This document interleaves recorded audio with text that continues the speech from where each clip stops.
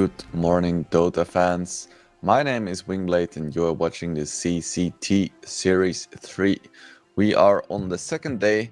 On the first day we had some pretty cool series, and on the second day I'm pretty sure we're gonna have some pretty cool series as well. We are, I would say, waist deep into the group stage. And today we have some matches from Group B.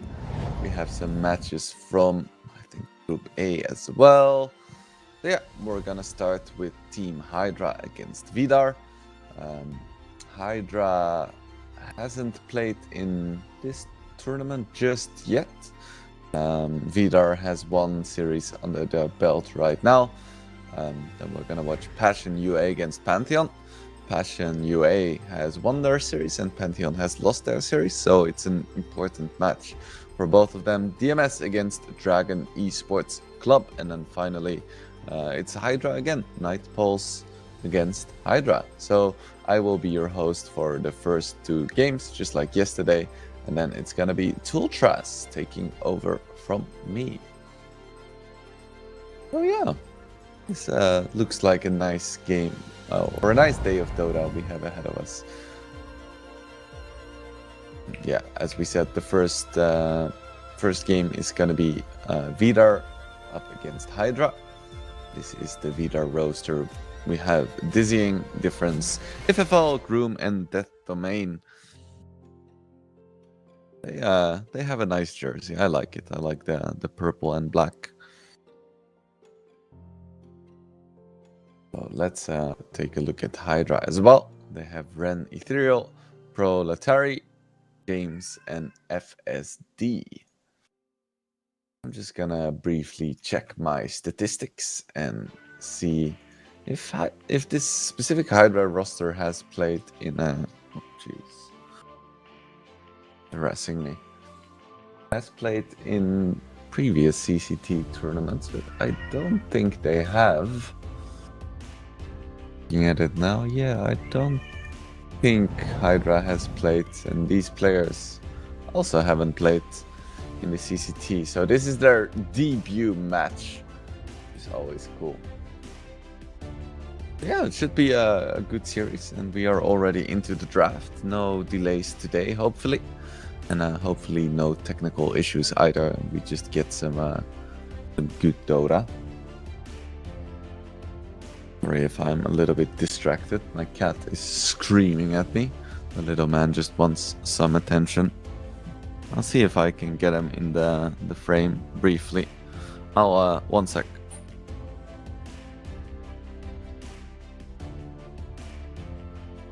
Okay, let's see if I can get a co-caster in.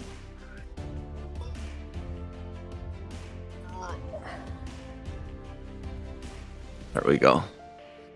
Right now I have an analyst, so my casting is gonna be way better. Alright. First bans are Omni Knight and Leshrak. Cool. Then we have Emrys, Rit, Rubik, and Enchantress. What do you think, Ichi? Are these good picks and bans?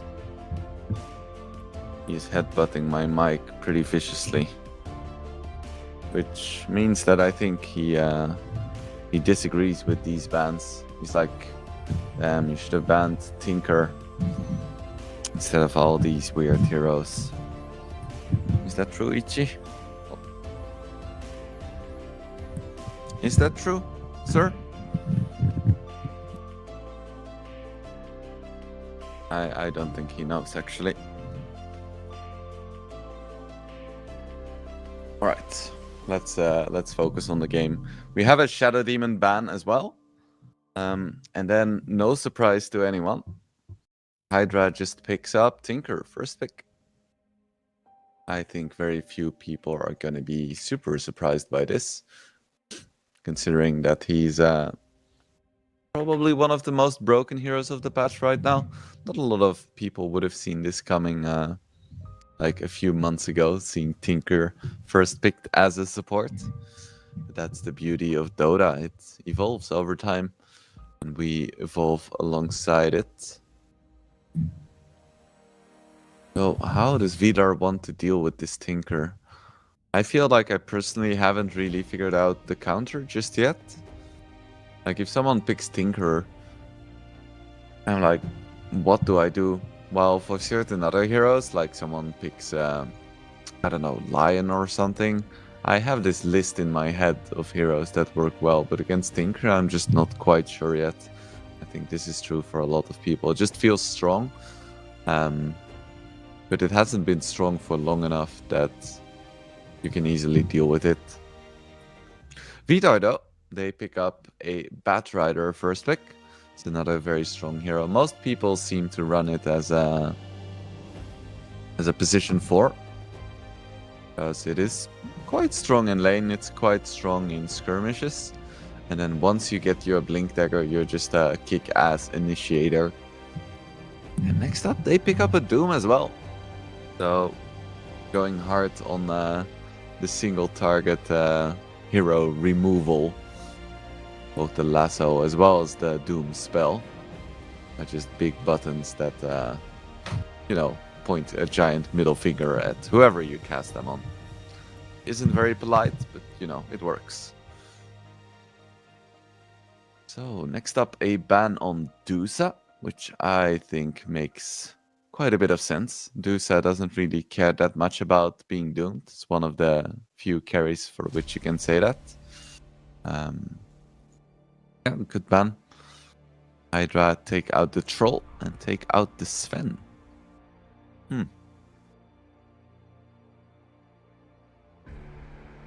That is quite interesting.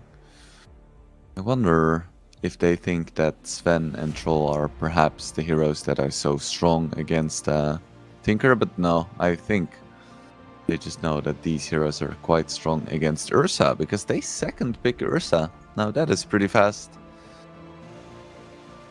Usually Ursa gets picked up a little bit later, because he does have some bad matchups. We'll see how Vidar wants to capitalize. Oh, and it's Hoodwink as well. I'm still a big fan of Hoodwink. Despite Hoodwink getting nerfed. I don't want to say relatively hard, but like, he got nerfed a good bit. And I still think they're really strong. Ooh, and Vidar, they're very quick here. Picking up a Marcy plus Quop immediately. How are they gonna lane this? Probably a Marcy 5, and then a Doom plus Bat Rider together in the offlane. And then Quop mid. They just need a carry that is good against Ursa. If only I knew more carries that are good against Ursa. I guess Morphling could be okay, but it's not amazing. Troll is banned out, Gyro is terrible. Weaver could work. But not against this fuck that Hydra just picked up. What else can they do? You don't want something overly tanky, because that gets countered by Ursa. But you also don't want to pick something that's overly reliant on abilities to be slippery, because that is countered by Puck. So, what do you pick? What do you pick? It's like, would have been quite nice, but gets taken out. Could be a Marcy carry as well, I guess, but not a huge fan of that. Especially without the IO.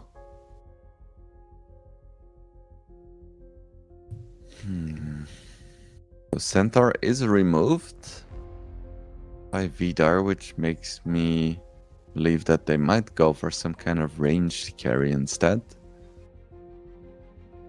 Something like a SF, Sniper, Luna kind of deal.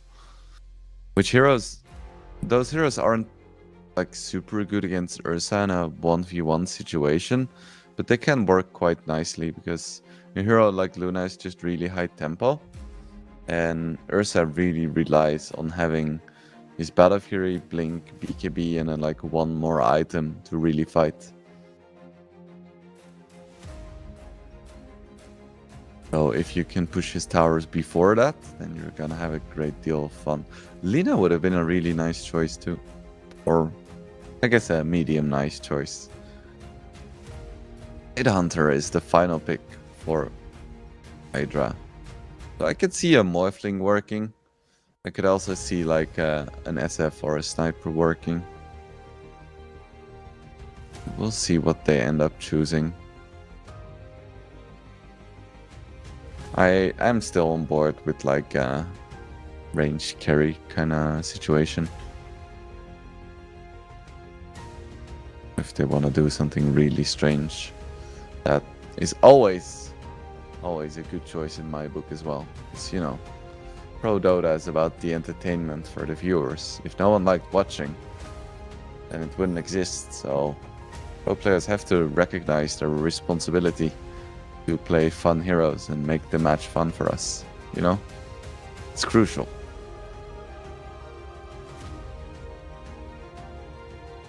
What is gonna be the pick here? Just a minute of reserve time left. What does Ichi think? Which hero would he pick?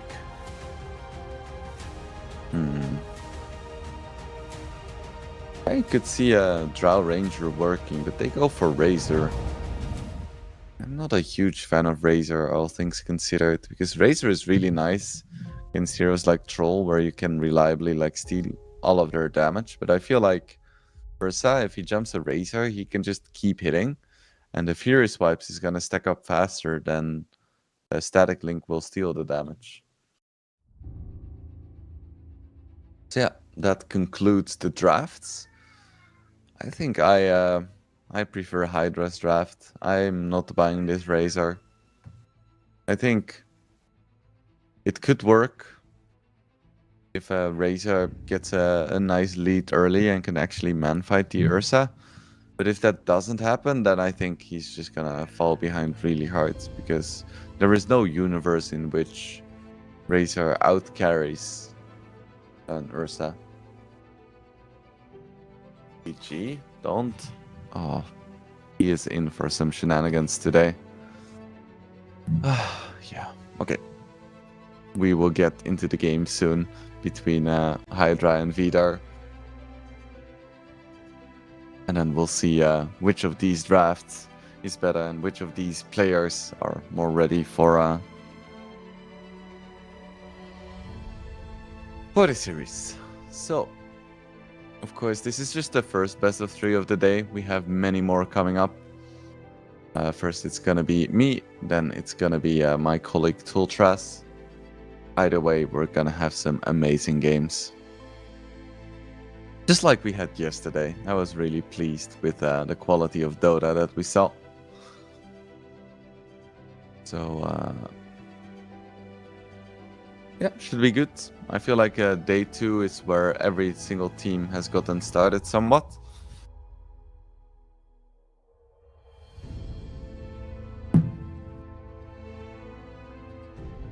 Just like me, I'm warmed up as well. My cat is desperately trying to distract me by jumping on the bed, screaming at me, but I'm not gonna let him. I'm just gonna focus on the amazing Dota that we have today. So let's see if we can get into the game and see what these teams have in store. I wonder if Razor as a hero is gonna become more popular as a generalist carry. We see him more and more, and I feel like maybe these players see something that I don't. Ooh, and we could be seeing a big fight here, level 1. Oh, the flame break isn't quite gonna push back properly, and a big jump in by Marcy. March of the Machines as well is gonna do a ton of work, but Tinker might still fall first. That being said, Quop goes down as well, and Razor is incredibly low. 2 heroes already falling for Vidar. And can Hydra get more? Another Gush coming out, and beautiful branch as well by James. 3 heroes falling now for Vidar, and I feel like Doom could be in trouble as well. Is there gonna be another Gush? Yes, there is. Orb as well. It's gonna connect. It's gonna be 4 heroes falling. My goodness, that was insane. Yeah, okay, it's a 1k gold lead. Whew. The battle begins. Yeah, that's a highlight in itself. Just a big clash, level 1.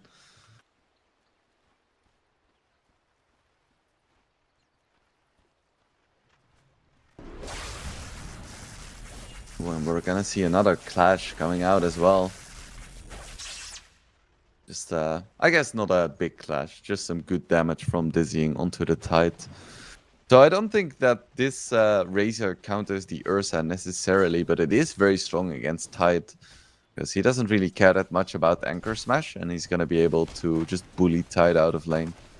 Just difficult to deal with. Top lane is gonna be interesting as well. I think this is actually a lane where a Doom could potentially do okay. Much of the machine comes out as well. Because Tinker, as strong as he is, doesn't really have any disables. So if Ursa ever engages on you, you can literally just walk away, and with a Flame Break, you should be absolutely fine. There is a little bit of aggressive potential from the Doom and Batrider. So before level 6, Ursa can get bullied by Sticky Napalm. So we'll see how Ififal does against Ren. So far, it seems like Ren is getting the better of this lane. 7-2 in terms of CS. Of course, Hydra has a pretty big lead in kills, so I wouldn't be surprised if they end up winning the lanes. They just have that much bonus gold to start with, which is fairly significant. In the mid lane, Queen of Pain 9-0 up against a 3-1 Quop or a Puck. That is quite a good start. When Puck very, very low. Didn't manage to dodge the scream there. Of course, Puck has their bottle. We're gonna be completely fine in terms of regen. Difference considering going in for a jump there. Right before the bottle arrived would have been a really good timing, but it's quite risky. And I don't think he has a reason to play super risky. Oh, and we could see an attempt onto Ren here, but not quite gonna commit. Just good harassment damage. You don't wanna necessarily fight into the March of the Machines. Especially without Flame Break up. Well, needs to be a bit careful, but he's gonna be completely fine. It's kind of hard for Ursa to engage at level 2, because he wants all 3 of his spells.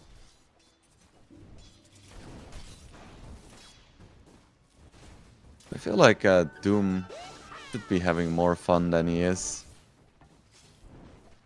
Guess he's doing okay, but I would have expected him to do really good. I guess Tinker is quite strong after all. That hit needs to be careful though. If a fall, Ren just hit level 3. That's what I was talking about. Seems like a strange moment to engage when you're half HP and the enemy just hit level 3. It's gonna cost him quite a bit because now he's so low on HP that he has to play mega defensively. And Tide already has phase boots. That is the advantage of getting all of those kills before the horn.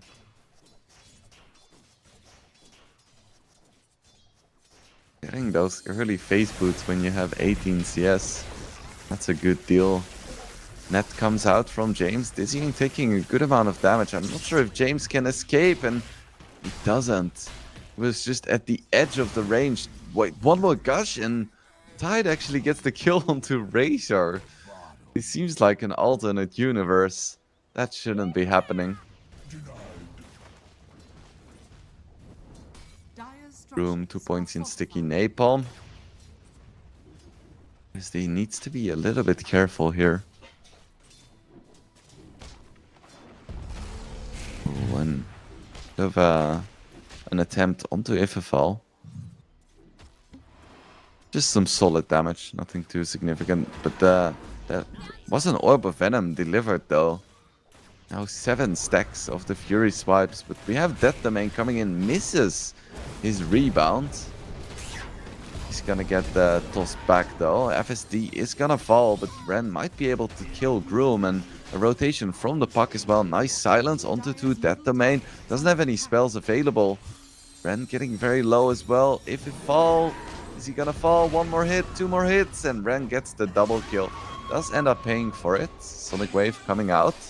But actually, it's gonna be the puck trying to go for a turnaround. Cannot disjoint the Scream of Pain. Difference gets a double kill. It was a nice rotation by both the Quop and puck. I think it was worth it for both of them.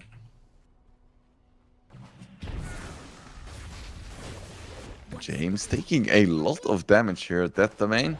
Few more punches. Isn't gonna find the rebound. Little bit awkward.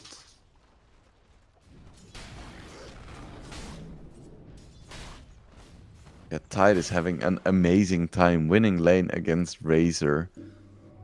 That is not something I think should be happening. Or defense. Yeah. The only big surprise to me is that Quop won the lane so hard, even after Puck had that early lead with kills and XP.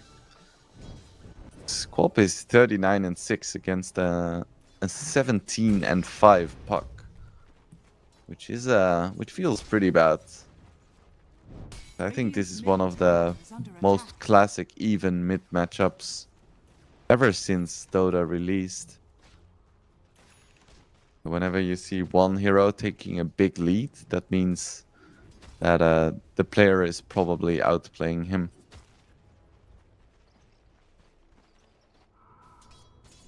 That being said, the side lanes are going really well for Hydra.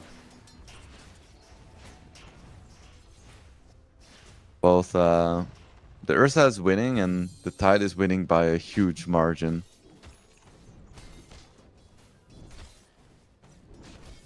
Razor gets his Arcane Boot, so that's gonna help him farm a little bit. Always nice to see. The big Ravage coming out as well onto 3 heroes. Dizzy and getting very low and being taken down. Once again, Difference does get the return kill on FSD, and James is gonna fall as well, most likely. Puck went in for the Dream Coil as well, but maybe Quop can survive. One more hit.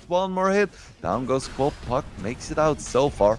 Rebound coming out, Dispose as well. Ethereal getting very low with the Orb, and Actor is dominating. My goodness, 4 heroes falling.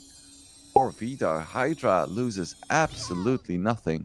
Or maybe a single hero. Yeah, I think they lost the Hoodwink, but still really nice fight for them. And Puck doesn't need to win the lane if they can get these nice rotations in. And poor Dizzying. This Razor carry is not working out at all.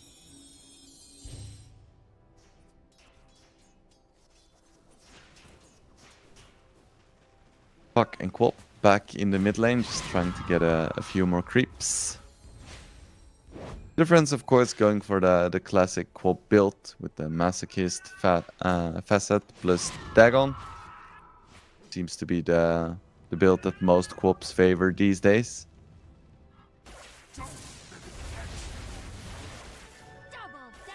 Dizzying does have most of his points in his queue, so should be able to farm the jungle relatively well. But if you compare it to the farming speed of an Ursa with a soon-to-be Battle Fury, that doesn't paint a very positive picture for Vidar, especially since it's not even that great of a matchup. Rebound coming in, Dispose as well with the Doom. This Ursa is very dead. Nice dodge of the Flame Break, but gonna be inconsequential. Ran just way too deep against the Doom with Doom. Radiant are scanning. Radiant's bottom tower is under attack. FSD just in this top lane, enjoying the fact that his carry just died. It's like, yeah, someone needs to pick up the farm, right? No, otherwise it's wasted. And Acta gets another kill. FSD is gonna be gone on, but Ren is there for the return kill now. Can he find the kill onto Ififal? Ulti comes out, one more hit, down goes the Doom. Death Domain in trouble as well, but Difference comes in with a big Sonic Wave, and this should be the death of the Ursa with the Dispose. It is gonna be enough, 2 for 2 so far. Of course, the Razor died in the bottom lane, and Difference dives in once again. 3 more hits, James goes down. This Quap is incredibly strong, no matter what. Ethereal doesn't have any spells available. When Dizzying comes in as well with the Drain, Ethereal jumps out, but now without movement abilities. Should be fine though, at least for now. Dizzying needs to be careful, he is really weak right now. Dispose, or a Rebound comes out, Dispose as well. Eye of the Storm was not popped yet. Dire's middle tower is under attack. But Unleash wasn't really that effective right now. When Actor is rushing an Aghanim Scepter, and I really like it this game. He's already so tanky, so if he gets an Aghanims, not only is it really good for farming, but in these early game skirmishes, when people don't have that much Dispel or mobility yet, having AoE Gush is pretty insane. Radiant's top tower is under attack. Difference is so strong though. And Quap is quite a good hero against Tide. Blink Dagger up on Doom as well. He doesn't have Doom ready just yet, but that's... never mind, he just got it. Just got off cooldown. And they instantly go for a smoke. They want to find either Ursa or Puck once again. Even the Tide Hunter would be a great Doom target. Difference has his Blink Dagger, or Dagon now. Yeah, Difference has a built-in Blink Dagger. Nice responses from the Puck. Ififal reveals his Blink, but quick on the phase shift. Invis Rune bottled by Difference. What are they gonna find here? Most of you will be familiar with this trick, but most invisibilities have a fade time, and during this fade time you can do whatever you wish. So, Coil comes out onto Batrider. Are they gonna have the damage? Groom so low. Ren jumps up to the high ground. James dies as well, but Difference now very, very low. Just has mana for one blink. There we have the Doom onto Puck. Ififal jumps in once again, wants to secure this kill. He's gonna find it. Ravage comes out. No TP for you, sir. Ren gets the double, so it's gonna be a 2 for 2. I think it's pretty even there. Both teams committing big ultimates. These are some pretty huge stacks for Vidar, but they don't have the best stack takers. I guess a coalition of Queen of Pain, Doom, Batrider, Razor could take stacks, but it's not like they have a big Battle Fury hero. And Hydra definitely does. I think Ursa is gonna have it very soon. Having that, or getting that double kill really helps. Dizzying has a Yasha. Is he just gonna slowly farm this with his Q? Nah, no way, right? Ififal bought a Midas. He finished his Blink, then immediately bought a Midas.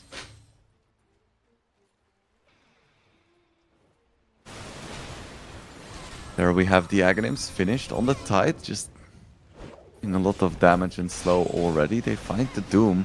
And with the Sharpshooter, do they have the damage? Yes, they definitely do. Both the Doom as well as the Batrider already falling, and Actor is looking for more. Gets another nice gush out. Anchor Smash as well, so much damage. Rebound defensively. Yeah, the main is gonna be fine. We have the Battle Fury. Would be super good if Hydra could steal those stacks, but I'm not sure if they're aware of their existence. Actor is not gonna get disposed. Nice silence by Ethereal. And Actor is actually going for a Blink Dagger, as opposed to something more classic like a pipe.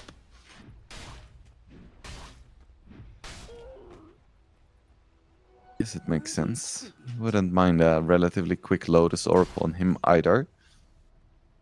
It looks like he has a Blade Mill queued up after.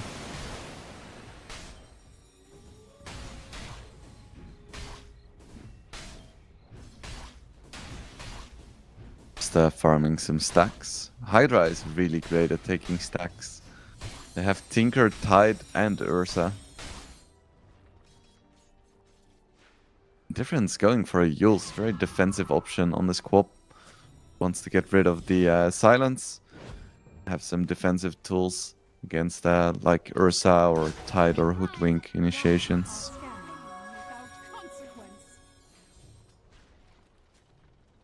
Death Domain has a BKB queued up. I think he can do some work if he gets that BKB. Not the best Marcy carry game.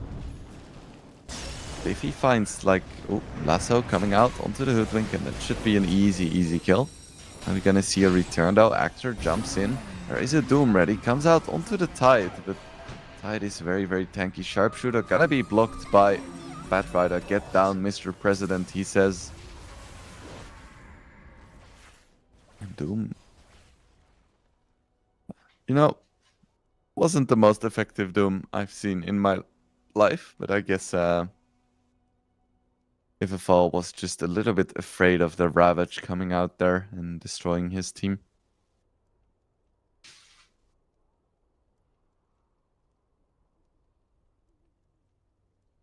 Just a brief reconnect. Hopefully no bigger issues there.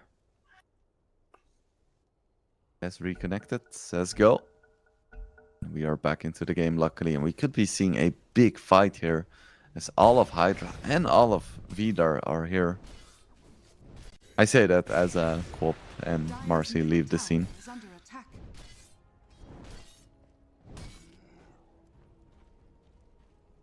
Radiant structures are fortified. Ifafal queuing up a pipe. It is a very good pipe game against all of this AoE magic damage from the Tinker and Puck. Even the Hoodwink, I guess. Blink Dagger is up on Batrider as well. That could be the signal for Vidar to start being a bit more aggressive. But Blink picked up on Ursa as well. So Hydra could do the same. Tinker has fallen.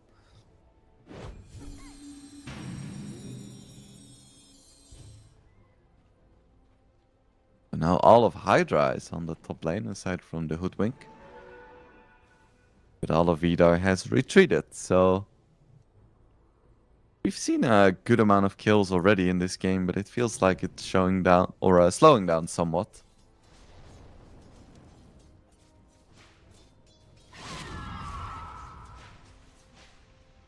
And this Tide is so farmed. 10k net worth at 17 minutes is pretty insane for an offlaner. Because there is a Doom on Vidar, so I don't think this is the game where they can freely just do whatever they wish with the Tide. But what they did right now with the Tide was just go for Roche. That's the nice thing about Tide plus Ursa. You put them together and they can take Roche in like 20 seconds without taking any damage whatsoever.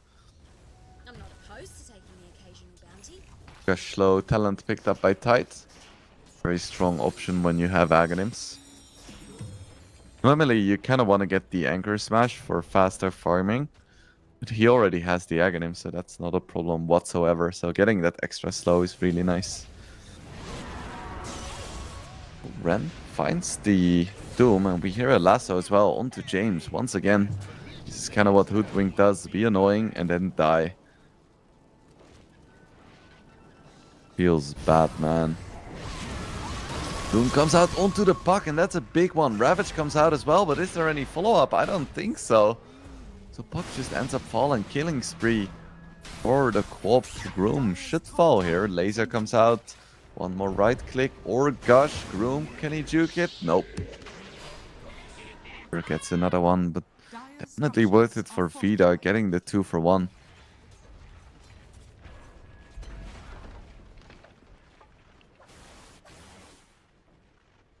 Seeing He's gonna escape. I don't think Ren saw him there.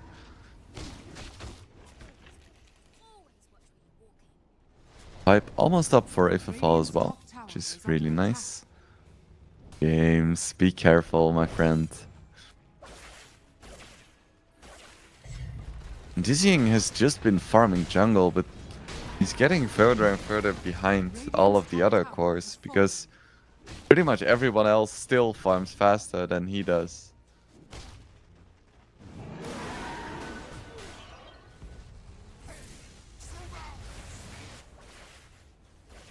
A lot of Hydra heroes gathered up here.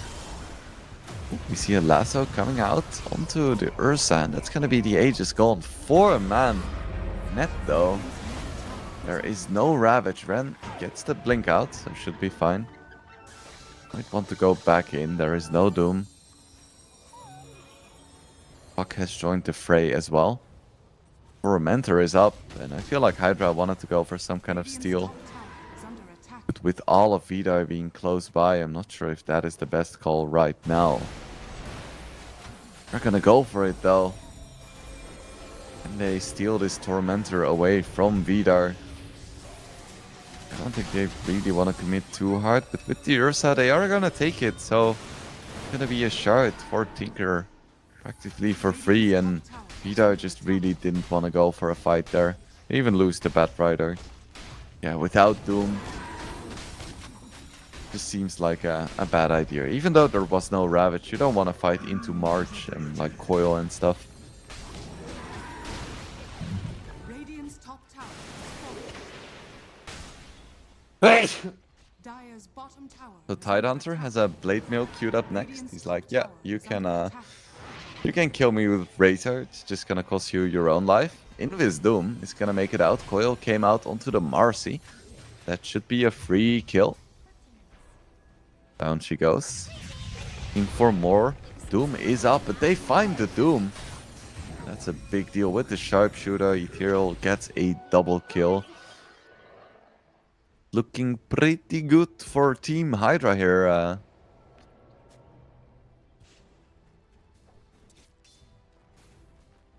Anchor. Still the most farmed hero in the game. Now with a shard as well, and that shard is so good against Quop. Cannot blink if you're tied to an anchor. Worthy tribute.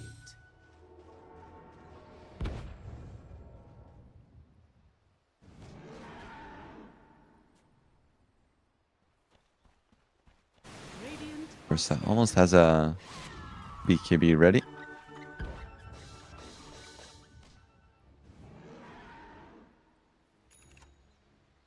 Difference is going for an Eternal Shroud. Not sure how to feel about this. I feel like magic damage shouldn't be her main concern. I would prefer her going for something like an Octarine Core. Just combining it with the cooldown talent on Sonic Wave, and I feel like that's how you're gonna buy a lot of time for your team.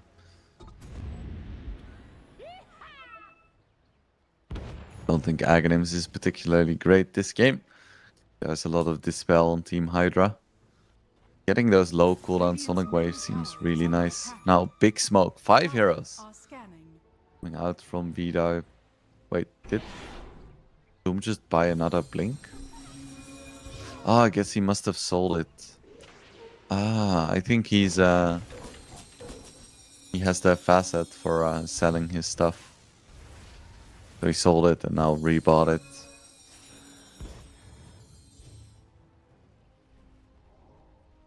He is quite poor though for Bottom tower is under Doom attack. who had a Midas. Like, this is impressively low net worth for a Doom.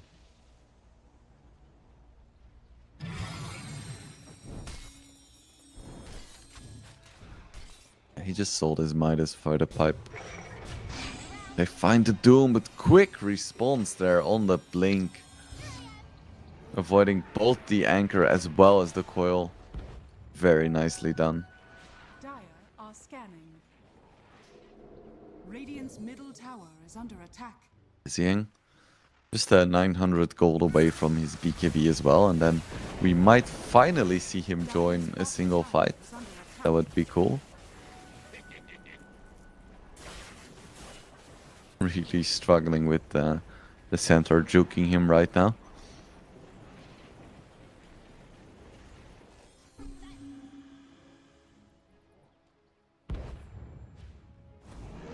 It feels like Vida really unwilling to take fights here, but I don't think just AFK farming is gonna serve them very well.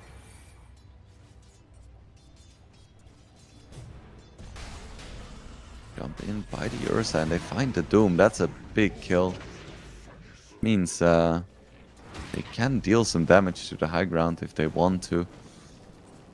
Only the Batrider remains as a real threat. And he's gonna fall as well. Yeah, this is just a free push for Ursa now.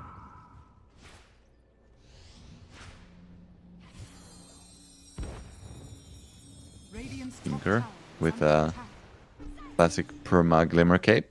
Coil is back up, so Difference needs to be a bit careful. But he does have Yules, a Cloak, and a Greater Healing Lotus. So he's quite a tough hero to gank.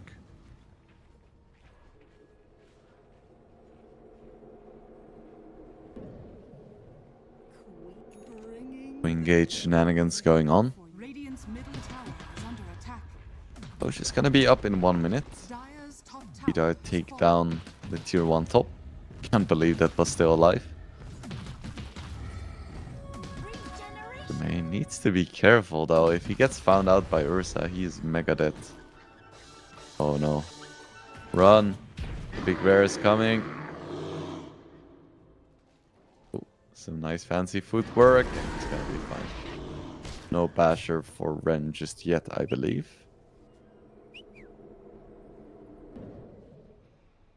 Seeing a bit of a clash in the mid lane, however. So we see a big Ravage Doom and Lasso coming out onto the Puck, so Puck is gonna fall and the Ravage didn't really amount to much because there was no follow-up, but with the Glimmer Cape as well as the shield. Oh, the Doom runs out. Sonic Wave is wasted. Puck survives. Somehow that is why you picked Tinker, people. Oh, James is still gonna fall. Ren finally joined the fight, and with the anchor, I don't think Dizzying is making it out. Difference incredibly low. Ethereal gets the kill still. Ren follows with the blink, finds the kill onto Razor. Now Death Domain trying to man up to Actor, but it's not gonna work. Huge fight for Hydra. They take the 4-for-2, only losing their supports in the process.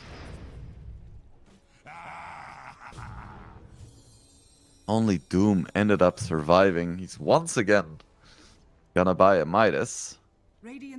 Just keeps buying and selling it. Of course, Midas is 2,000 gold, roughly. You can use it, you get 200 gold, and then you sell the Midas again for 1,800 gold, which in practice just means that you get free XP. So I wonder if he's gonna sell his Midas again once he's close to the BKB.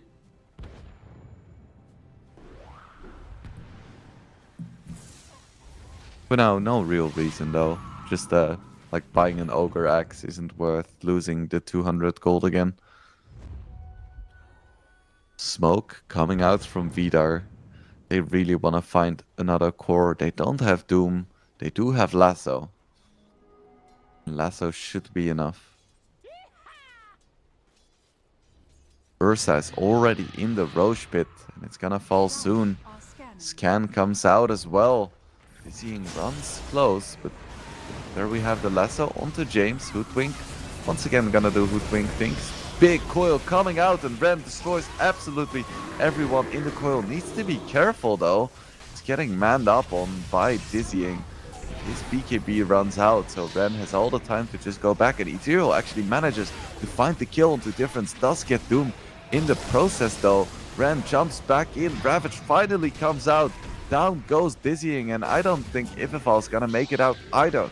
Actor is gold-like, Ren is wicked sick, and Hydra once again takes a big fight.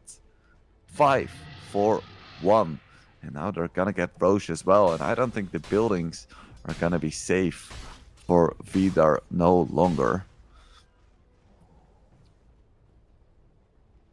I love this this style by actor slash proletary.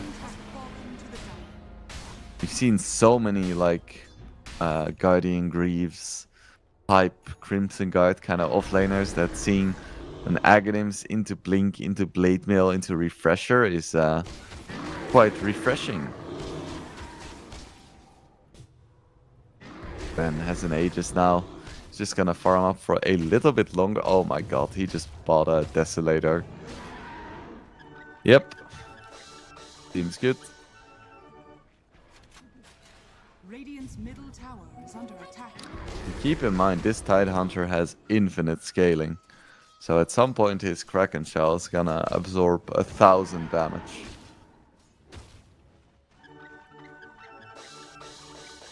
In theory. In practice, it's still gonna be significant, because every time people die under the Anchor Smash debuff, he gets bonus Kraken Shell absorption.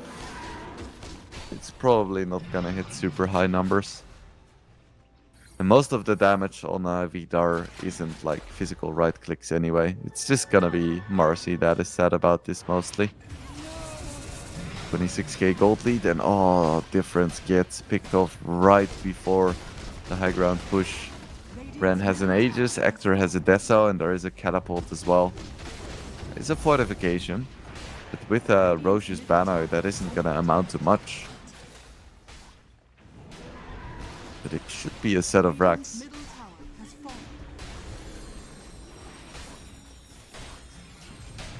Radiant's So much push coming out. Abyssal Blade is gonna be up on Ursa as well. And I think we're approaching rapidly the end of game number 1. Radiant's middle barracks has fallen. 28k gold lead, 31 minutes in. I don't see Vidar winning this one. Radiant's bottom tower has fallen. That's now 2 sets of racks. Vidar waiting for Quop to try and go for some kind of play. Radiant's bottom barracks. It's already so late. Radiant's bottom. 2 sets of racks are down.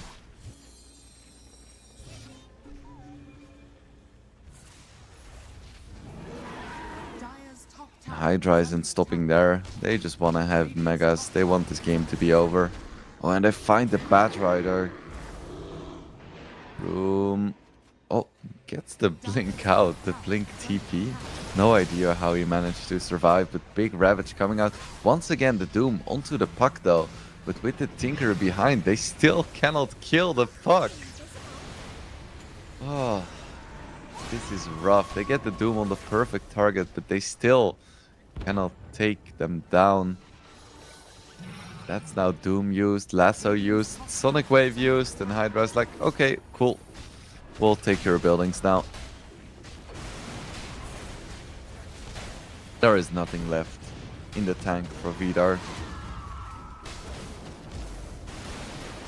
Just 2 more racks. They tried to go for a static link onto Actor.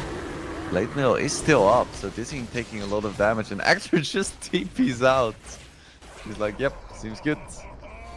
I'll take my leave now, thank you very much.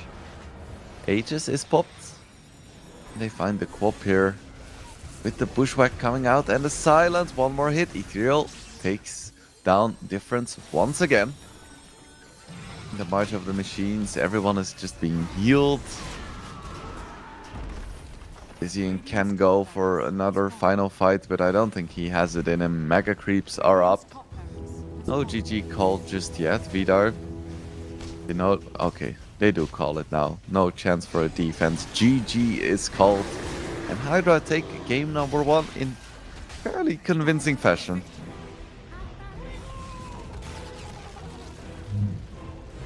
Yeah, very nicely played by Hydra. After getting the 4 kills before the Horn, they were in a pretty good position. But then Difference on this Quop was still incredibly strong, and Ethereal struggled a little bit throughout the early game.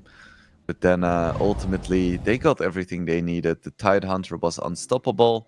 The Ursa got the items he wanted, and I feel like at that point it was just really hard for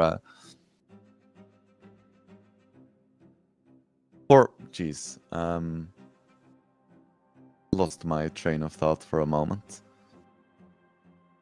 For Vidar, damn it, to come back into the game.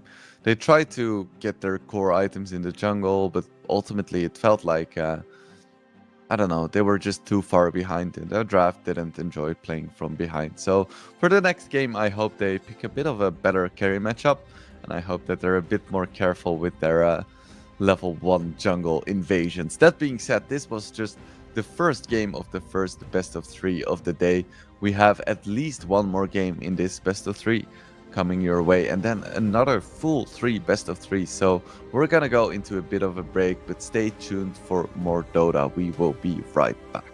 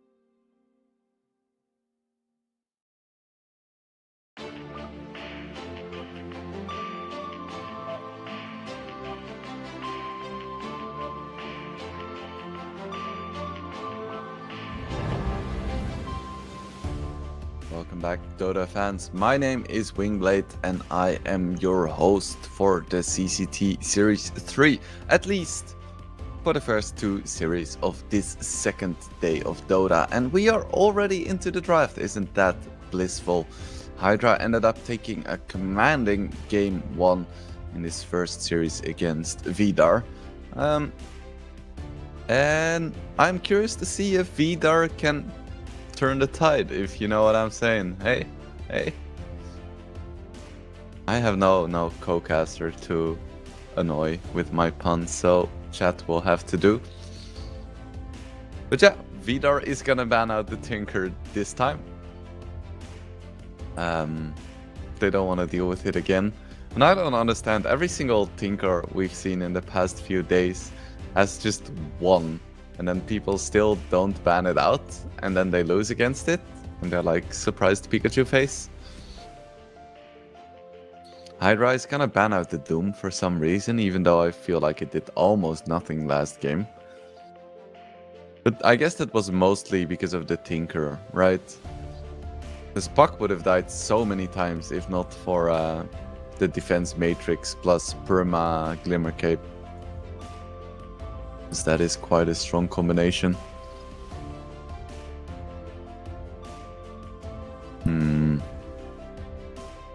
So Shadow Demon banned out as well, which makes me believe that Hydra may want to pick up a Primal Beast as first pick.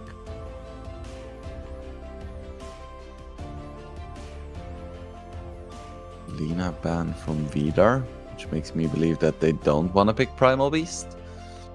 Instead, they pick an Ench.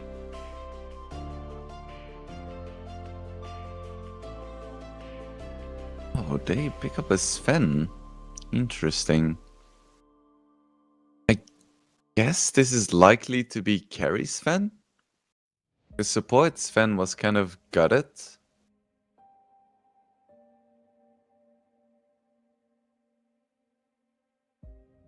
First pick is interesting as well. You don't see it very often. I think Ench is a very strong hero.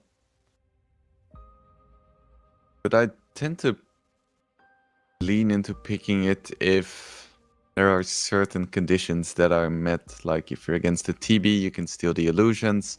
If you need a tanky sponge hero for your draft, and heroes like Clock and Omni Knight are already banned. But Clock was still in, and I think I prefer Clock over Ench. Or if there is, of course, something you can dispel, like if there is a Wind Ranger, then having Enchant is just really, really nice.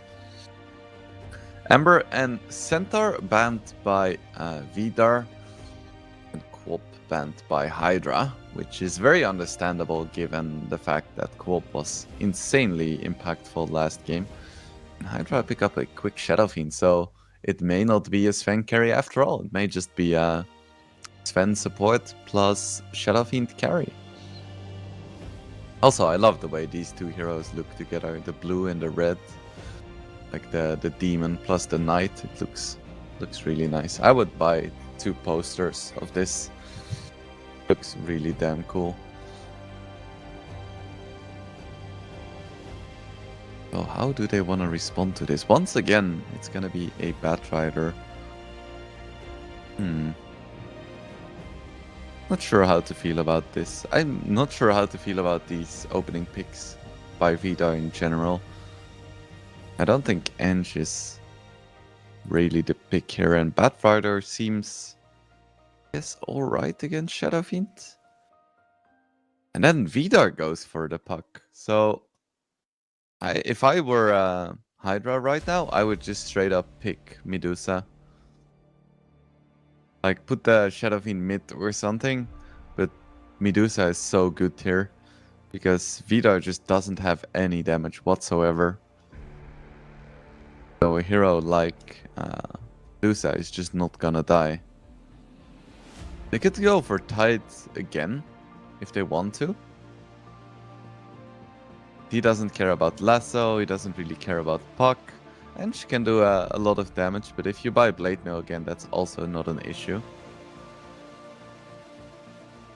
Okay, they go for a different tanky hero. They go for the DK, which probably gonna be mid, could be offlane as well. Definitely not gonna be carry. Reason why I say that is because they already have a Shadow Fiend who only works as a carry or a mid. And if you put the Shadow Fiend mid, then you have to run the DK probably together with the Sven. And that is like one of history's most awkward dual lanes. You have the 2 tanky melee heroes with the stun. It's like, yeah. The enemy just picks a ranged hero ×2 or something like a Necro and you just lose. Hydra pick up a Dark Willow next. That is probably gonna be the position 4. All they would need is a tanky melee offlaner. And Vidar, they keep picking all of these crazy heroes, and today's hero is gonna be Bristleback. Sure. Might as well. But they have a lot of early aggression and a lot of skirmishing power. But if they lose the lanes in any way, they've just lost the game. Because Bristle does not play well from behind. Puck does not play well from behind. And Batrider and Ench also do nothing if you're behind. I guess Puck plays okay from behind, but you really want to be aggressive on that hero. Yeah, this is a big all or nothing draft by Vidar. Let's see if Hydra can pick a nice offlaner with some break. I would still love Primal Beast for them. Like Primal Beast plus Dark Willow seems really nice, and then getting an Aghanims on Primal Beast just means that Bristle can't really play. We'll see if that is indeed what they want to go for. Vidar, for now, seems more afraid of the Underlord, so they ban it out. I would expect to see a Tide ban, maybe, as well. I think Tide would once again work really well for Hydra too. And Hydra ban out Mars and Enigma, interestingly enough. I think the Mars ban is a little bit strange. I wouldn't have been too afraid of the Mars, but the Enigma makes sense. Yeah, we do see the Tide ban, as expected.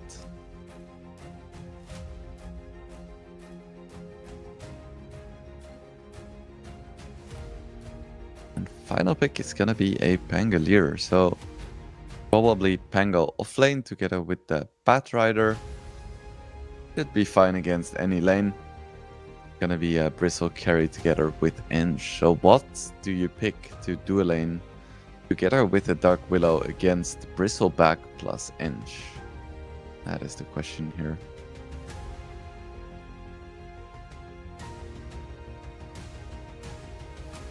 I would still not mind the Primal Beast. I think it could work quite well. Could go for a Viper as well. That seems really strong.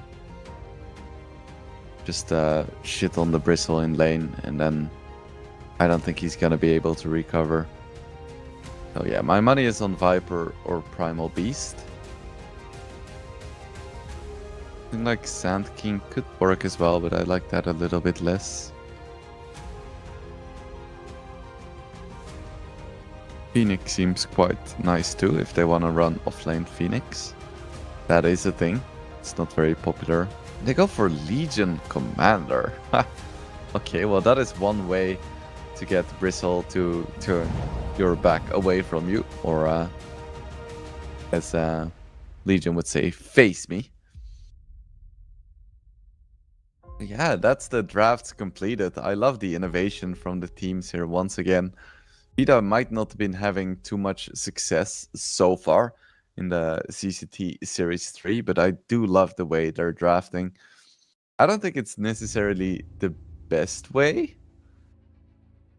Like, I don't think their drafts have been working super well, but I do love their innovation. Like yesterday, they played some Viper, they played some Tusk, quite a bit of Tusk actually, and then they ended up with a Kunkka and a Hazel mid. So yeah, I just love these Vidar gaming drafts. And today it's the day for Bristleback, so that's really cool to see too.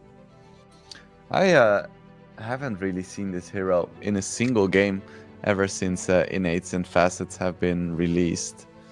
So I'm curious how strong he actually is, and I'm curious which facet he's gonna end up taking.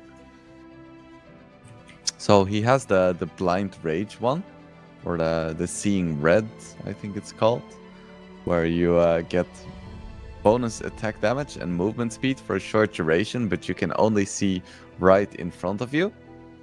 He has the Snot Rocket, which makes him release Snot instead of Quill Spray when he's attacked in the back. Prepare for And battle. he has Berserk as well, which makes it so that he gets attack speed instead of attack damage from his ulti, which seems pretty bad as well. So I would definitely go for seeing red. If not just for farming. We're gonna see another big clash. That domain gets caught. Double raise now, has the wisps coming out.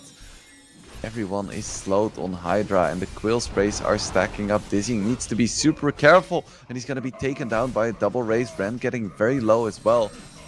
Pangolier isn't gonna be able to get the kill. So once again, Hydra gets the better of Vidar Gaming at the start of the game, and they might be able to kill Pango as well. Is there anything else? Is there another Sven stun?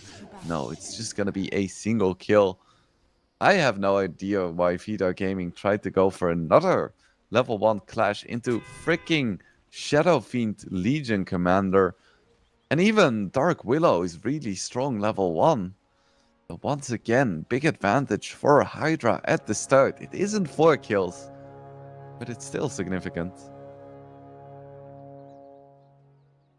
The battle begins.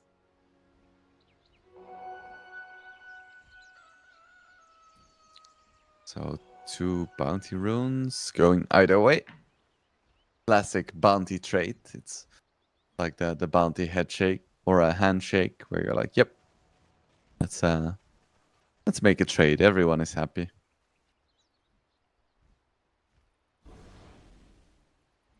Room slowly running towards the bottom lane. I say slowly, but Batrider has freaking 330 base movement speed. So in mid lane we do have the DK mid against Puck. That is a pretty decent matchup. Bottom we have Sven Shadowfiend up against Batrider plus Pango. It should be a pretty decent lane for Pango Batrider. Dire's courier And then in top lane we have Dark Willow Legion Commander against Bristleback Inch. It should be a pretty even lane as well. Yeah, we have some interesting lanes that we don't see too often. So as an analyst by trade, Ren getting very... What? Hello? FSD? That was a creep, sir. And it wasn't even a creep that was close to where Vidar was. It was just a random creep. I think he tried to get like some CS with it. But my goodness, that just killed his carry. My man, FSD. I love it when the pros go for the relatable plays where they just have a brain fart. Happens to the best of us.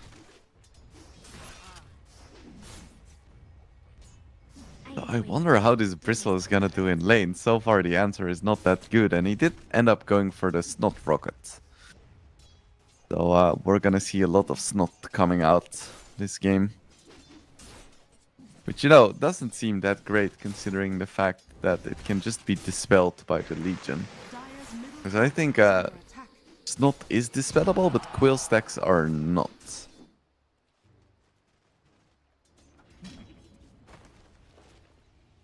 I'm also curious to see how it works if you have the Snot Rocket, because now he has a point in his passive, but he doesn't have Snot just yet. So what happens if he hits the threshold now? Does it just not work? Would be curious. Another career kill. Ren's gonna lose it this time, and Ren does get the kill onto the Batrider. Dizzying's getting a little bit low as well, but you don't want to chase a Bristleback. That is a very bad idea. And Ififal getting very low as well. Is there going to be another stun? Yes, there is. Is there going to be another raise? That's the question. Swashbuckle comes out, and Ififal is going to be fine. Ren picks up a nice Lotus for himself as well.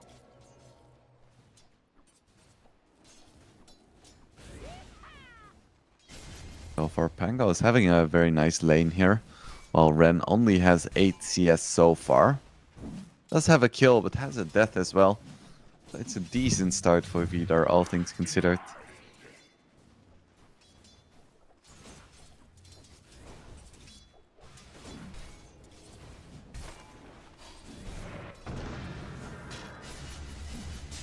Double raise. Triple raise. Yep. Good luck. Tries to go for the swashbuckle, but not gonna be enough. Ren doesn't want to chase for Groom. Seems like a wise idea.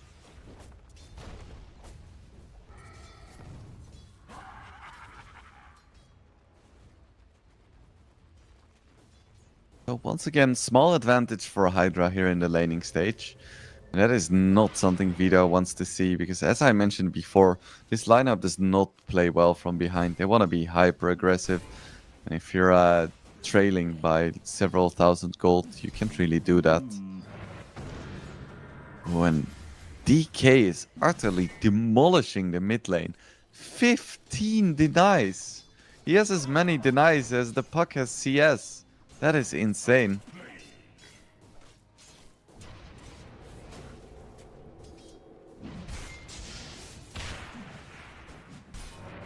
This is a rough start for Vita Gaming once again.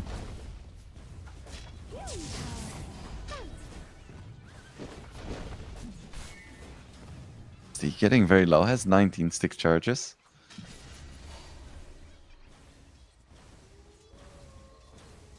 Radiant's courier has been killed.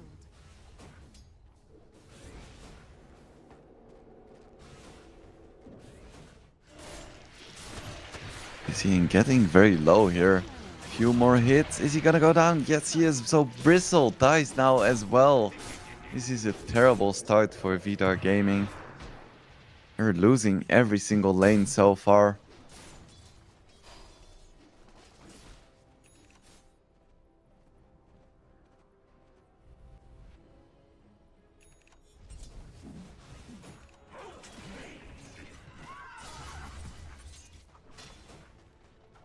Yeah, all three Hydra wars at the top of the CS, and they're leading in kills as well.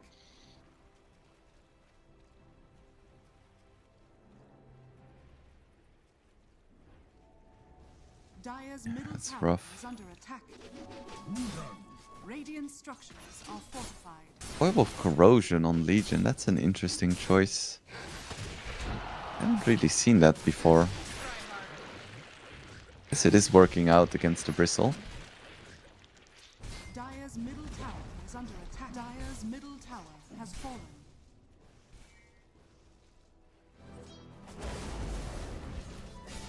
Ooh, and Ren is getting gone on right now. Nice rotation by the engine. They should be able to get this kill. Double raise onto Groom, but it's not going to be enough. And now FSD could be in a lot of trouble as well. With the Mud Golems and the Pango with his big shield. I don't think he's making it out of this one. Especially considering the fact that he doesn't have a TP. He is going to have a stun in 1 second. And we have a DK rotation as well. Already down goes the Sven. Stun coming out onto Ifefal as well, which is nice. At the same time, once again, Dizzying dies in the top lane. So they managed to kill the SF, but they lose their own carry in return. Not sure if that is worth it.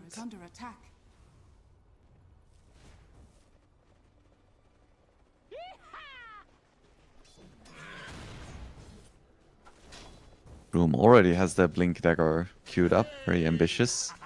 And Legion is gonna have her level 6 in the nearby future, and then it's gonna be even harder for Bristleback to be in this lane. Ethereal is ready, and level 6 is up now. They're gonna go for a dive. They're not willing to commit duel just yet. Is gonna go for it now and should get the duel win. I'm not sure why Dizzying stuck around. Coil coming out onto 2. Ifefal TP's in as well. Does have his Rolling Thunder, but he's already very low. Just a few more hits and he's just gonna go down. Just a little bit too late, and it's gonna be another 2-for-1 in favor of Hydra.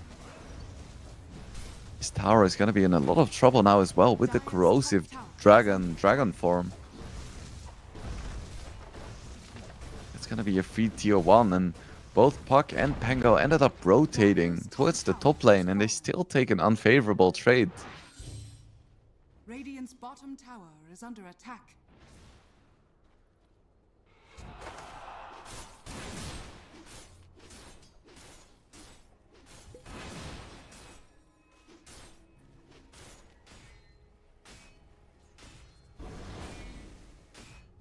Actor.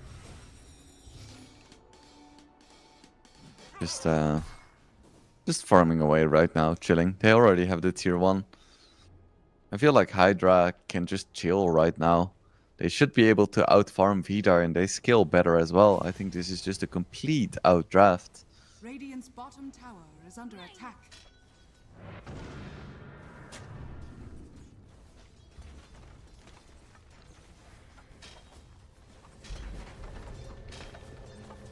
And rotations coming in from the Willow. Stun onto Ifafal with the Brambles as well. He doesn't have a Rolling Thunder, so I can see him being in a lot of trouble because there is a duel as well. He does get the Rolling Thunder right now, but it's just a little bit too late. Duel is already out, and that's another kill in favor of Hydra. And they should be able to turn this into an objective once again as well. Dire's bottom tower is under attack.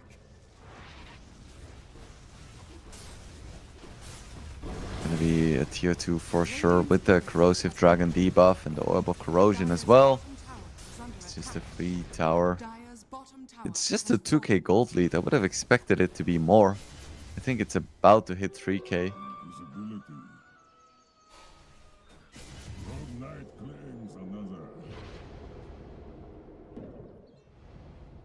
Could go for a blade mail in like 350 gold. He might want to go for a quick blink dagger as well. I feel like they're not really lacking in terms of damage, especially now with the Mask of Madness SF.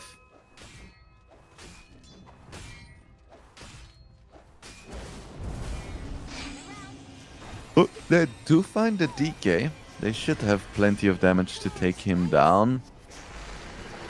They're taking a good amount of damage as well, so he's definitely gonna bite the dust too. It's gonna be a 1-for-1 trade. Definitely worth it for Vidar though. They get the big dragon. The big kill.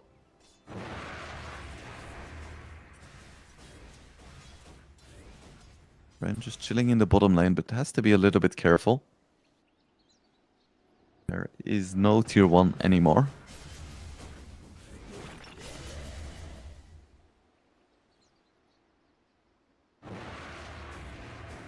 Lance of Pursuit, picked up by the Pangolier. Probably the best tier 1 neutral item for Pango. Because you can... Heroes tend to run... Oh, and they find the kill onto Puck as well. I'm not sure how.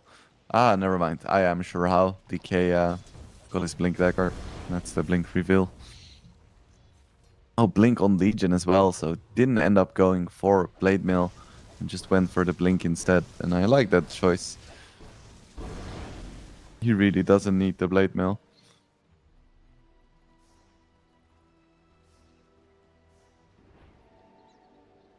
Oh, Ethereal has an Orchid queued up. You tend to see Mage Slayers on DK, but he can be super aggressive this game, so I don't mind the Orchid.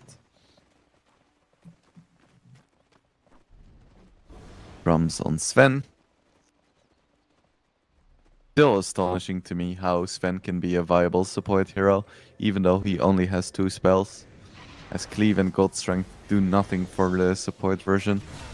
Bad Rider is gonna get taken down once again. James doing great work onto this Willow. Puck could be in trouble now as well. We have a, I think, duel coming out then. Yeah, we do. Difference goes down once again. I feel like we could be in for a quick 2-0 here. I don't see Ench making it out of here either, even with the Untouchable. We have a Rolling Thunder as well, and actually DK is getting fairly low here.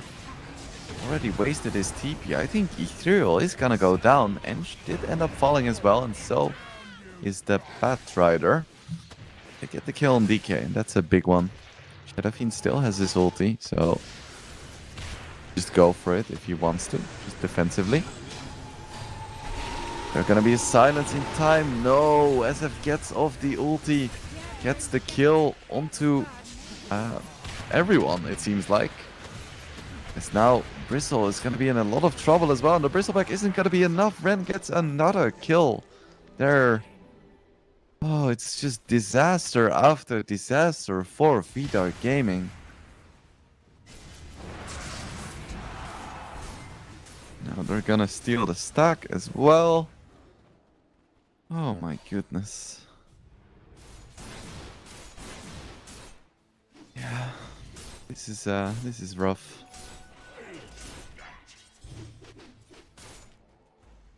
Maybe Vidar can sneak in another pickoff or something on the Shadow Fiend before he gets a BKB. Would be really nice if they could get a quick blink on the Bat Rider now. Because that's the only real way they have to find pickoffs. When they get another duel, this time on the Pango with the amplified damage, and they have plenty of damage. They're gonna be able to find the Eng as well. With the Willow stun, it's gonna be a slow kill, but it looks like it's gonna be a kill nonetheless. They're gonna be a Dragon Tail, yes, just a few more hits. The Wisps are gonna run out soon, but with the magic damage, that domain goes down.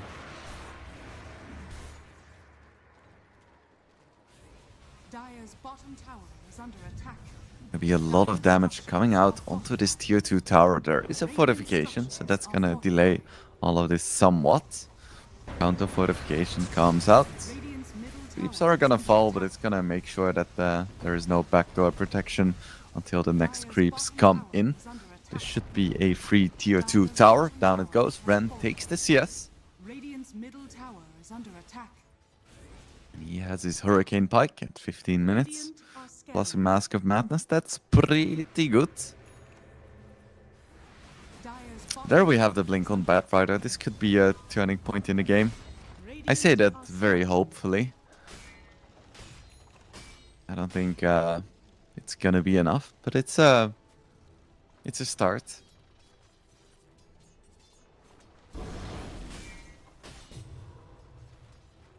Gotcha. Ben is gonna go for a Vlad's next, just fully committing to his support role. No carry shenanigans. Bat Rider tried to go for something there, couldn't quite find the SF.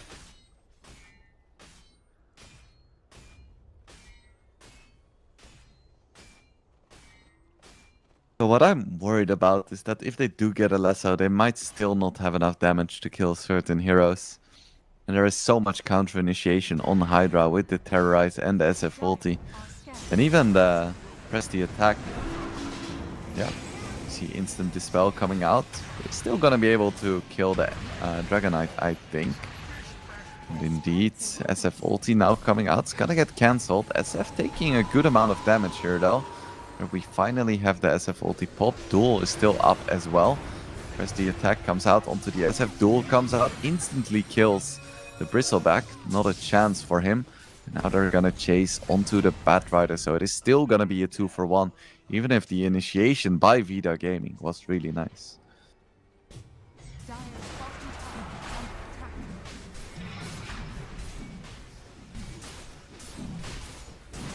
Gonna be a Roche attempt by Hydra. I have a feeling that the attempt is gonna be successful here. It's with LC and Sven and SF. Have plenty of damage and plenty of sustain to take down the Roche.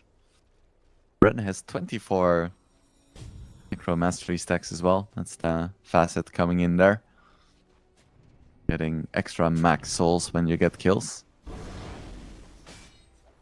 Just a nice little bonus.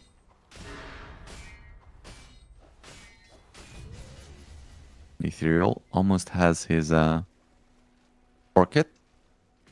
Radiant's middle tower is under attack. Gonna be very, very nice against Puck. Even against Under attack. heroes like Pango or Bristle. As they're not gonna have a Dispel anytime soon. Lasso comes in onto the Dark Willow. Silence as well. Can she get off the Shadow Realm? The answer is no. Down she goes. Nice little pick-off for Vidar Gaming, but at the same time they're losing the tier 2 top. Blink on Puck now as well. Isn't doing too bad for themselves. Yeah, there we have the Orchid. Dire's top tower has fallen. And tier 2 fell as well. Ren going for a Shadow Blade. Probably gonna turn that into a Silver Edge against the Bristle very soon.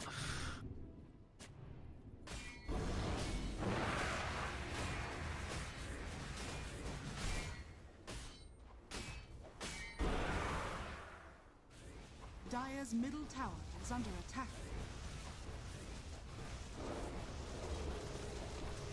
They're just gonna go for another tier 2. They don't care that they just lost a hero and they might lose another one. They're like, yep, let's just play some objective Dota. Always nice. Legion looking for trouble there. Isn't gonna find the duel onto Puck. Dire's middle tower is under attack. They should be able to find this Enge though. Just wait a minute. Don't kill the... I guess Legion wasn't coming. Legion wants to save the duel for a later application. Doesn't care too much about the duel damage. Just wants to find the kills and should be able to find this Puck. There's a vision there. They find the duel. Doesn't look like it. No. Puck has those spidey senses.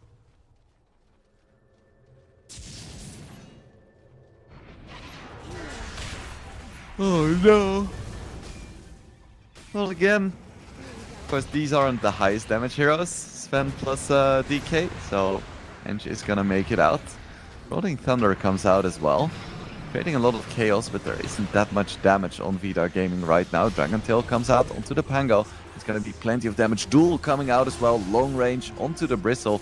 Doesn't even need any help, just gets the solo kill.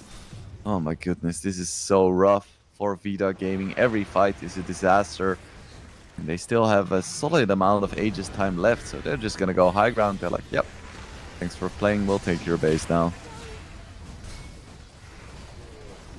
Even Legion gets a Shadow Blade. Yeah, I don't see this being winnable for Vidar Gaming. It's just a complete outdraft. They could just go for Megas right now, and I don't think there would be anything that Vidar Gaming could do about it. They're gonna find a pick off onto Legion, which I guess is nice. They're still losing a second set of racks.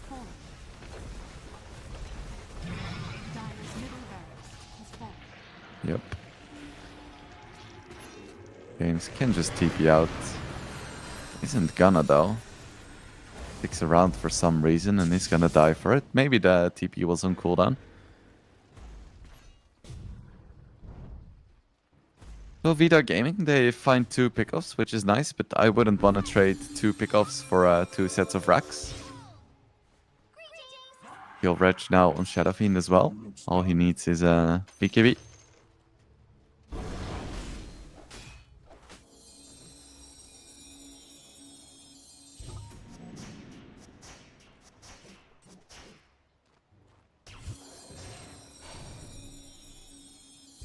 Not sure what Puck should buy here. Oh no, that's a easy solo kill. Maybe like a Lincoln's. I don't know, man. It feels bad. Ethereal, just 1,000 gold away from the BKB.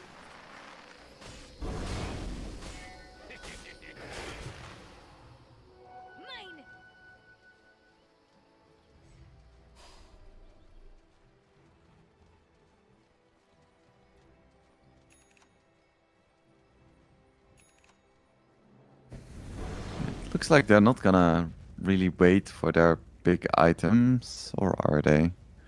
They're all posturing near the dire high ground now, but I don't think you really want to push when you're 400 gold away from BKB, right? Right? Looks like they are. They do. That is crazy.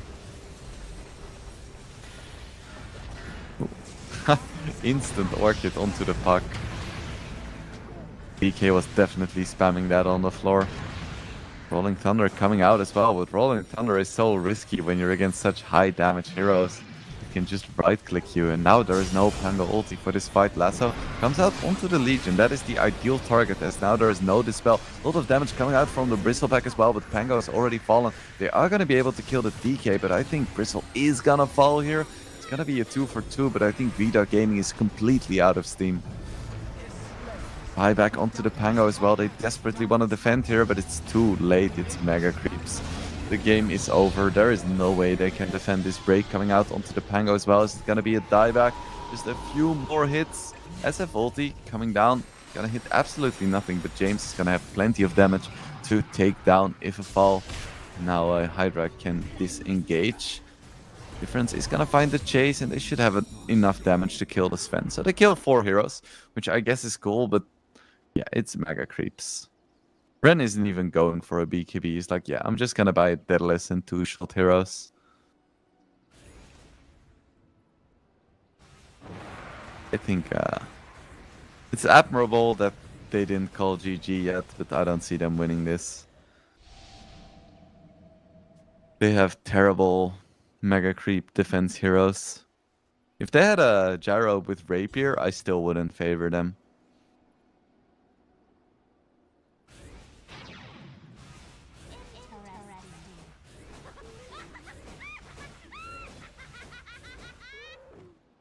Yeah, we can just, you know, take a little break. Watch Ren farm some creeps. The game is over anyway. They're once again with his Shadow Blade, trying to find a pick-off. Is gonna find the kill onto Puck. Didn't even need the Blade Mill, just absolutely explodes Puck.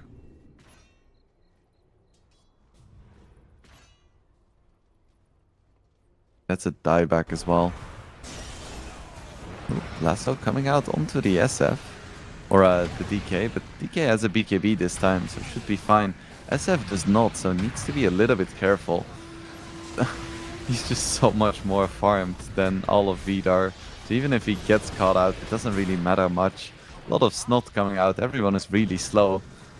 But you don't need movement speed. GG is called. Hydra takes game 2 in even more convincing fashion than game number 1.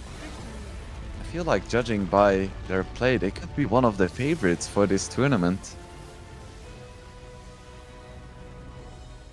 Yeah, what a performance by Hydra. Just a complete outdraft, outplay. I feel like they're definitely gonna be a team to keep an eye on in this tournament. Of course, this was their CCT Series debut, so it's a pretty strong one, I gotta say. Of course, this wasn't the last game we have for you guys today. We have 3 more best of 3s coming up. We have Passion against Pantheon, DMS against Dragon Esports Club, Night Pulse against Hydra as our final one. So I'm gonna be your host for one more. Afterwards, it's gonna be my esteemed colleague Tooltrust. But for now, we're gonna go into a bit of a longer break, as our next match is scheduled to start at 1300 CEST, which is in 80 minutes. So stay tuned. We'll go on a bit of a break, and then we will be back with more Dota. So stay tuned, get some water, and we'll see you guys then.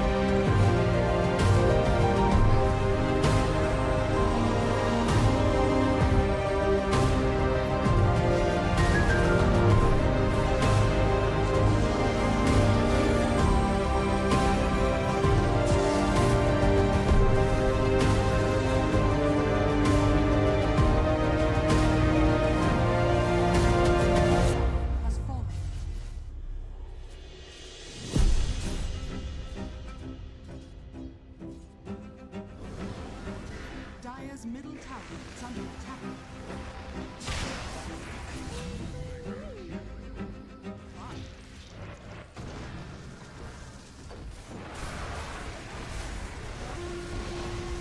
Dire's middle tower has fallen.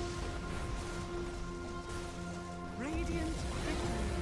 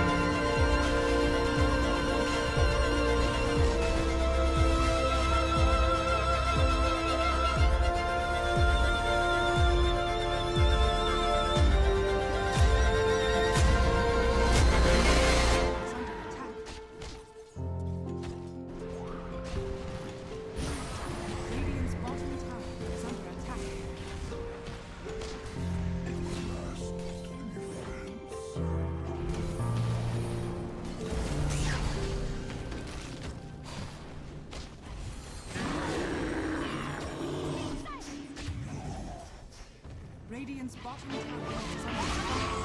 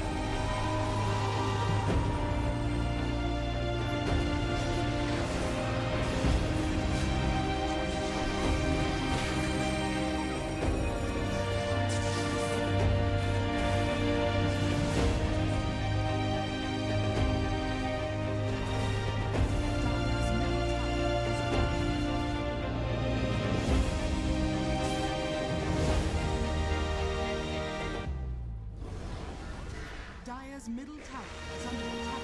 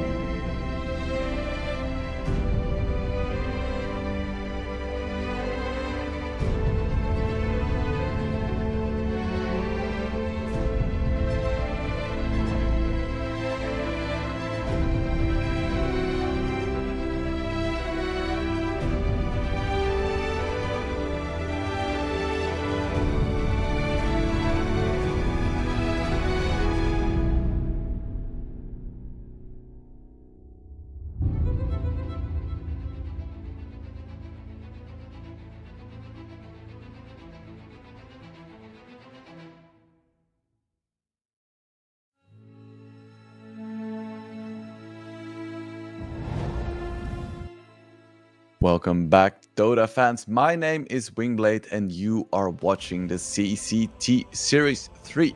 This is the second series of the day between Passion, UA, and Pantheon.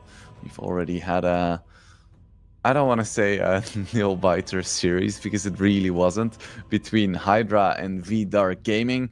And next up, we're gonna have a match that I think might just be a little bit closer. Of course, after this series, we're gonna have another two best of threes between DMS and DEC, and between Night Pulse and Hydra, and those are gonna be casted by my esteemed colleague Tultras. He is my esteemed colleague, but I actually haven't watched that many of his games, so I'll be keeping an eye on those series as well, just to see how the rest of the field is doing, and of course to stay in touch with this amazing tournament, just like you guys. You know, when I'm not casting this tournament, I'm watching it. You know, that makes the most sense. So let's take a look at this roster. We have UI, Niche, B, Body, Fernance, and Flacco. I think yesterday UI had a picture, right? I may be mistaken. Yesterday we also had a disconnect from B Body. I hope that doesn't happen today. Of course, this is a fully Ukrainian lineup, and there were some power issues, so that was a bit rough. For Pantheon, we have Cutie, we have Nizam, A/Red, Amorales, and Fein Dame. So I think we have mostly Russian players, and I think Nizam is from Azerbaijan. Don't see a lot of players from there. But yeah, it's cool to see. So let's get into the draft. You can take a look at the heroes that have been banned so far, and because we are on the second day of the tournament, I do get to use stats for the tournament. So I can say right now that the most contested hero so far in the entirety of the CCT Dota 2 Series 3 has been Lina, and no exception here. We see Lina first banned immediately by Pantheon. We're gonna ban Tinker as well, also one of the most contested heroes, and Passion UA is gonna ban out Monkey King and Primal Beast. Monkey King is a bit middling in terms of popularity right now, and Primal Beast is definitely one of the top picks and bans as well. Oh yeah, Wind Ranger and Pango banned by Pantheon as well. So Pantheon, they lost their first series yesterday up against, if I'm not mistaken, Night Pulse. And Passion UA won their really hard-fought series against VDark Gaming. So Passion UA is in a good spot to advance if they win like 1 or 2 more matches, and Pantheon desperately needs to win this because they already have a single loss, and if you have 2, it becomes iffy whether or not you can advance. And Passion UA, they go for a first pick Ember, immediately first banning the Huskar because they're like, oh hell no, we don't want to play against that hero, we don't want to get hard countered, but we do want Ember. And I feel like the list of heroes that can really hard count Ember is shrinking because this hero is pretty strong. So let's see if Pantheon has a plan in mind for what to pick against Ember. The first thing they're gonna do is pick DK. It's another very popular hero right now, but surprisingly not as popular as I would have expected. For instance, Lina has been picked and banned 12 times in close to 12 games.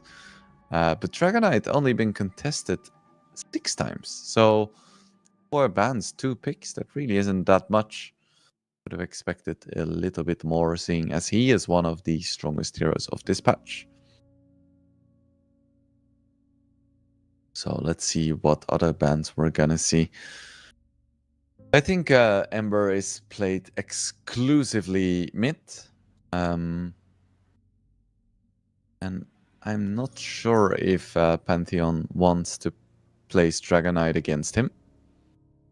Because Dragonite can be played as a 1, a 2, or a 3, and all are, I don't want to say equally viable, but at least flexible enough to merit some experimentation and some different facets. So yeah, could go any direction. Passion UA is also gonna ban the Morphling. That's another classic Ember counter. Really high physical damage, a lot of mobility, and funnily enough, one of the best counters against Ember is a Slide of Fist Searing Chains, because he's very vulnerable to roots, and a lot of roots can be dodged. Like if you have a Rod of Atos or a Gleipnir, a good Ember can just Slide of Fist it or ulti fast enough. But yeah, that's not really possible with Slide of Fist Searing Chains. So, you know, a hero is strong when one of the best counters against him is his own abilities. UA is also gonna ban Enchantress. That's another hero that's quite strong against Ember Spirit, because she can just remove his Flame Guard. And Pantheon is finally gonna ban up the Rubik, which makes a lot of sense because their next pick is Jakiro. Jakiro has some really strong ability, but is somewhat limited by his cast point. And of course, Rubik can steal those abilities, give them more range, and remove the cast point altogether. So yeah, Rubik basically just becomes a stronger version of Jakiro.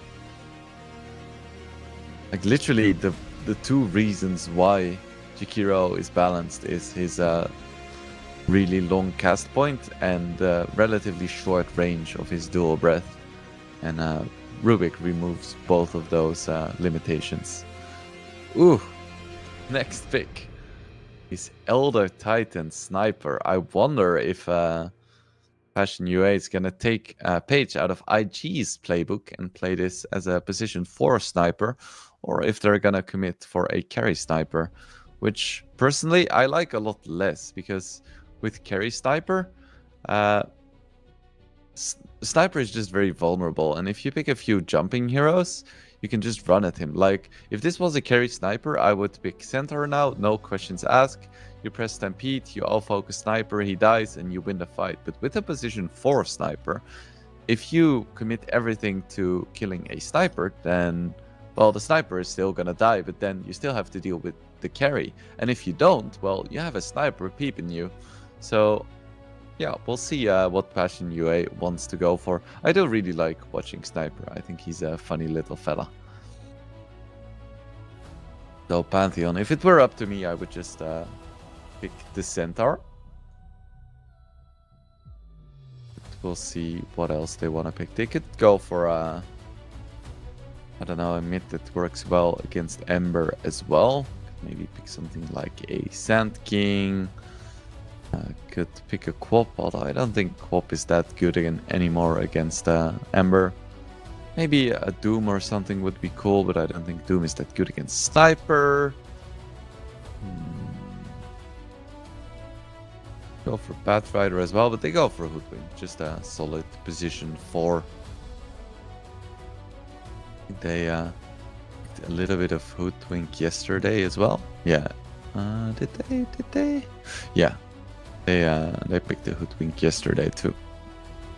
The only heroes they picked twice are Primal Beast and Monkey King. They had those heroes in both of their games. Primal Beast is also one of the best heroes against Sniper, but unfortunately he was banned in the first phase, along with the Monkey King. So it's clear that Passion UA has been watching, or at least looking at the stats of the games that were played yesterday.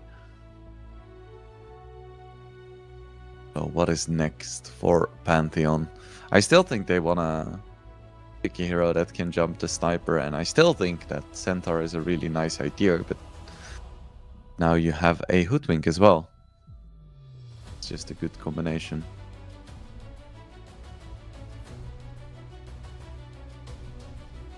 So what's it gonna be? Yeah, it is gonna be Centaur, as expected. As predicted, that's why I get paid the big bucks. So my amazing predictions. I am of course never wrong, and I have no co-caster today to dispute that. And Passion UA, it is gonna be a position 4 sniper. Oh, that is lovely. They picked the TA. TA is gonna do well against Centaur. Yeah, and they're just gonna play around with the sniper. So I guess it's a +5 ET, +4 sniper, so all they need now is a nice offlaner to complete their draft. I think in earnest both drafts are looking pretty good though. I think that despite the sniper pick, which I really like, it's not a complete outdraft by any stretch. What do they want to ban? Do they think it's going to be DK mid or DK carry? I personally believe that DK mid is really nice here. I think it does pretty well against Ember, and you tend to go for the corrosive fast set as well, which is good against TA. So yeah, they are just gonna ban carries, and Dusa is gonna be the first one out.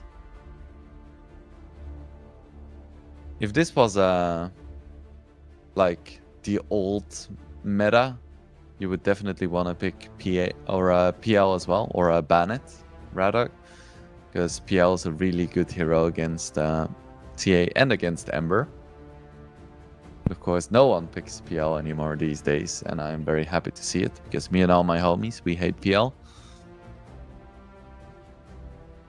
Doom is going to be the ban of choice for Pantheon. They're most likely going to ban another offlaner.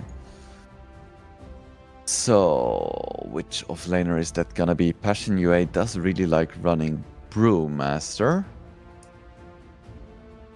But that is an option for a ban. They could potentially ban Timbersaw as well, because they are running 2 strength cores so far. Another option could be perhaps the Mars, but they just end up banning the Sand King. I don't think Passion UA has played a lot of Sand King. In fact, looking at the heroes they've been playing in the last month, they've only picked Sand King 3 times, as opposed to 24 Hoodwink picks, for instance. But it would have been a pretty good hero nonetheless. So, final ban for Passion UA. I would expect it to be another carry. Maybe a Terrorblade ban could be quite prudent too, because they have no stuns, but they ban Ursa instead. I feel like they could have dealt with an Ursa, and they pick up a Kunkka. Gonna be a Kunkka sniper dual lane. That does seem quite nice. Seems quite nice. We have been seeing a little bit of Razor lately in the carry position. Could be nice against Kunkka. Could be nice with all of the lack of stuns. I'm not super convinced by this hero in general. We'll see. I would still like to see Terrorblade. I think it's okay here. What else could they go for? Troll. I guess Troll is okay. There are almost no stuns in Passion UA. There is a little bit of kiting though. You have the Ember, of course, with the chains. You have TA traps. You have the X marks the spot torrent. You have Echo Stomp. Even the sniper with his not sure what the shot is called, like grenade. I'll just briefly find out. Let me check. What is this shard called? Concussive grenade. Launches a grenade at the target location that deals damage to enemies. Sniper and all affected enemies are knocked back. And of course the knocked back is the most important part, but it also disarms and gives a little bit of a movement speed slow. But it's mostly just about the repositioning. You know, having a 3-second disarm and a 50% movement slow isn't bad. It's quite nice. So yeah, that concludes the first draft of the second series of the day of the third CCT tournament. So that's a nice 1, 2, 3 we have there. And for me, I would definitely favor Passion UA's draft. I think Ember is colloquially said a bullshit hero, and I think Sniper position 4 has a lot of potential. So yeah, my money would be on Passion UA for this one. Of course, Pantheon doesn't have a bad draft by any stretch. I think the troll can do quite well if he can get his items in. Maybe like a satanic dungeon Yasha, that kind of stuff. Yeah, I think they can do quite well. And of course, DK is very strong as well. If he gets a quick blink and Orchid or quick blink and Mage Slayer, he can definitely be a threat to the Ember. So we'll see how it ends up panning out. Of course, these are important matches, especially for Pantheon, because they've already lost a game. If they lose another, they're gonna have to win against Hydra, which is gonna be rough. I can see them winning against Vidar Gaming, perhaps, but they would have to win against Hydra, and Hydra is currently one of the strongest teams in Group B. So yeah, it's a very important match for Pantheon, for Passion UA. If they lose this match against Pantheon, we're gonna have to win against either Hydra or Nightpulse. So yeah, for both of these teams, this is probably gonna be the difference between moving on to the playoffs and being eliminated. So even though both teams have just played a single game this far, it is going to be really important for them to win this. So yeah, we should be getting into the game very soon. We'll be keeping an eye out on Sniper's build, of course.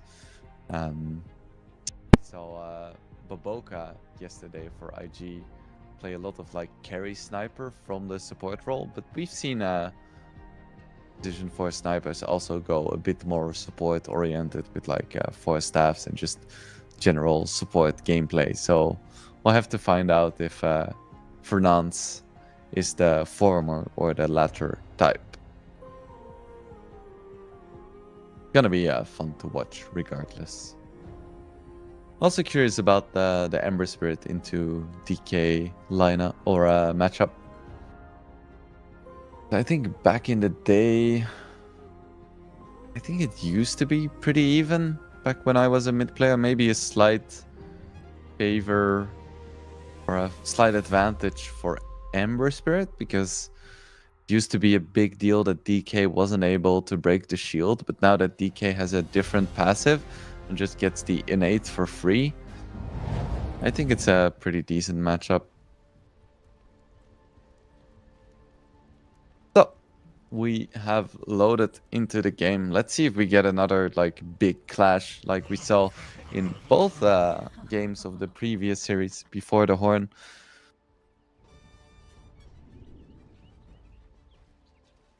Pantheon is already smoked, which means they probably don't want to go for some kind of fight. You generally smoke immediately if you just want to get out vision, and you smoke a little bit later if you actually want to go for a fight.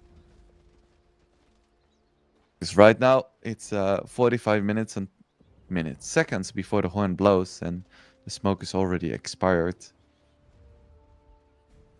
There we have the smoke coming out from Passion UA. Of course, they have Kunkka, they have ET, they have Sniper. All of these heroes are pretty darn strong level 1. But you're facing a Hoodwink, a Jakiro, and a Centaur, so those heroes are pretty strong too, and they're standing on the high ground. Nizam is immediately gonna break the smoke. So yeah, I think a clash is quite unlikely now. Spirit is gonna scout out some heroes. Let's see some light battling for this bounty rune bottom, perhaps. No. Pantheon is just gonna let it go, which means it's gonna be 3 runes in favor of Passion UA. It's a pretty big advantage. It's a 400 gold difference between getting and not getting the bounty rune for your team. Because, of course, everyone in your team, 5 heroes, get 40 gold each, so it's 200 gold, but you also take away 200 gold from the enemy team.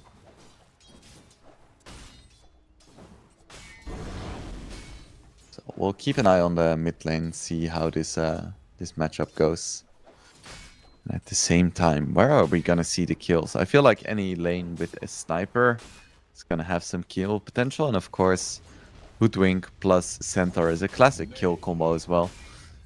If you can ever find a net, then you can also find a hoof stomp, and then with a double edge and acorn shot, that's just a ton of damage, even at level 2. Dire's courier. It's also a red dragon for Nizam. That's quite greedy. Would have probably preferred to see the green dragon against a TA.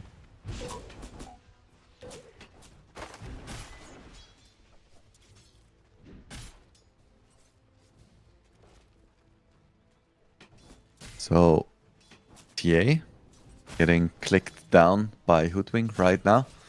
Whereas TA is a hero that is quite weak at level 1 due to the fact that she's practically a melee hero, but without the passive damage block that melee heroes get. She really needs those points in Psyblades to, I don't know, be relevant in lane at least. Looks like she did go for a Psyblades level 1, if I'm not mistaken. At least I haven't seen a refraction yet. At the same time, Jakiro got really low bottom. That's what I was saying about sniper lanes. Yeah, still nah. With this new facet for Shrapnel, you have a ton of damage and you get 3 nukes at level 1. If a torrent is ever hit, then that's gonna be a shit ton of damage. Especially to a hero that is as slow as Jakiro.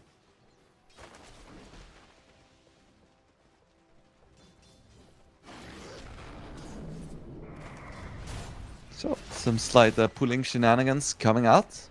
Morales tanking a big melt hit. Radiant's top tower is under attack. In the mid lane, it looks like DK has a slight advantage so far. Getting a few more denies and a few more CS. I don't know why DK is suddenly winning every single mid matchup. It's quite crazy to me. Because back in the day, DK had some very specific matchups that he was good against. Like if the enemy picked like a Quap or a Puck, or maybe even a Storm, that's when you would pick DK and you would have a good time. But against almost every single other hero, it was not a great experience. He's very mana dependent, he didn't have that much damage. He was just kind of tanky and that was it. But these days, Did not catch you literally. this hero has everything. Dire's structures are fortified. 18 and 7 now up against 16 and 1 Ember. No first blood just yet. Double bracer out on DK, so he's not gonna need any more regen for the rest of the game. I tend to believe that 2 bracers is a little bit overkill, but he's already quite low HP, so maybe it wasn't necessary here. I like getting an early wand and maybe a soul ring as well on top of a single bracer. I feel like that's just nice to have. Ooh, and we are gonna see the first blood. Amorales claims it onto the TA. As I was saying, you know, the classic combination of Hoodwink plus Centaur. You hit a single net, and that's gonna be enough damage. Ooh, is there gonna be one more punch? No! Double Edge comes out, and it's gonna be 2 kills at the same time. We see the Ember Spirit take down the DK with a nice rotation from Sniper, but now it could be Kunka in a lot of trouble. Burning down is gonna go down. Bernan's not quite in time to provide any assistance there. It's coming out from Centaur. Everything is alright.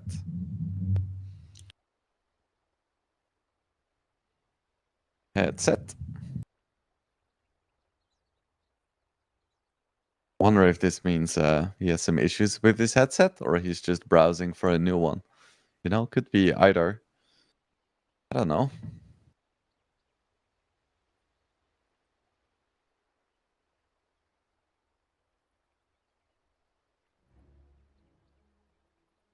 So let's hope they can figure it out fairly soon.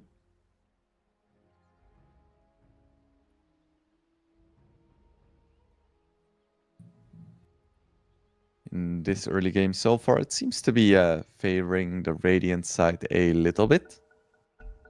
Their Troll and DK are doing exceptionally well, and of course they're leading a little bit in Radiant's terms middle of tower kills. is under attack. But I think it's not too crazy. The level 6 on Ember is going to be quite a big deal. And TA just needs to get started in the jungle. I don't think there are a lot of lanes where TA necessarily thrives.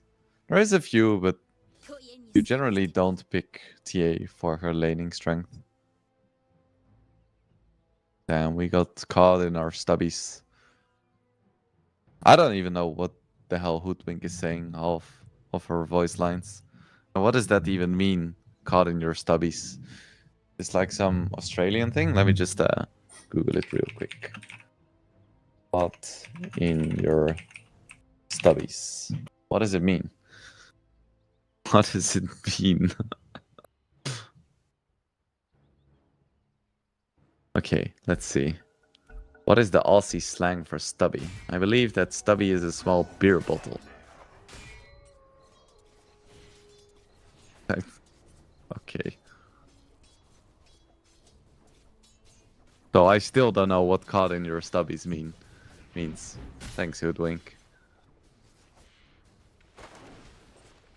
I do like how they're adding heroes with the most egregious accents. Like Willow being some combination of like Irish and Scottish. And then we have Aussie Hoodwink. It's good stuff. I love accents. And of course, we cannot forget Hyper French Pangolier. It's a good time to be a Dota fan. Unfortunately, we get another pause. It's not. We are definitely caught in our stubbies. Oh, luckily, it's a short pause. Every time Passion UA pauses, I get a little bit stressed. We might be getting into a long pause.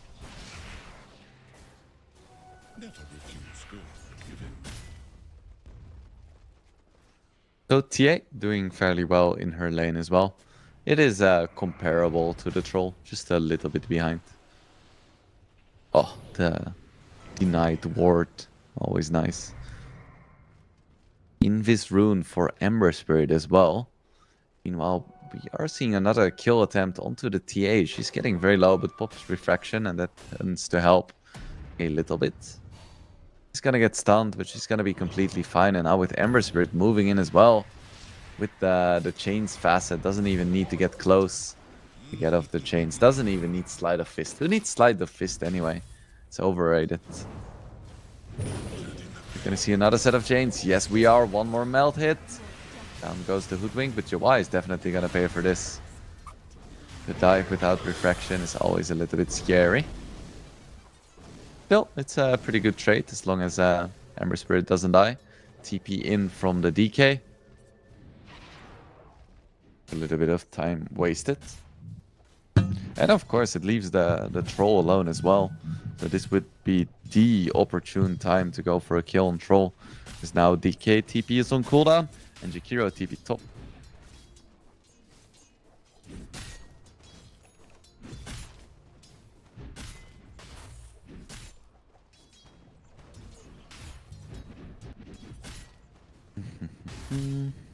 Looked okay, just chilling, working his way towards phase boots. I wonder what is gonna be the build for center this game. Recently, the blade mail rush has been relatively popular. Quick blade mail helps with farming, dissuades, or I guess what is the word for it? I don't know. English is not my first language. Please forgive me. I think it is dissuades enemies from going on you. Maybe I just need to believe in myself. Boys could go for something like a pipe and a crimson guard as well, for the classic aura offlane, or even a blink rush. Ooh, see a net coming out onto the ember, but no dragon tail ready, so not quite enough damage. Niche just escapes with a little scare. Would have been nice if he could have TP'd base with that arcane rune. He's gonna farm the jungle a little bit first.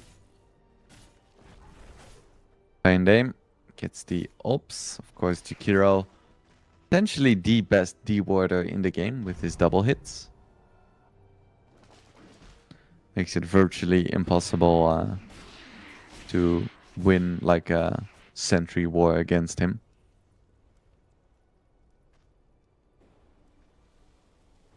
Niche will rush a Maelstrom. Pretty good choice. We see some Mage Slayer rushes as well every once in a while. I think Maelstrom is still fine.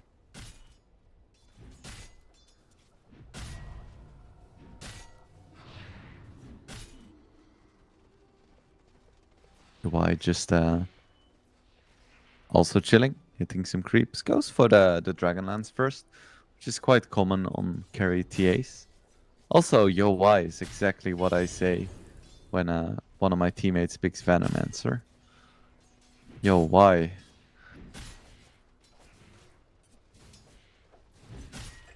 So far it's been quite a quiet early game. As I say, that Batchak or B-Body, whatever you want to call him, gets the pick on the Jakiro. Get it with Sniper.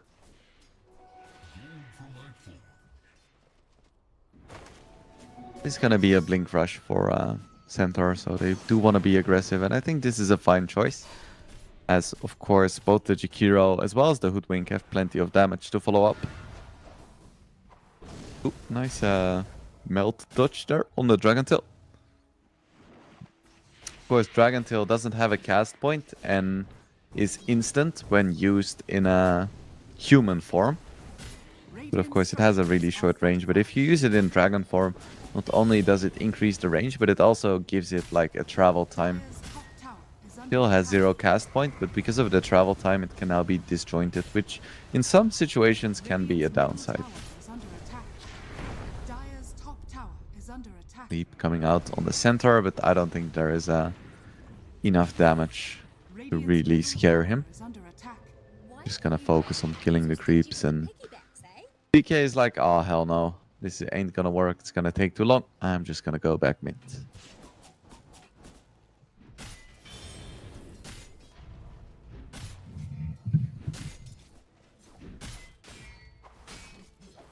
I feel like we're watching like 10 heroes just farming. The gold is practically even, the kills are even, everyone is just chilling. I wonder who this favors though, who is stronger late game. I feel like both of these lineups are really strong. Because one of them has like a stronger tricore. I think Troll, DK, Centaur easily outcarries Kunkka, Ember Spirit, TA. But at the same time, Fashion UA has 4 cores, they don't have 3.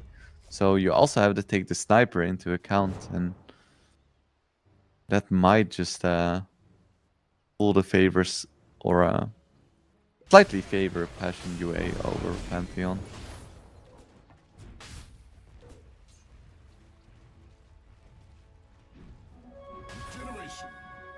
We'll see if we do end up getting to the late game. Of course, yesterday we had a... Was it yesterday that we had some long games? I think we had a few that went the distance. Ooh, Chains coming out onto the Hoodwink. Nice usage of the Sharpshooter to try and escape. Not gonna be enough.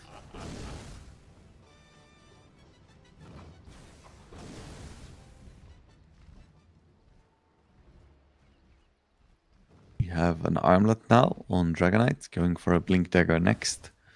In games where the enemy doesn't have a lot of magic damage, I feel like Armlet's definitely a better choice than Mage Slayer. Although I would not have minded seeing a quick Orchid here against Ember Spirit TA. Armlet's definitely the safer choice though. Just always gives you value, improves your farming speed. And now we have a Blink Dagger on the center. But it looks like Pantheon is first looking to try and kill the Kunkka and take this tier 1 bottom. And they find it. If he gets off the boat, then I can see them really struggling. Smoke break, Stampede is popped aggressively, but boat comes out immediately, which means that Kunkka is going to be a very difficult kill. And in fact, it's going to be Troll taking a lot of damage because Kunkka already has his blade mail. There is an Earth Splitter coming out as well. Huge damage. 3 heroes already falling. It's gonna be 4. It's gonna be 5. Passion UA just absolutely explodes Pantheon. And somehow everyone manages to survive except for the Kunkka. My goodness, that was a value blade mail there. Passion UA just reading Pantheon like a book, anticipating the gank attempt onto the Kunkka and taking a good bit of momentum there. The game was completely even, but now they have double the kills and a 4k gold lead. Now that's a start.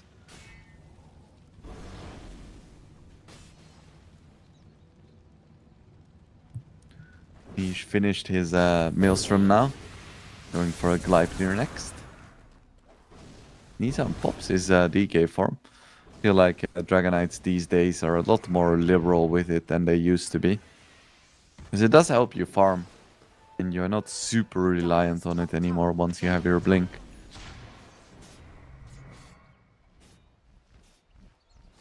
So out on TA as well. That's pretty solid farm. It's not the most farmed TA I've ever seen, but it's definitely good.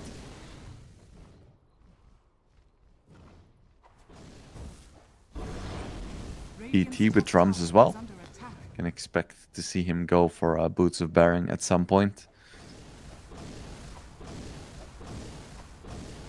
Such a feel-good item.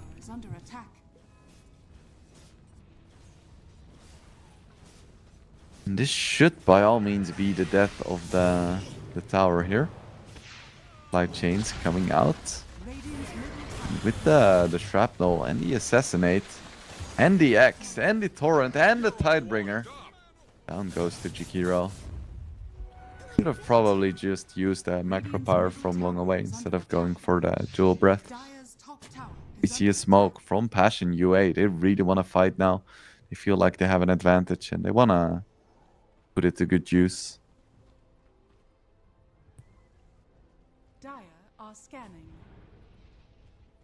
Think away from Centaur. Looks like they may find the Hoodwink here. Yeah, X comes out with the Assassinate, with the chains. It's gonna be an easy kill.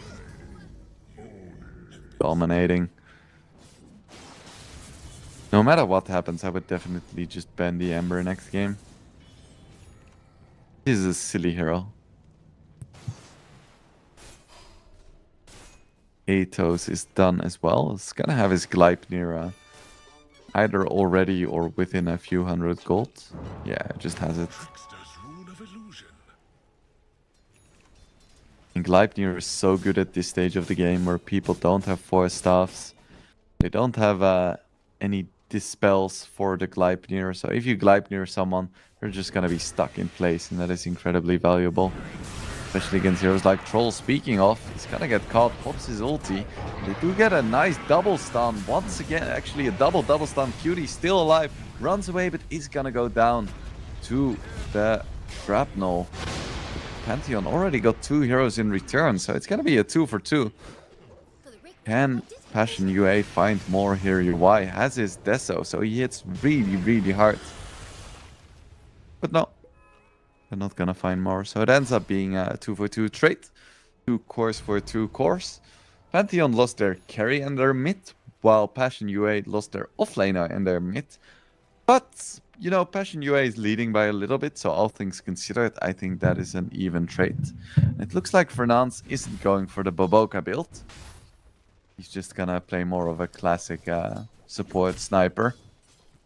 Also with the Shrapnel Slow, which I think is a really terrible talent if you have the Shrapnel Facet as well. Is it gives 10% more slow, but the slow only lasts for 1 second, so it's truly terrible. I would rather have 2 all stats than 10% slow on a slow that lasts for literally 1 second. It's just awful. Meanwhile, UI gets a nice double. I feel like Pantheon should have just abandoned this top tier 1. There's really nothing to gain there.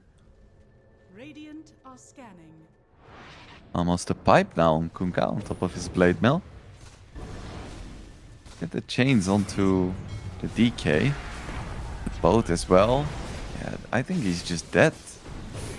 Way over his head. Yeah, no way you can armlet toggle yourself out of that one. He just gets caught. Pantheon needs to stop getting caught. This is gonna cost them the game. Pretty darn big lead for Passion UA so far.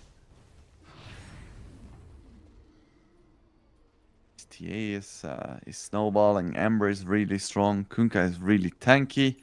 And the only really strong hero right now for Pantheon appears to be the Troll. Troll needs a lot of items to not get kited in this game. Morales running away.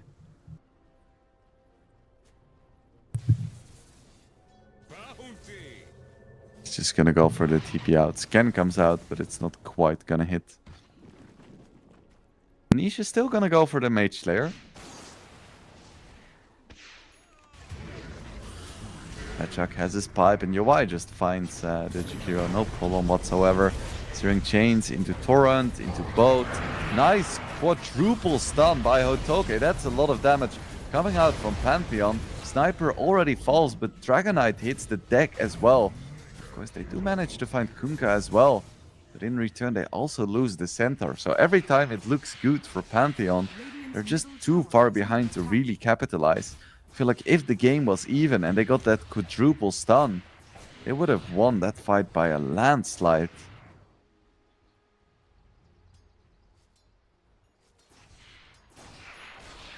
Why is getting further and further out of control. He'll have a Hurricane Pike soon. Afterwards he can either like get a BKB if he feels like he needs it, or just get something like a Deadless and start one-shotting heroes.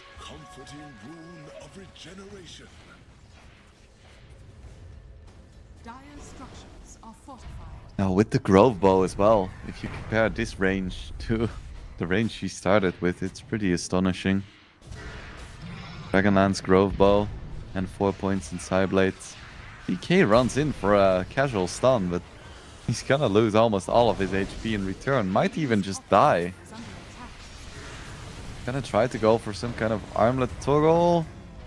Should be fine. Yowai just takes down the Jakiro instead, and DK is gonna survive. I think Kunkka assumed that he was dead.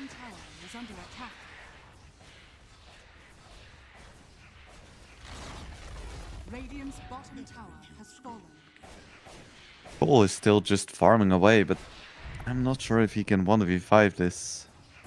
In fact, I'm quite certain that he cannot. Yeah, and Yowai's just gonna go for a Deadless. Like, I don't care. You can't kill me anyway. And he's gonna get Melt Dispels in 2 levels too. That's a really nice way of getting rid of all the annoying debuffs. Radiant's middle tower has fallen. It's another tower in favor of Passion UA.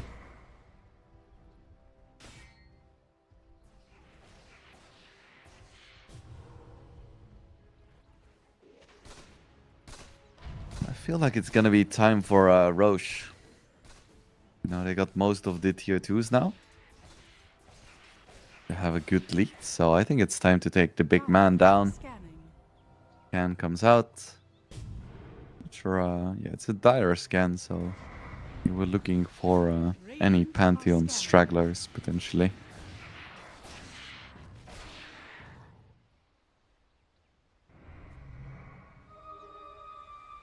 I expect this Roche to be uncontested. Hello? Why? Are you gonna hit? Yes, okay, finally. He wakes up. And it doesn't matter what your lineup does. If you have a TA, you can Roche, no problem. Ember Spirit runs into the DK. He is quite alone here, needs to be a little bit careful. There's a good amount of chain stun on Pantheon. With Hoodwink TPing out, it should be completely fine. Just an 8k lead now. As Pantheon has been farming while Passion UA has been roaching. That's an Aegis now in the hands of TA. Who is straight gonna run to a jungle camp and wisdom rune.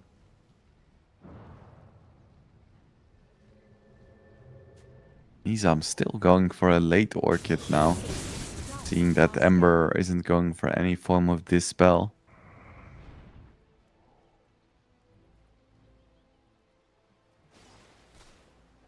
Ooh, double bounty rune, always nice to see.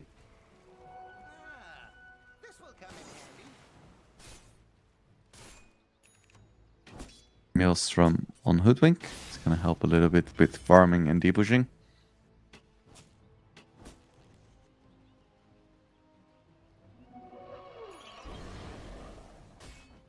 Ember has a haste rune and they find the Jakiro. Goodbye, my sweet prince. No assassinate needed even. Why? How? Sharpshooter was used to try and escape, but it's not gonna work. Batchuk finds the X and UI just one-shots the poor squirrel. Stun coming out on the sniper, but why is DK here? Can he make it out? He doesn't have a TP, he doesn't have a TP. Torrent comes out. A few TA hits and down he goes as well. Pantheon just keeps getting caught, and yes, Troll is farmed. He has his BKB, he has his Aghanims, has his Battle Fury, but can he really beat all of Passion UA?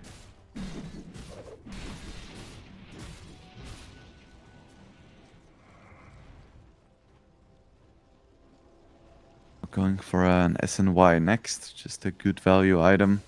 Some more speed, some more status resistance.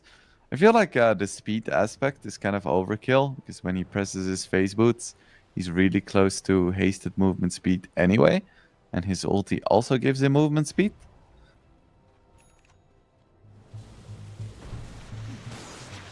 Duck Xing himself, just killing the creep wave. And he has the Aghanim, so we're gonna see a lot of cannonballs coming out. He's even going for a Bloodstone next. I'm not sure how to feel about that. Maybe it would be better to just buy either like a Wind Waker or a Heaven's Howard. Cutie getting hit a few times. He's a lot tankier than his peers. I find the Bushwhack onto Patchuk, but he is quite a poor focus target, I think. He just still has 2 minutes left. I feel like Passion UA definitely wants to break the base, but it's been proving to be quite difficult with all Pantheon heroes alive. Still, their lead is growing, even if they're not taking Rex yet. Nizam. I was worried for a moment that he would just run to the secret shop and die. Radiant's courier has been killed. Are scanning. Ooh. He doesn't die, but his courier does, which means no Orchid for 3 minutes. That's rough. Should have probably sent his courier to the Dire secret shop.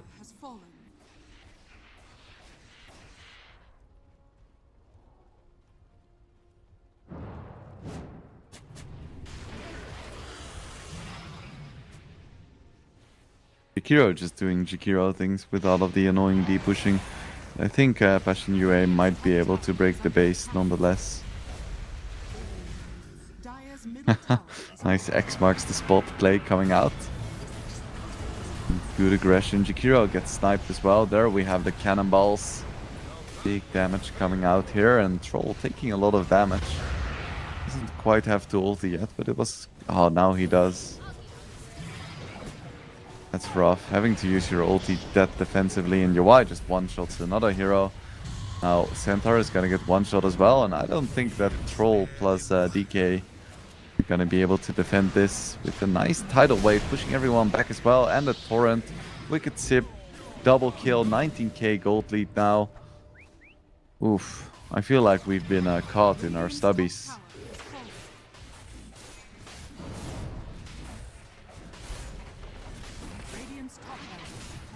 It's gonna be the first set of racks. The feeling it won't be the last. Aegis is gonna expire now. There we go. Away it goes. But also, buildings are going away as well.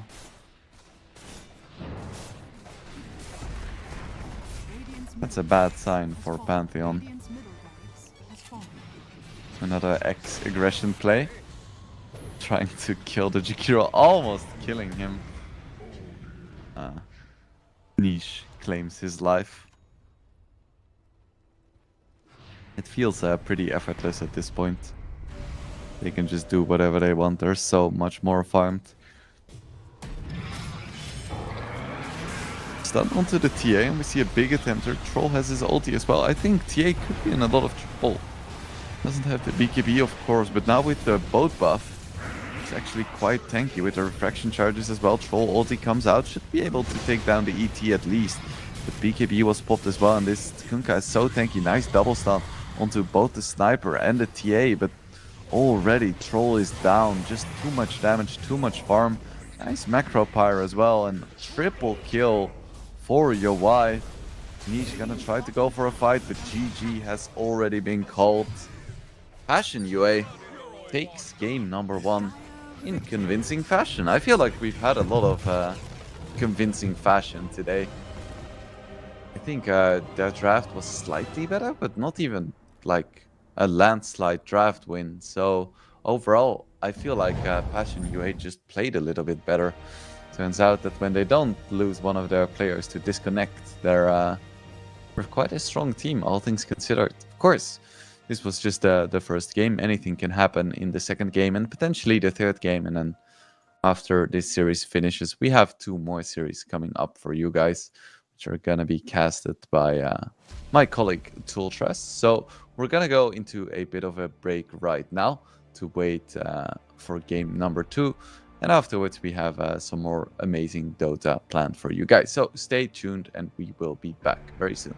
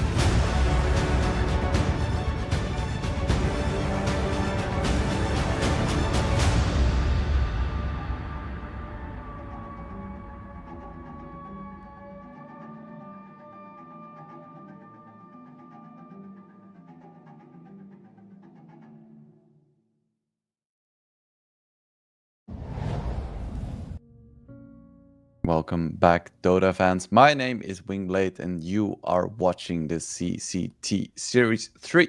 This is the second game of the second series of the day between Passion UA and Pantheon. We've seen Passion UA take game 1 in convincing fashion. Every single day so far has been taken by one of the teams in convincing fashion.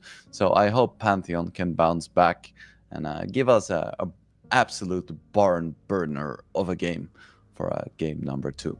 So far, Passion UA is once again first banning the Monkey King and the Primal Beast, two of Pantheon's favorite heroes, and Pantheon is gonna ban Wind Ranger and Enchantress, which are, I guess, some of the favorite heroes for Passion UA, but their favorite heroes are actually Hoodwink and Ember, so you know. We'll see. We will see what they end up taking out as final few heroes. Passion UA is not gonna make the mistake that so many teams have made in this tournament so far, and they are gonna ban Tinker. So we aren't gonna see that hero, which is very, very nice. That hero just seems a little bit too strong.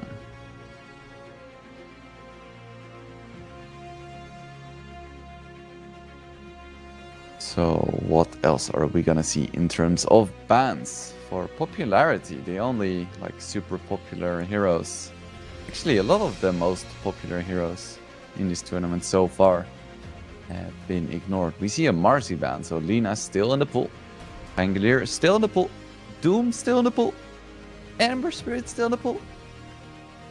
There's a lot of good stuff here.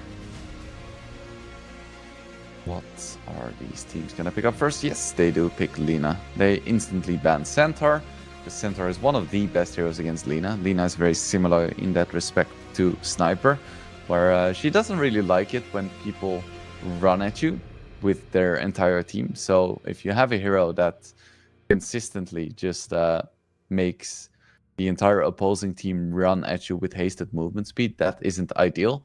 So that gets taken out. Instead, Passion UA goes for the Pangolier.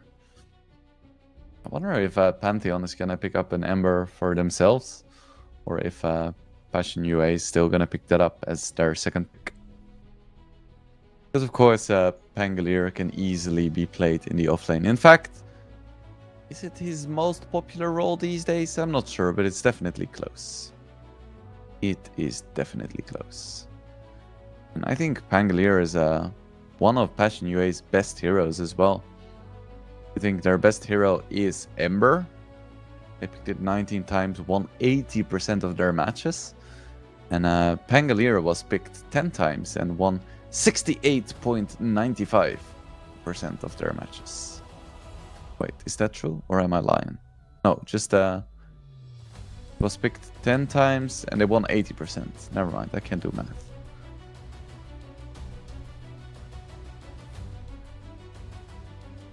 So next up we're gonna see a Rubik and a Hoodwink banned by Pantheon, which makes me believe that they might want a Jakiro again.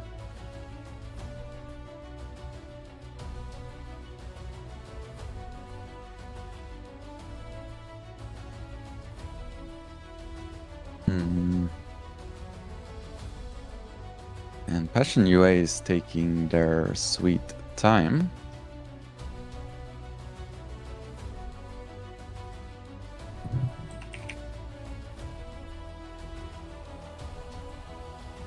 They are gonna pick the Jakiro.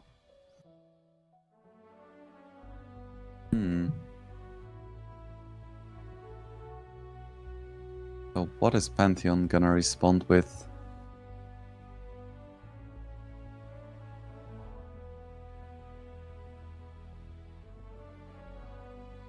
What would be good against this Jakiro Pangolier?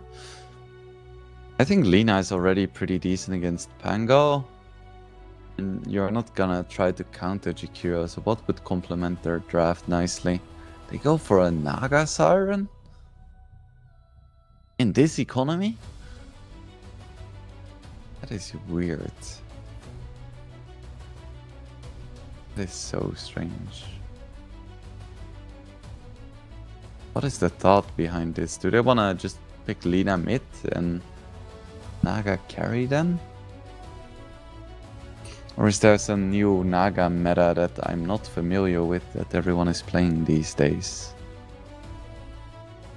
Pantheon hasn't played this hero before, and they pick a Spirit Breaker as well. What is happening? The first pick was literally the most meta pick you could possibly go for in this tournament. And then the second two picks, let me just check if these here. So Naga Siren has been picked 4 times, or yeah, picked 4 times, banned 0 times. And Spirit Breaker has been completely ignored for every single draft so far. So yeah, they're reinventing the meta as we speak. Pretty cool though. So for Passion UA, I would love to see a Puck here. I think it's an insanely good hero. Gets against what Pantheon has so far. You can easily avoid the charge. You have some AoE control for the Naga. Don't really care that much about Lina, but instead they go for Tusk Visage. Okay. So they want to bring the heat. They pick 2 hyper-aggressive heroes. They're like, okay, you're going to pick greedy heroes. We're just going to run at you like crazy.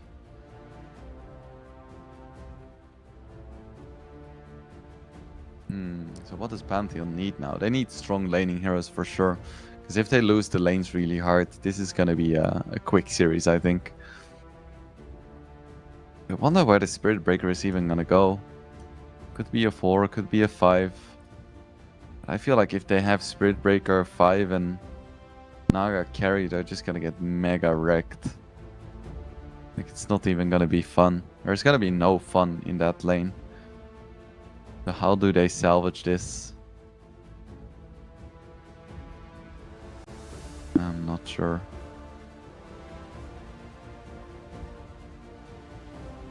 So they probably want to have another core that is at least good against Visage. What is in their playbook? Most of their favorite heroes have been banned. They banned their own Hoodwink. Could go for a Dark Willow. I wouldn't hate Willow. Crystal Maiden is not that great here. Yeah, I'm kind of at a loss. What can they pick here?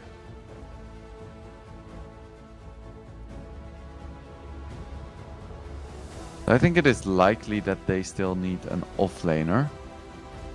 If we look at which offlaners are still in the pool, there is Doom, but I think Doom is too greedy. There's Centaur, but Centaur is banned out. Could go for Windranger offlane. I think that would be okay, but then they're all really squishy. Sand King is okay, but also tends to get online quite late. Work though. Timbersaw looks pretty decent. I think if they wanted to, they could pick a Timber here. Go for a Phoenix. That is a very strong early hero. Good against aggression for the most part. There aren't that many good egg hitters on Passion UA just had. Visage is great at it, of course. Jakiro, if he can get it in range, is pretty good too, because we spoke about him being good against wards, because they have a set hit count instead of an HP bar, which means that he's also good against egg, because every attack counts for 2. But the downside is that Jakiro has a really short attack range, so it's kind of hard to get into range to actually hit the egg. I think that is a little bit unlikely. Of course, he does have a level 10 talent for 150 attack range, which is nice, but I don't think it's quite enough. So that's a Sand King ban, which is really strange to me. Because I am pretty sure this is going to be Visage Tusk off, Pango mid, and then a carry of choice. Which carry I'm not quite sure yet. So seeing a Sand King being banned out is really weird. Passion UA, they're very quick with their bans, and they ban out both Darkseer and Enigma. They just don't want to face any big team fight offlaners when there is a Naga in the enemy team. Because even if you're really far behind, if Naga can get off a song, that means that Enigma or Darkseer can get off a really nice either black hole or vacuum wall.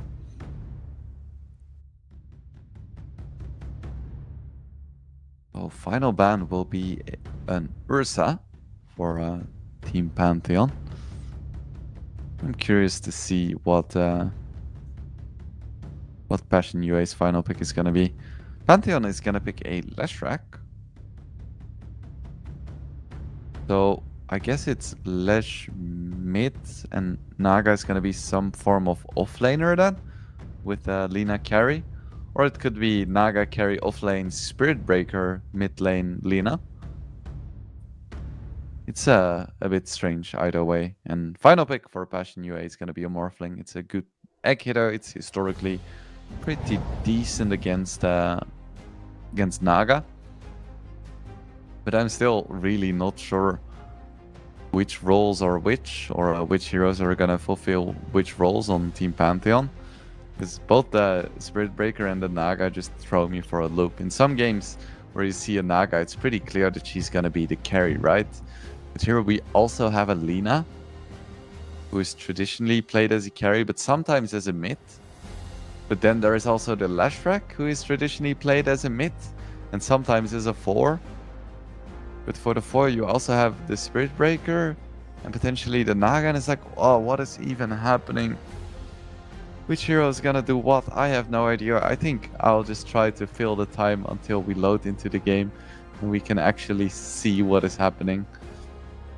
Because, my goodness, my brain cannot keep up with all of these drafts today. That being said, I don't really care what the roles are for Pantheon. No matter how they shuffle it, I think that Passion has a better draft.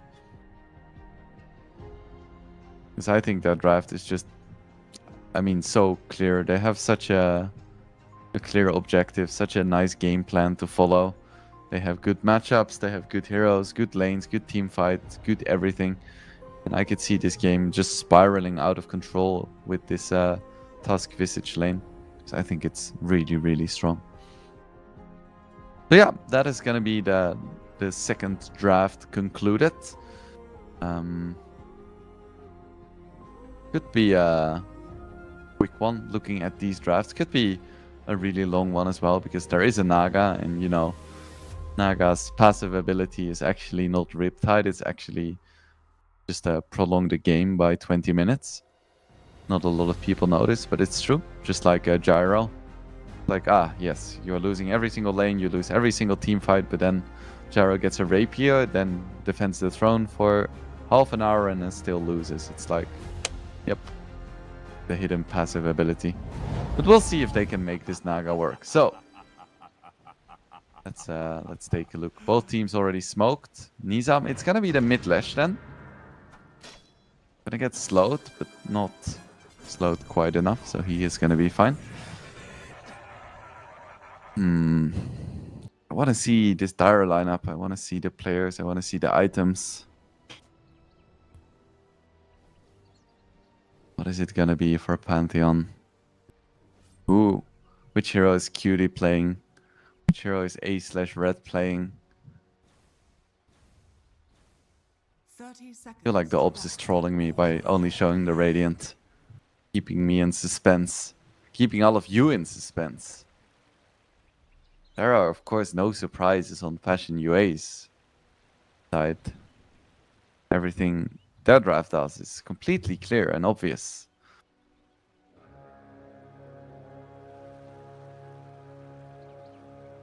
Oh, the horn sounds. Are we gonna see any bounty fights? So it is gonna be the position 4 Phoenix. I guess means that it's a position 3 Spirit Breaker. Position 5 Naga. I wasn't expecting that one. It's an old school build, but it checks out. Fernand's actually almost falling. Beauty on the Lina. an appropriate hero.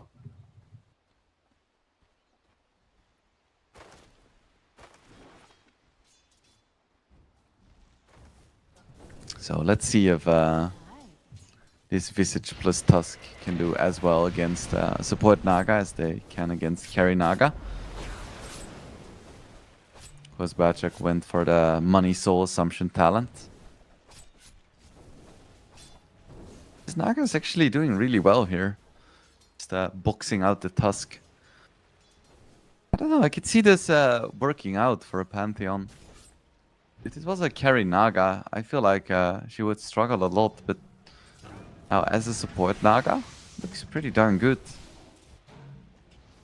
Position 3 Spirit Breaker is also interesting. I think it's actually pretty decent against Morphling in general. Because if you ever get a Shadow Blade, you can literally one-shot the man. Like if you have like Shadow Blade Disperser, you can get up to like 900 to 1000 movement speed and just deal like 600 magic damage out of invisibility. It's pretty damn fun.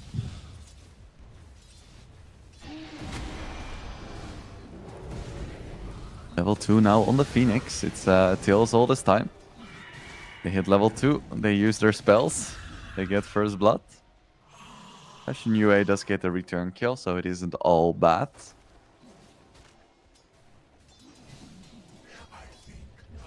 So far, small lead for Pantheon in terms of lanes. Is under attack.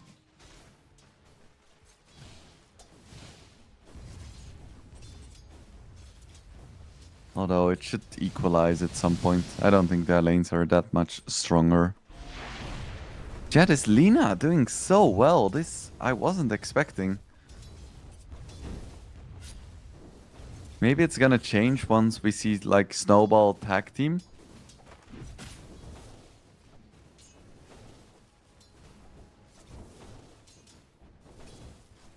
We'll see, because if you time it right, you can actually cast the LSA right before the Snowball arrives and just get an easy stun out of Snowball.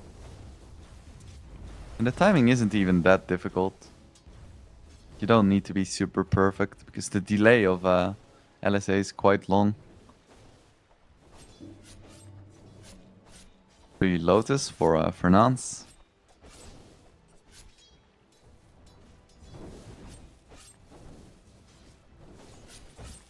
Wonder what this Naga is gonna kill and build.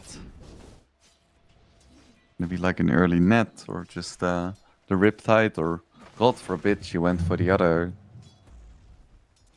talent.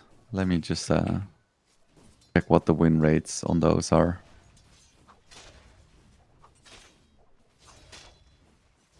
The Naga has Riptide, which we all know and love, and then the other one is Deluge, which I think might be better for a support. Edict coming out onto Niche, dealing a lot of damage, but Nizam taking a lot of damage as well.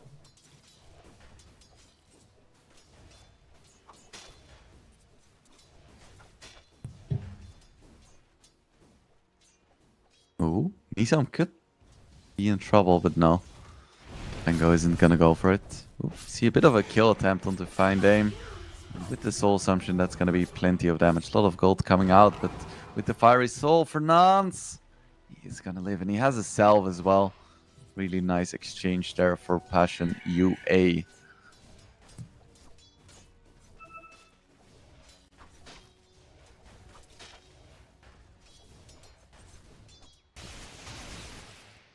Niche on this Pango. I'm also curious about his build, because we've been seeing quite a few different Pango builds these days.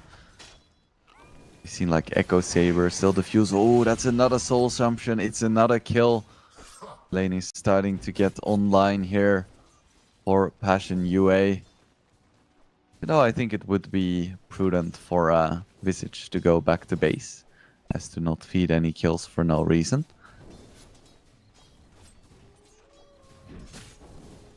Even a Bara charge could just straight up kill the guy.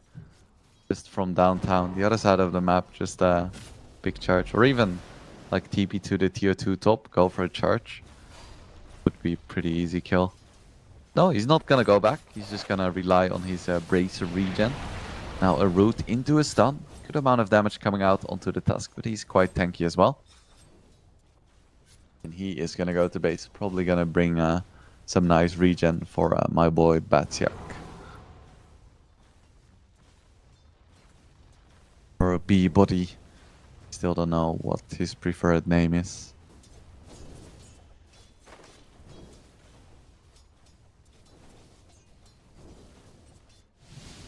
Gonna be a TP mid just to refill the bottle. Adaptive Strike comes out onto the Phoenix, but not quite gonna be enough. In the mid lane, we actually see Nizam take down Fernance, and Pango is getting very low as well. Is it gonna be enough? Not quite, he just goes for the defensive Rolling Thunder. As a Tusk, rolling into a Leshrac is a death sentence. He just pops all of his AoE spells, gets his Edict going, and then yeah, it's rough. You can also hit Split Earth on when Tusk rolls on you, but the timing is a bit tighter than on LSA. Because the wind-up is similarly long, but it arrives slightly sooner. It's a fun challenge, though.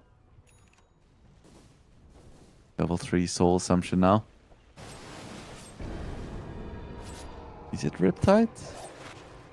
No, I think it's Deluge. Oh, that's sloppy. Cutie goes for the stun, but it's a level 3 Soul Assumption. This Lina, one more, and she could be in trouble. The Ice Shards aren't quite gonna hit. Is there an Ice Path? It is gonna hit. There is another Soul Assumption. Are they gonna have the damage? Not quite. And now Nizam rotates in as well with Edict. And there's even a Phoenix and a Spirit Breaker. There are 5 heroes on the side of Pantheon, and they're gonna take down 3 as a prize. Beauty survives with like 30 HP left. And those was really nice for Pantheon.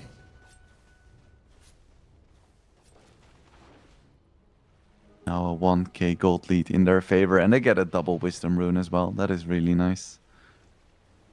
Actually, did they, or did Morphling manage to steal it? Not quite sure.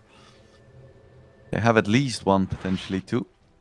Looking a lot better for Pantheon than it did in game number 1.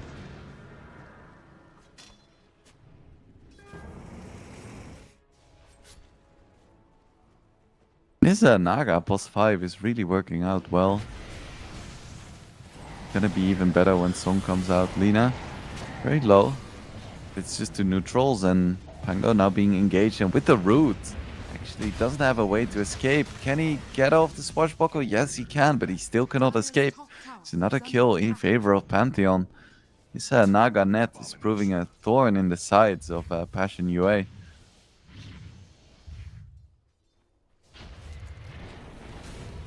But now Nizam could be in a lot of trouble, just like 2 Soul Assumptions, and he could be dead. Birds jumping down, but they actually lose 1. That is rough. As a Visage player, I know how much that hurts to lose an early bird.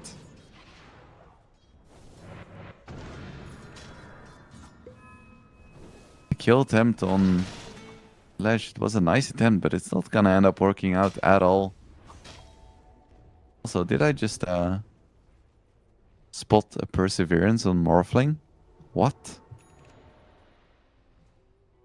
Radiant's top tower is under That is strange. I wonder if he knows that that doesn't build into Lincolns anymore. Or does it? Now I'm confused. I think it does. I think the Cornucopia is only for Battle Fury. Oh, I get so confused. You know, as a boomer Dota player, every time they change the recipes for items, my brain gets more confused. Like if you put a gun to my head and ask me what I need to build to make a Battle Fury, I wouldn't be sure. And I have like 18,000 hours in Dota, and I play quite a bit of carry. I've built Battle Furies in the past week. Nice Song into stun, but it's gonna be Naga who's gonna be taken down first, most likely. Yeah, big Soul Assumption with the Pangolier. There is a lot of strength in the lineup of Passion UA, but double jump coming out as well, so Pango should be fine. Of course, the Laguna Blade doesn't do that much. At the same time, we see Phoenix go down as well. Tusk does finally fall, and so does the Visage. So Nizam comes in, cleans up. Barathroom is taken down. Nizam needs to be a little bit careful, but he's doing good damage. Cutie is incredibly low as well, so it ends up being a 3-for-3, I believe. 2 supports and an offlaner for 2 supports and an offlaner. Seems pretty good.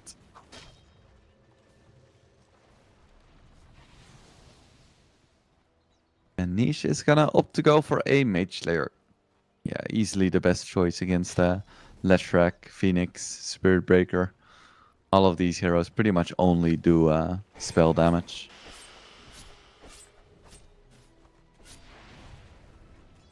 Naga deals no damage in general, and Lina mostly right-clicks with this build. Kind of funny that Lina as a hero has 2 builds she can go for. Both of them are focused on damage, but one is completely magic and the other is completely physical. And it's the same hero. Isn't that cool?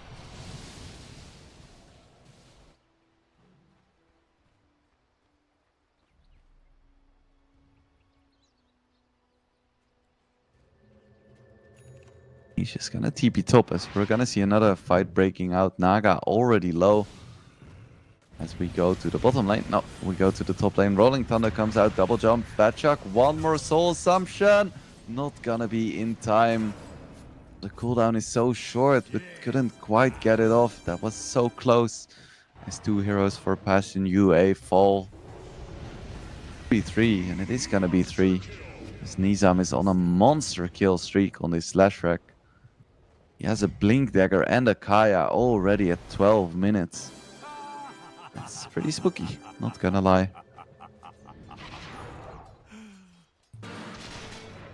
It's equivalent bottle exchange. Maelstrom now on the Lina. Definitely gonna turn that into a Gleipnir at some point. Interesting that Morphling went for a waveform range. Ooh, stun coming out. Can he get anything off? Nope. He is just taken down once again, and now it's a 3k lead for Pantheon. Game is looking way better than game number 1. And I had a lot of doubts about this draft, but it's working out beautifully.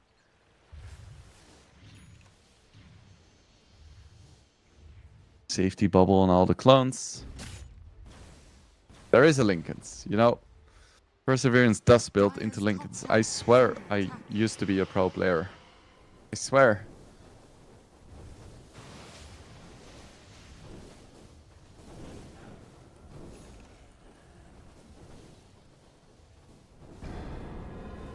Hero gets some Arcane Boots, and Sprint Breaker actually gets a Midas, so no hyper aggression. Is anticipating a bit of a longer game. Wants to ensure his relevance later on. Would be nice if we could swap to the net worth. Would be a bit more interesting to see than CS and D-Nice right now, I think.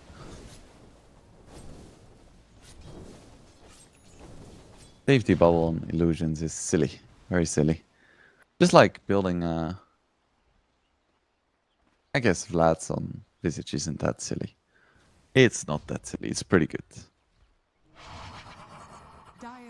He's a pretty good. So still a 3k lead for Pantheon, but at the same time Morphling is doing really well.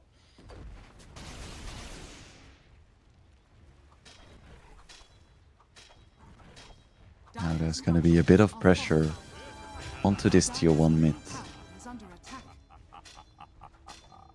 We see a smoke as well coming out from Passion UA.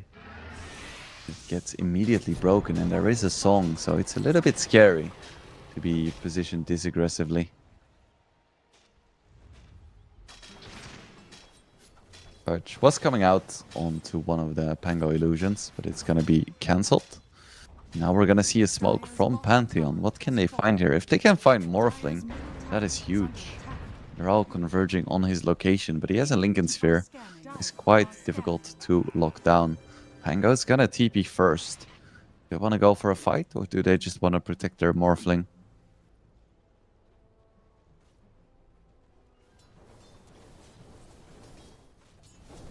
like it's just a protection, and Pantheon isn't gonna push their luck. Gonna be all of Passion UA rotating towards the top lane. Probably wanna see if they can get a piece of this tier 1 tower. The gold lead is slowly shrinking. Dire's top tower is under attack. Slowly but surely, and now all of Pantheon is coming in. Is under attack. Could even go for a song into egg if they want to. Radiant structures are fortified. Radiant's middle tower. Cutie has the Gleipnir completed. Dire's top tower is Of course, under Morphling is gonna need a Manta for that, and he is gonna get it very soon. Because he had his Lincolns at like 13 or 14 minutes. Dire's top tower is I under think at this point he's gonna have a Yasha and some gold to spare. But you're why? They didn't wanna just get the tier 1 tower, they wanted Roche as well. And I think that's a big deal. Because now Morphling can be just that little bit more aggressive.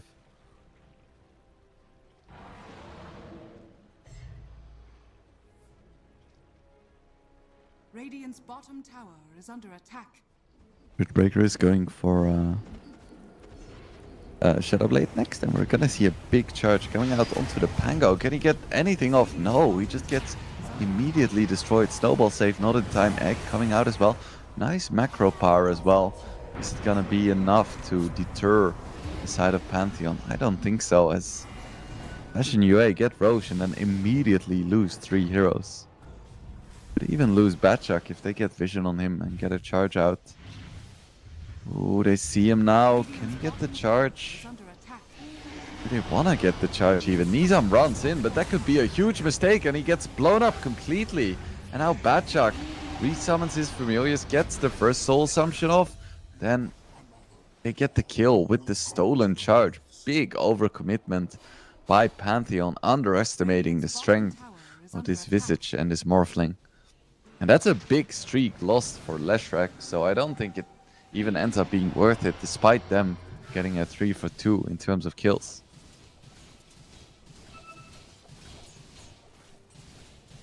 Now Pipe is almost out as well for the Visage, and that's gonna be a big deal for these mid-game team fights. Dire's middle tower is under attack. Philosopher's Stone for Phoenix, that's very nice to have. Dire's top tower is under attack.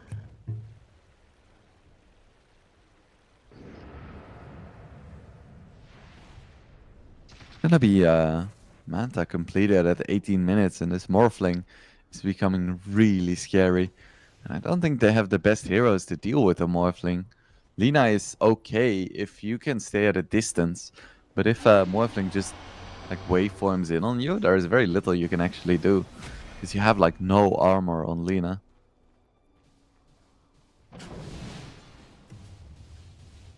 Just a 1k gold lead now, still over 2 minutes of Aegis duration left. Bottom tower is under attack. That true? Yes, it is true.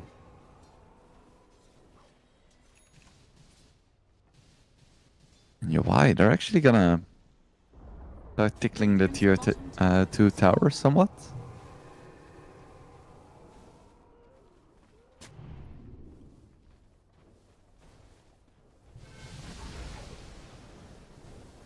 Yeah, they're gonna commit for this tier 2, and like Pantheon does want to mount a defense, but Lina hasn't joined the fight just yet. Dire's structures are fortified. Asian comes out, Cutie gets the Gleipnir off. The birds are gonna survive. Batchuk has a resummon if he wants to. Is he just... I guess he managed to save them. That's nice. He's a Rolling Thunder ready. Really all about the Morphling and the Lina now. 5-man smoke by Pantheon. Can they get a nice song into an initiation here? Dire's top tower. Book is gonna break. Niche gets spotted. He's gonna be in a lot of trouble as once again he gets netted, but beautiful snowball save this time. And Morphling morphed into the Spirit Breaker to try and get the Phoenix. Phoenix didn't have to use Song or Egg just yet. Morphling is being chased, but there we have the Rolling Thunder, and there's not gonna be an escape possible for Naga, and it's gonna be a 1 for 0. Big fight, small outcome.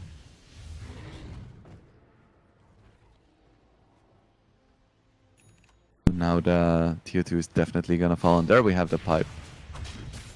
When they actually managed to find Nizam. Oh no. Oh no, that is a disaster. They lose their most farmed hero again. Once again, I am allergic to pickles. Ooh, that is bad. That is really bad. It looked so good for Pantheon, but they're losing a lot of steam because they cannot deal with this Morphling at all.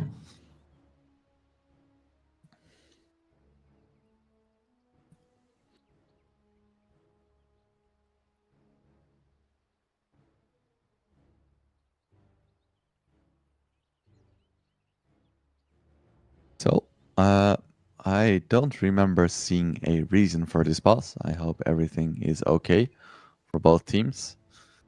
A flashback to yesterday where Passion UA was winning pretty damn hard, then they lost their highest net worth hero due to a disconnect, and then they ended up losing as well. The disconnected hero had like, I don't know, 9,000 gold in his bank that he or his team couldn't spend, and they had to micro a hero. And it wasn't a low APM hero, but that was really unfortunate. I hope today we don't get to see anything like that.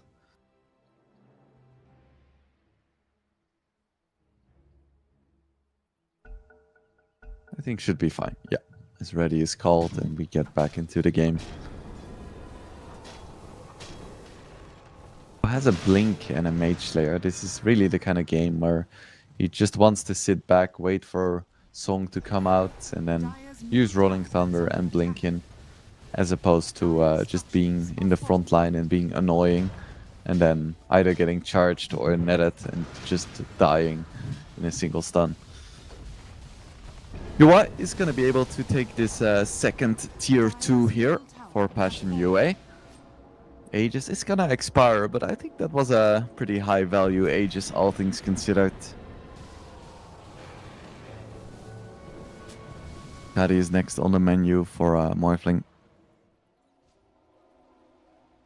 Gets a Tormentor, getting the shard for Naga Siren.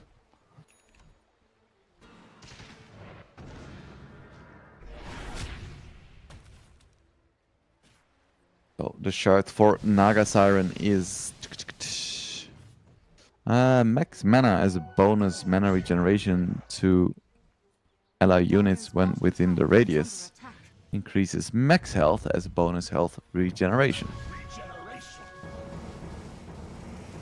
So basically provides your team with healing and mana when you use Song, which is very nice indeed. Could be seeing a fight in the mid lane, but Lina is woefully unprepared for this. See a big jump onto the Leshrac. We have the Rolling Thunder coming out. Snowball onto the Naga. This should be a fairly easy kill, and they are gonna get it. No Song just yet, as level 1 Song is really long cooldown. They try to burst down the Visage. Easily the worst target. Song comes out, or Egg comes out. I have no idea why they try to focus the Visage there. He has a pipe, he has a Vlad's, and he has Gravekeeper's Cloak. Like, hitting once and then using Laguna's Blade is not the way to kill this hero. Charge coming out onto Niche. Toke could be in trouble himself. I'm not sure why he charged in there. They had no chance at all of killing Niche. So now it's a 4k lead in favor of Passion UA. You don't need an Aegis to win fights if Bara charges in like that. Gonna be another tier 2. I feel like they can just wait at least 1 more minute, maximum of 4 minutes, take Roche and then go for tier 3s.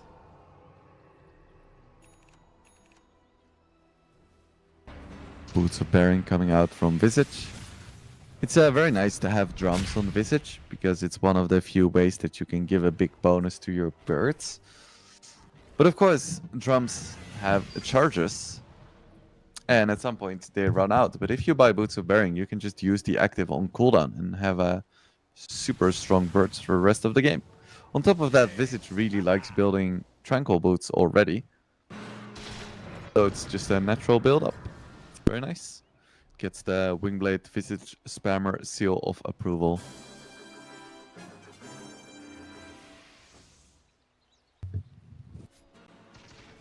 He's just gonna go for a Aghanim Scepter next. I personally wouldn't have minded a Lincoln Sphere, but I think Aghanims is fine too. I feel like this is the kind of game where if it goes late, you want to have like a Lincolns on every single hero. It's like the only way that Pantheon can really find pickoffs is with Bara Charge.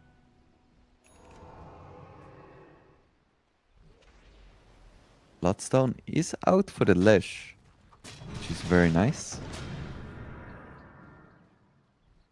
I think that if he pops Bloodstone and all his abilities, he can still die to Morphling, especially because there is a Mage Slayer on Pango, which mitigates his healing.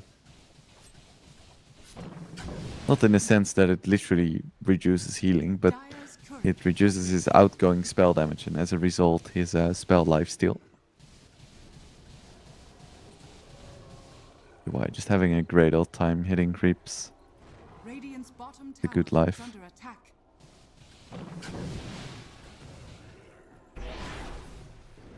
He's gonna have gold for his Skadi, and he's gonna TP to his tier 1. And think something is up. Yeah, that's a Skadi now, and this Morphling is incredibly farmed. I wouldn't mind being chart on Visage. I'm not sure if he has it already. I think it's very good.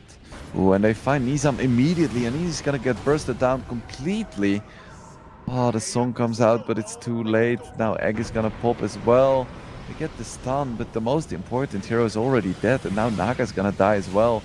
With another soul assumption, that's just so much money in the pockets of Passion UA. They may not even have to wait for Roche. They could just go right now. Phoenix is gonna TP out. That is nicely done, but what a bad fight from Pantheon. Losing their Leshrac immediately.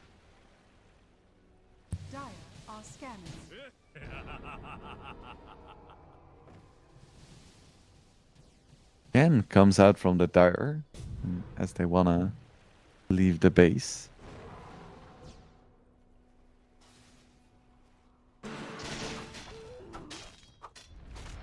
Niche almost has his Aghanims now as well, and Hotoke is going for a quick Octarine core just to be more annoying and get more charges off. I wouldn't mind a Disperser. I think it's a really fun item on a Spirit Breaker. But Octarine is definitely a good choice too.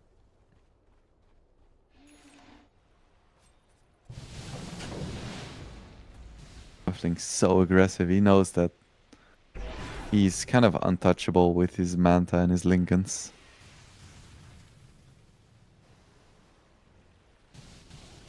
Roche gonna be up in 7 seconds.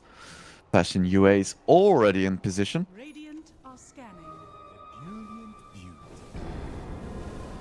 As my Roomba turns on, which I will immediately turn off.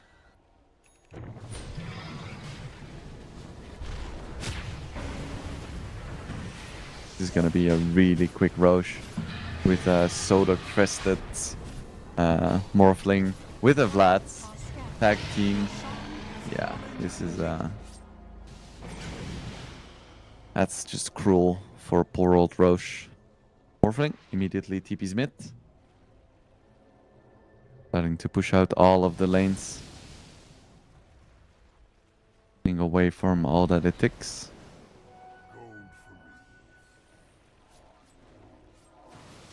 Finds a shield rune as well, so he's gonna morph all the way to strength. Get the biggest shield in the history of mankind. Pick it up and go all the way back to agility. It's a 3000 shield. That is pretty crazy. It's a nice pick off onto the Jakiro. Not the most important hero, but still nice to have. They're gonna try to go on the Naga. Actually, they're gonna try to go on the Phoenix. Can they kill the Phoenix? Just 2 more hits? Yes, they can. There was no song yet, and that was detrimental for Pantheon, as now the Leshrac gets completely removed from the game. Cutie does manage to get a kill onto Fernance. I think he's going to be in a lot of trouble. Has the Gleipnir, not going to be enough. Yawai is unstoppable. 4 heroes fall for Pantheon, and they only get the supports in return. Yeah, that should be Rex. Lina has buyback. Lesh has buyback, but they really don't want to use it.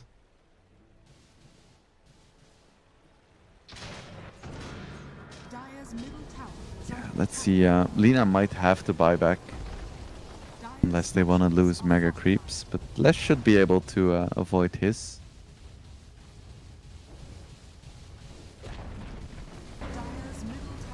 Gonna be one set of racks. For sure. Second one probably as well. Because they know there is no egg. They're a little bit conservative. They know they have 3 minutes of Aegis time left.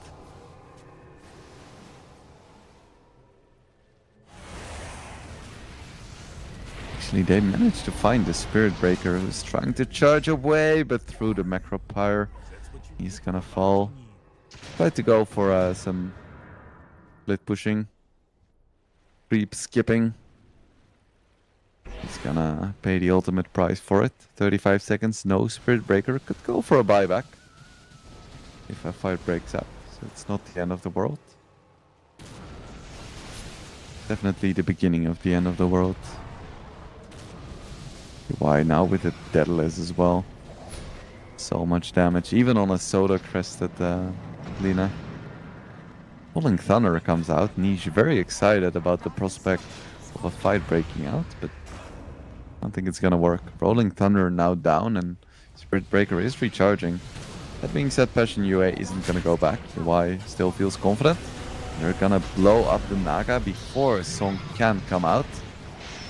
And it's gonna cost them absolutely nothing. Bango jumps in as well. He could go down. He's getting very, very low. With the burn, he's still gonna survive, albeit barely. Y is still fighting. He doesn't care about anything. He's not taking any damage, just with the morph. And GG is already called before even losing the second set of racks. Y, what a beast. Gets an Ultra Coil. Unstoppable. Fountain diving as well. Is he gonna get the Rampage? No, he's not. No Rampage for you, sir. All you get is a clean 2-0 series victory. Too bad for you.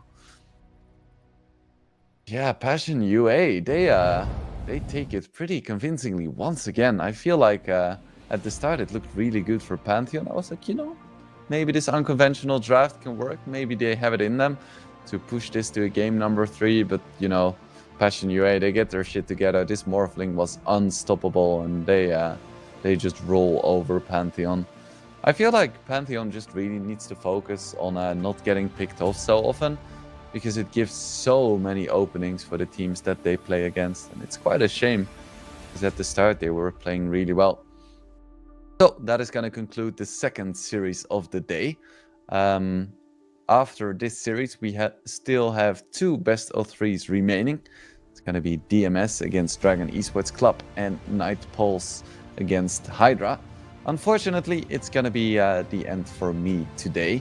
My esteemed colleague Tultras is going to take over.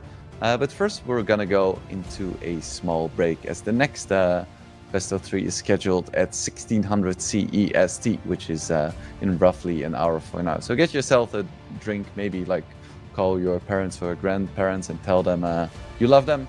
And then you can come back and get some more Dota directly onto your screen. So have a wonderful time. We're gonna go into a bit of a break. That was all from me today, and stay tuned for more Dota.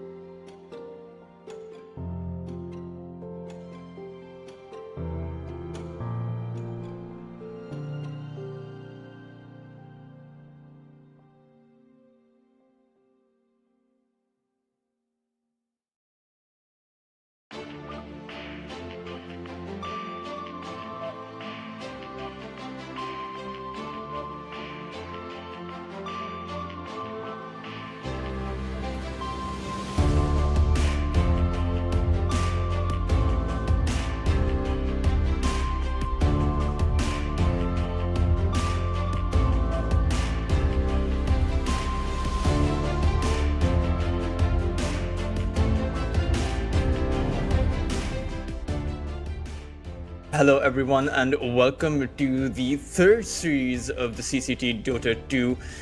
We are already in the day 2, and it's been, I believe, it's been quite an auspicious start. We did see a few new teams come out to play this time around. We have seen Navi enter the fray, and of course, we are going to see some of the old teams return. I do believe that in yesterday we did get to see some of the older teams perform a little bit better.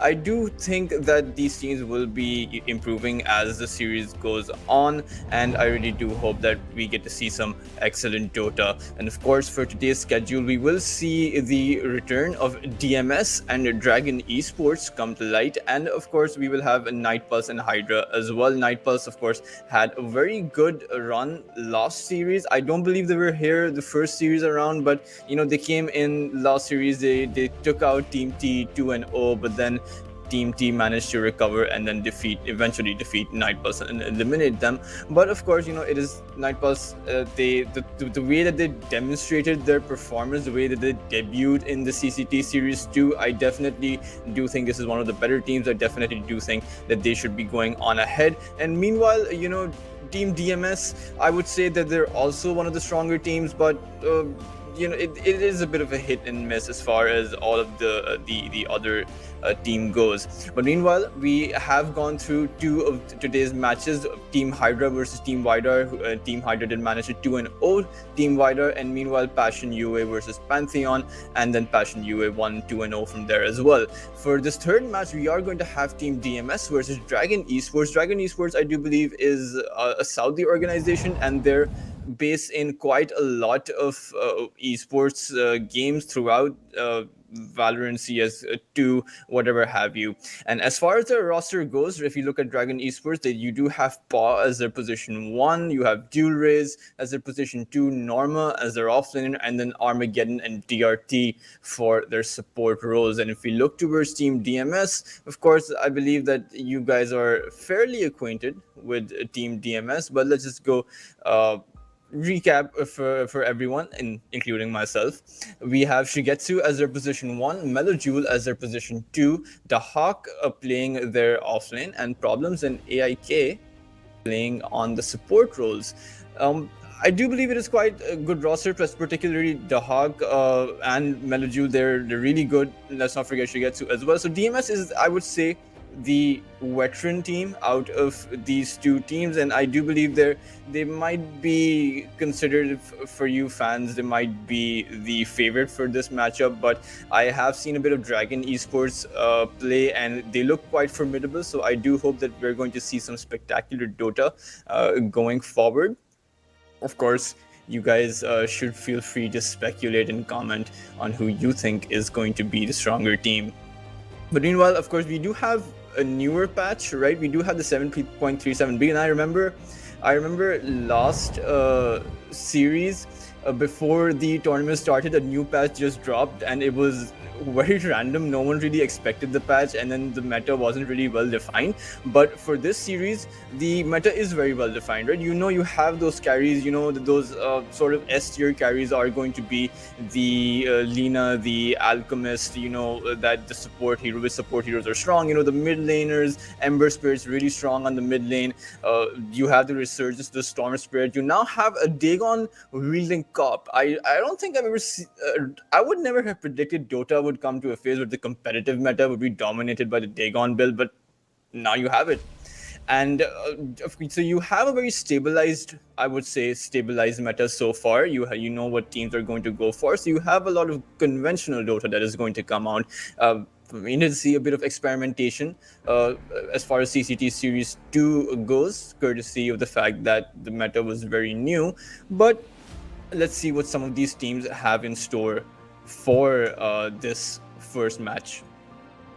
Of course, I do think that as far as conventional Dota goes, you will see a bit of, as far as Dragon Esports goes, you do have a lot of, and from what I've seen of their games, you do have a lot of mid-game oriented heroes. They love their rotations. They like to pick their Enigma. So you have all of those heroes, their Sand King as well. We will see if that's the play that they're going to go for, immediately banning out the Nature's Prophet. Lina one of the strongest carries in the game right now. And Nature's Prophet, thanks to that, I believe one of those talents that allows you to pick up that single treant. It is very strong, particularly for the rat ability that can come out. It is interesting though how one thing that the Lina now being played on that position 1, including the Alchemist, Lina is quite a bit squishy hero, but the amount of damage output you're able to put out and the fact that you can just pick up that Glepnir and you have so much disable as well is just absurd amounts of damage, really. But they're just going to ban it out. And again, standard bans. Batrider has been, I believe, one of the most banned and picked heroes of the CCT. Like if we look at throughout the 3 series put together, and we are going to see a Tinker come out now. Tinker has been in the meta, or at least in this meta 7.37b. On the support position, you have so much sustain. Your defense matrix can do so well.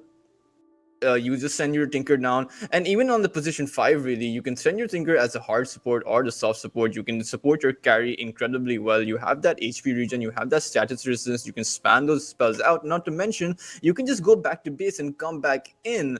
So you have it's kind of a hero that can provide infinite sustain for your carry. It's kind of a hero that can provide infinite sustain for your offlane as well, depending if you want to go aggressive or not. So definitely quite a few ways to play this, and your March of the Machines also now heals your allies. So the Tinker's toolkit has become really interesting, and it's kind of gone back to what we used to have, the one of those fortified defenses Tinker, where you just lay down those marches and not allow the enemy team to push. So it works very well in situations where you might want to pick up a carry where the carry requires quite a lot of farm.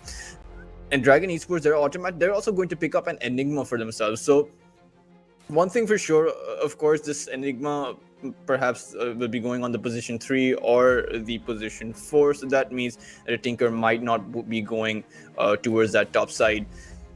Of course, DMS have picked up that Omni Knight. Omni Knight was fairly popular pick before 7.36, I believe, and then Omni Knight fell off quite a bit, but now Omni Knight is back and can do quite a bit. The idea is kind of the same, right? Thanks to the updates, the Omni Knight just does absurd amounts of damage as well. So again, you're probably going to be playing this Omni Knight core, but of course you can switch it up to that support position as well. Have seen a Rubik ban come out, and Troll Warlord. Troll, again, one of the most picked carries of this meta. And Windranger actually going to come out. That they've actually let the Dragon let the Windranger go, and it seems like DMS are going to snag it up instantly. And a Mirana.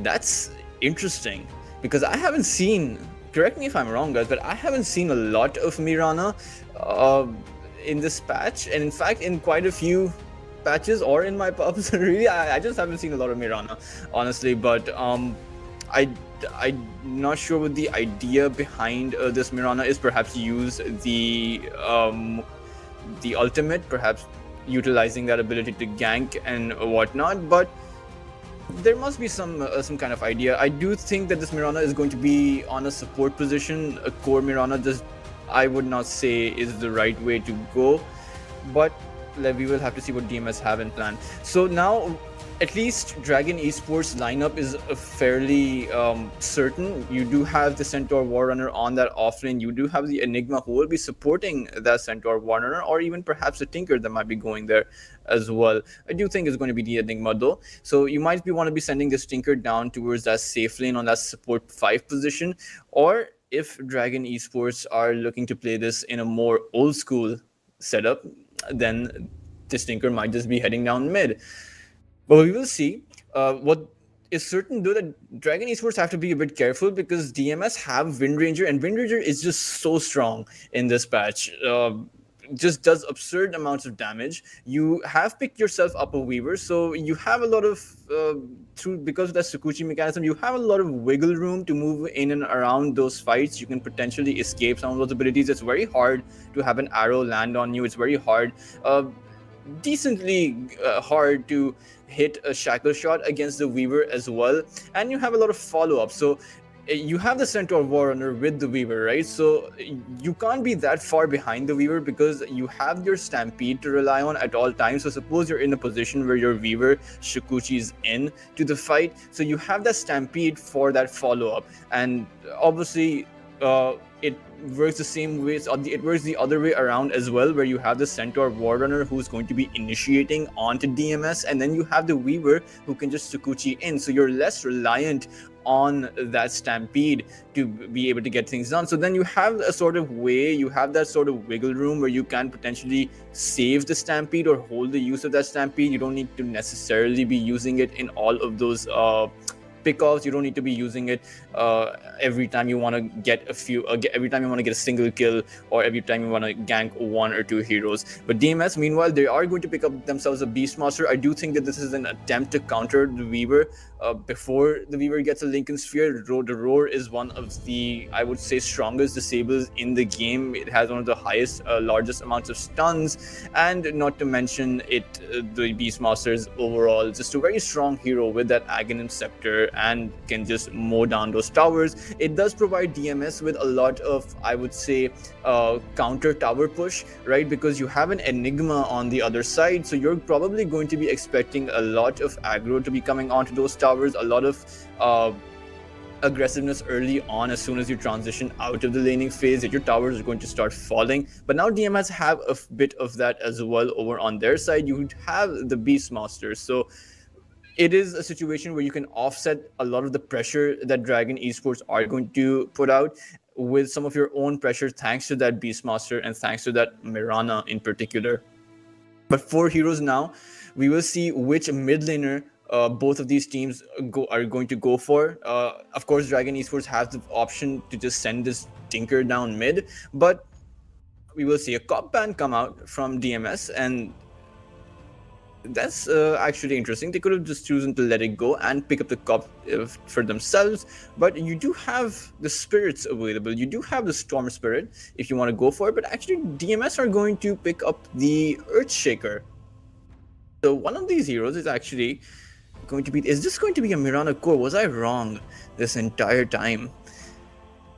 Well, I mean, we will see. Meanwhile, for Dragon Esports, which mid laner are they going to go for? Remember, guys, the spirits are up. You can potentially go for that Storm. Of course, you are faced up against the Beastmaster, so it works both ways. You can choose to stack up on those targets or those high value targets where you can essentially pick up multiple heroes, so you have a lot of priorities for the Beastmaster to set up his roar for.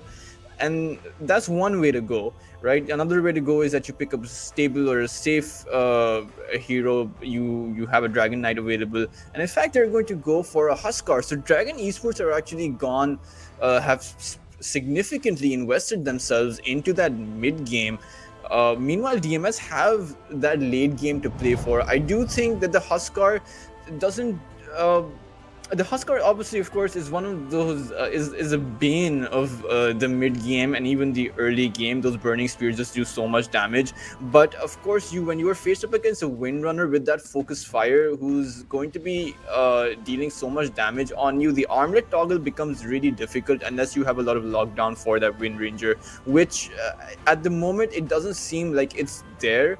You have a lot of long range stuns as well. You have the Earthshaker Fisher, you have the Beastmaster Roar, and you have the Wind Ranger Shackle Shot as well. So this Huskar, it's a bit of a risky play. Of course, it's always the Huskar or the Viper, or all of these heroes like that. They're essentially high risk, high reward. So it can work out very well, but if it doesn't, then you're going to be severely behind. Remember, Weaver does not have any sort of tankiness potential in the early game, does not have a lot of sustain in the early game, so you're heavily reliant on the space that your other heroes are going to be making for you. And essentially, you're in a position now where you really need this Huskar to work. You really need to be snowballing from the laning phase, otherwise you might find yourself in the position where you just can't give Weaver the amount of space that he needs, and you're going to be losing on those team fights. And meanwhile, for DMS, it's fairly certain which way that they need to be going. They need to be able to survive against the Huskar. They need to be able to stack up on the Wind Rangers farm, and they need to be making sure that they come out of the mid game alive. I do think that DMS are in a better position to be playing that late game. We will see how exactly it works for both of these teams, but in general, that would be their win conditions.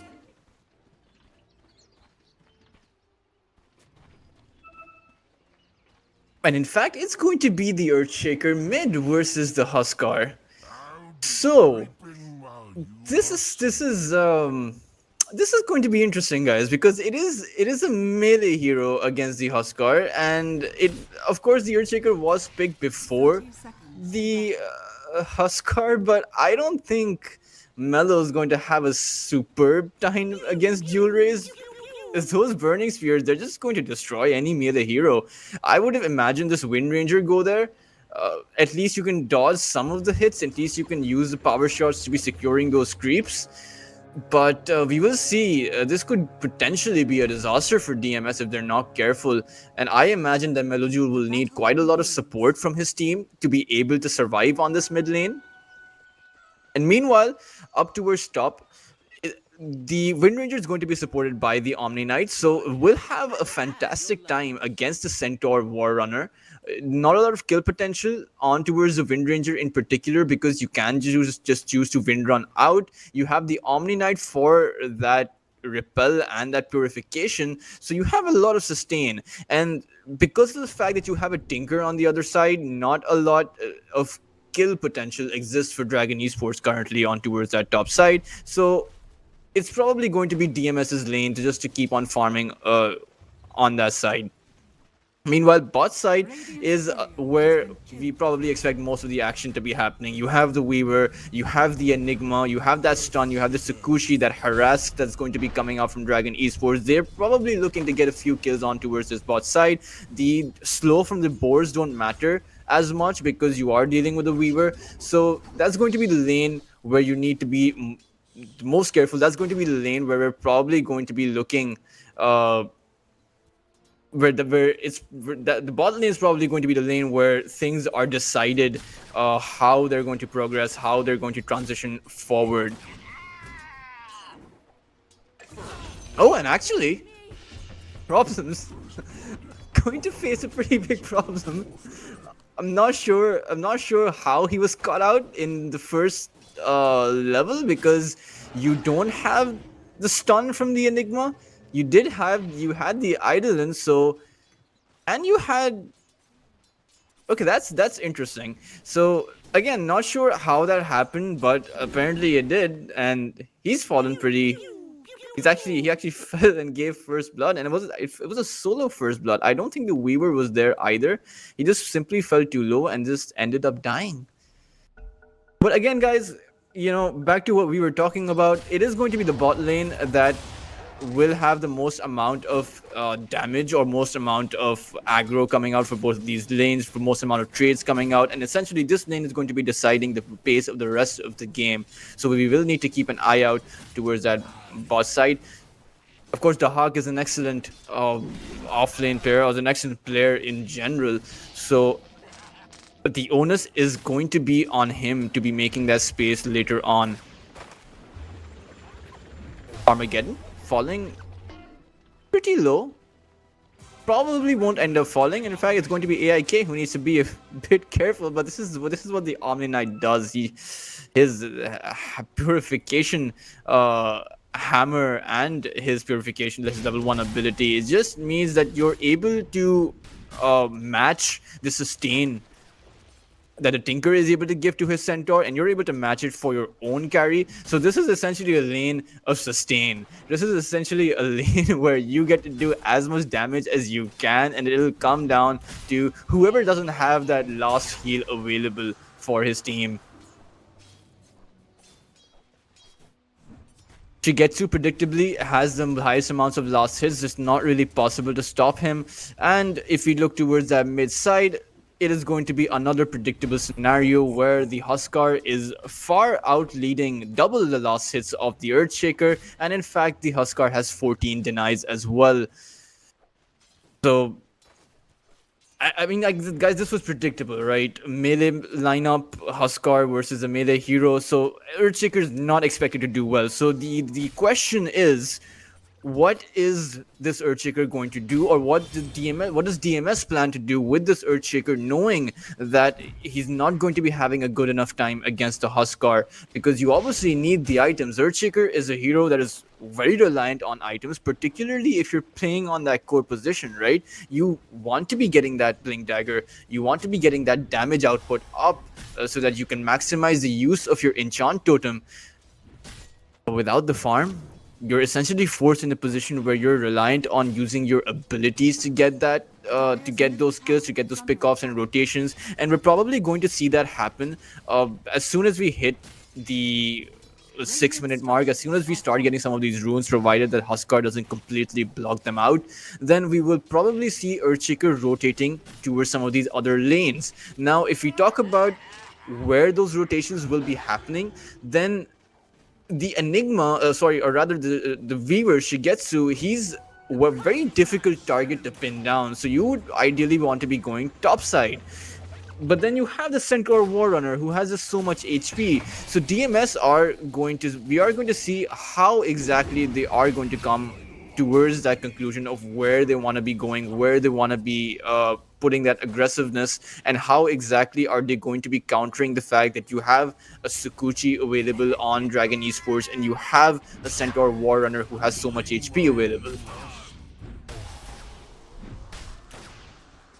The Enigma is going to fall towards that bot side, so a second kill coming out towards that bot side. Then this time it is going to be DMS getting that kill, and it's going to be Dahak. So first core hero getting ahead.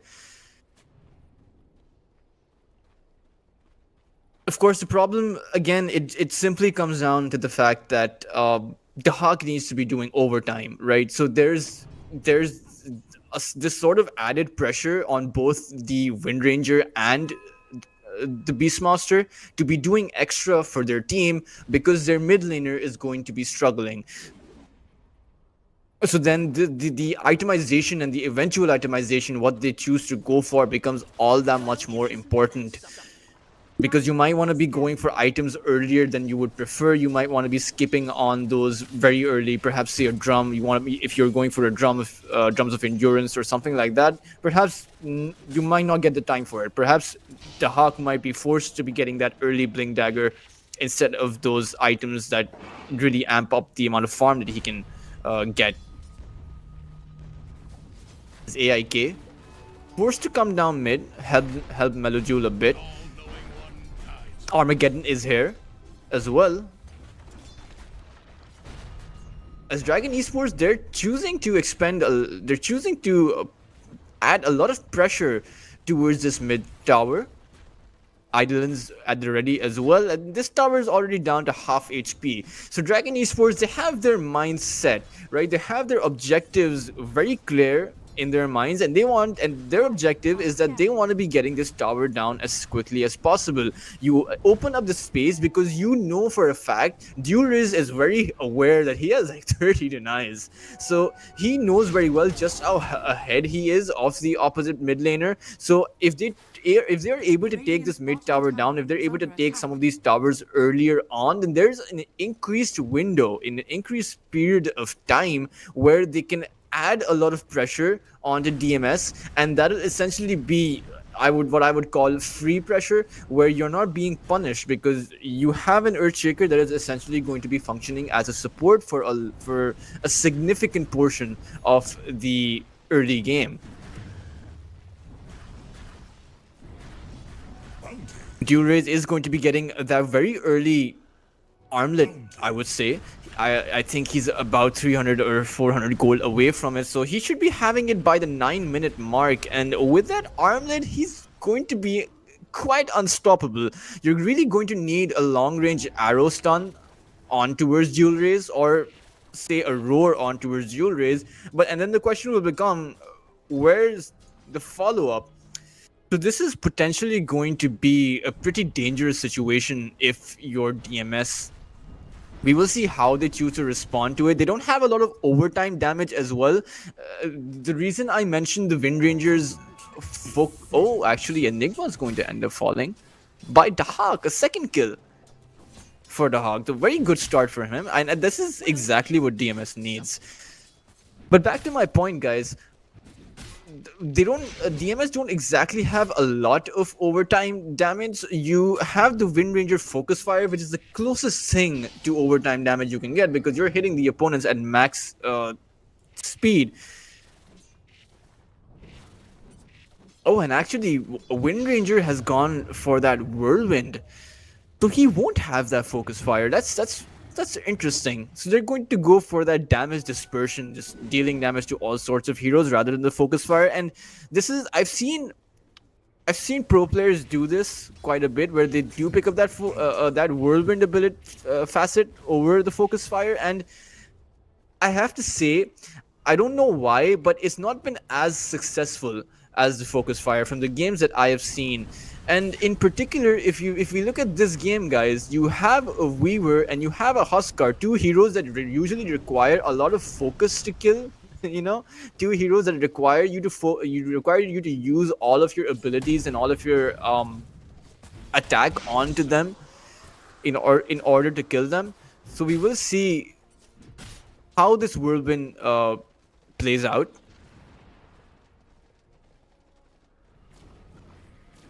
Armlet ready now for the Huskar, and that's going to be an engagement. Life break onto problems. He's just going to end up falling to the burning spear damage. The Huskar Armlet toggle going to keep him alive, and that's going to be a dead Mellow as well.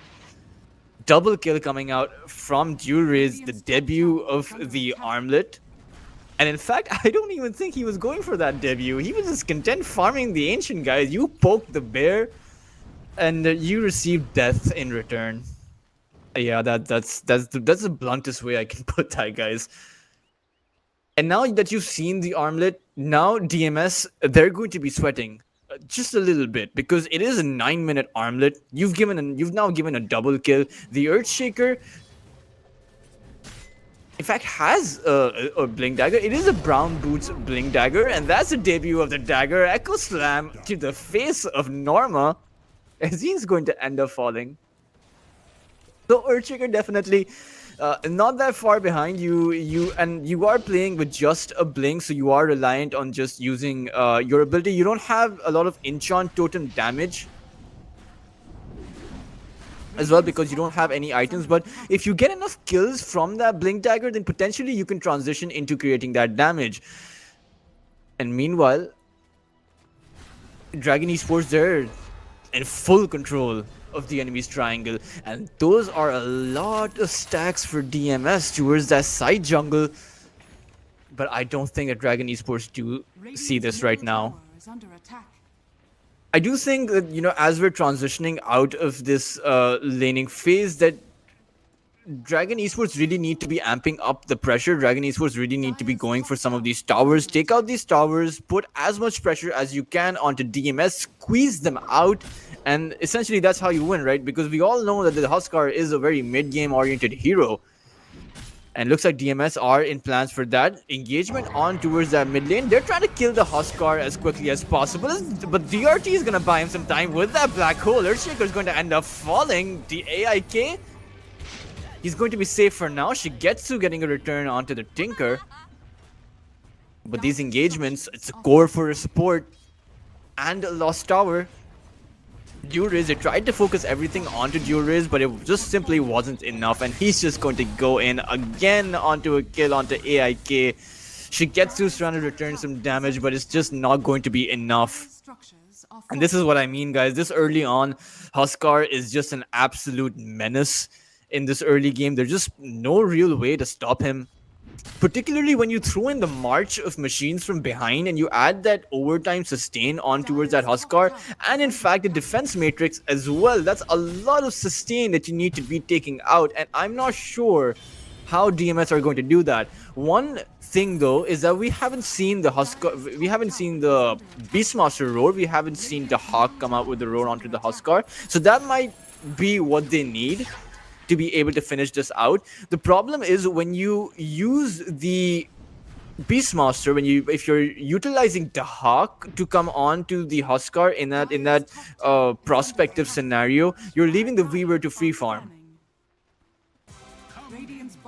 and that's not a position where you come out to win. So DMS are just they have to perform a lot better, I would say, than Dragon Esports. They have a lot less room for error than Dragon Esports. Of course, items wise, the game is a bit equalized. We do have a Maelstrom up for Shigetsu and the Weaver both, so their farm is nearly going to be equal. And in fact, they're going to be functioning as kind of the same role. We don't have the dagger up for the Centaur as well. Normal's still quite a few ways away from that blink dagger. And meanwhile, we have a Mirano who's just chilling. um, but of course, I'm kidding now, guys. That arrow, potentially, if you have the vision from the Hog, that arrow can just do so much for you. You have the moonlight to be able to go in, so you have like infinite smokes the entire game. And there goes another initiation onto the Huskar. This time, Dual Rays won't be able to toggle himself out of there, courtesy of that double damage from the double damage, guys. That just I believe an 800 damage hit from the Earthshaker. As the Hawk roar onto the Centaur Warrunner, she gets to Whirlwind outside. Centaur is going to taking a lot of damage, and Norma is going to end up falling. And it looks like DRT is going to be the other prey. 3 heroes now down. Armageddon is trying to TP out, but won't be able to go anywhere, as Mellow Juice just going to clean him up as well. Dragon Esports falling all across the map. A very lackluster effort as sticking together, I would say. They didn't manage to take the tower up top, but they died in all the wrong places. And now DMS, they're eyeing their Roshan. They were able to take that tier 1 tower out, and it seems like Dragon Esports, they're not worried about this, because the Enigma's normal is just TPing down mid. The Huskar is busy farming the Ancient, so you're giving a Rosh away for free, guys. Hello, there's no Echo Slam available for Mellow Jewel, but it is too late now. Age is going the way of the Hawk. He has a full scepter up. So DMS, they've actually succeeded in being able to keep themselves in this game simply because of the fact that they went down mid, killed the Huskars, and they went towards top, killed the Centaur Warrunner. And it looks like up towards bot, they're trying to get the Tinker. But, okay, the trees save the Tinker there, but Dragon Esports, they're wasting away a lot of the momentum that they got because from that early armlet. It doesn't seem like Dual Rays is utilizing the armlet in the best way. He's content just farming up. Sure, you want to be going for that BKB, but you can eventually make the BKB anyway if you're getting these kills. Keeping in mind that DMS are so squishy in the early game. Wind Ranger won't be having that Linken's. Earthshaker does not have that scepter, which he will inevitably get. Just simply has a blink dagger to his name, which can get popped pretty easily if you factor in the fact that you have a Stampede. You have the Mirana as well, who can just simply die from a few hits of Dual Rays. But it seems like Dragon Esports are content on keeping this game a bit static, and that essentially works really well into DMS's favor. It buys time for the Earthshaker to catch back up. He has recovered quite a lot from the laning phase. It buys time for the Wind Ranger to continue farming, buys time for the Beastmaster.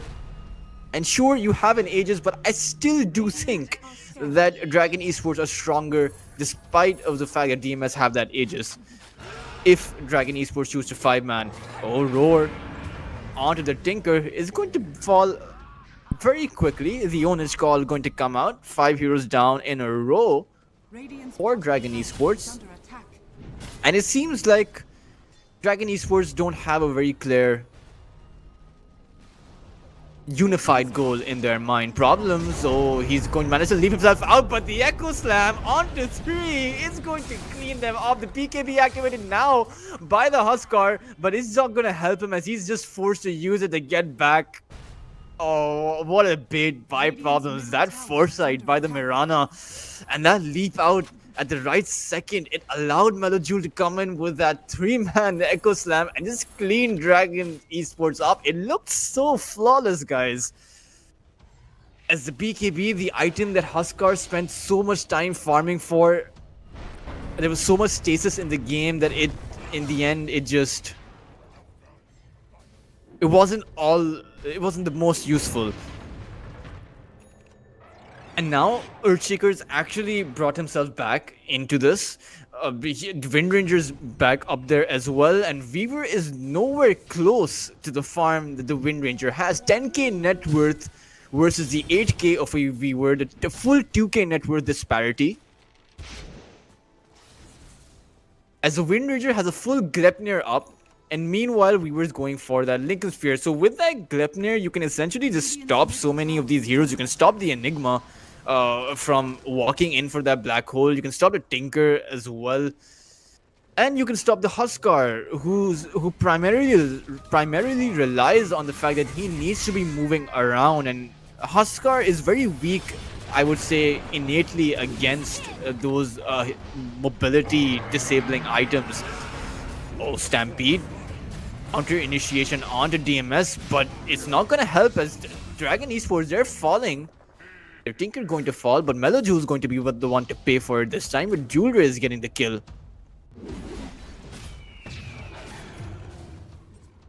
At least the good thing for Dragon Esports is the fact that you have your BKB up at the ready now, so Huskar has this potential to really fight and go at it against DMS. With that BKB, you don't have a lot of physical damage currently that exists outside of the Earthshaker's Enchant Totem, which is, I would say, a one-time damage, so it's pretty easy to toggle in and out of it as long as you're not disabled by those stuns. And that's where the BKB is going to be the most useful. The problem is, can this BKB timing, or can the amount of support that this 4-stack, can it provide enough time for the Weaver to catch up on his farm? Because you have a team like DMS who's constantly sticking together to be getting all of these skills, and that's allowing the Wind Ranger to be farming at a faster speed than the Weaver. And sure, you're going to be getting a Lincoln's, but a Lincoln's is primarily a defensive item, right? So if we talk about damage output, then the Weaver only has the Maelstrom to play with. No Chrysalis available or Daedalus, no Gleipnir available for that disable as well. Ideally, you want to be stopping that Earthshaker, who has a Scepter now, by the way. You want to be stopping him from going in and out of these fights, and a Gleipnir is very good at doing that. But since you're behind, since you're forced to be going for that supportive item, you no longer have that utility in those team fights, and you have a lot of damage that is now lacking. So that's more pressure on towards the Huskar, and that's essentially a larger window, more time that you will need, 3 to 4 minutes, for your Weaver to be getting that farm up. So it is a bit sensitive the way that things stand right now. 5k net worth lead up for DMS.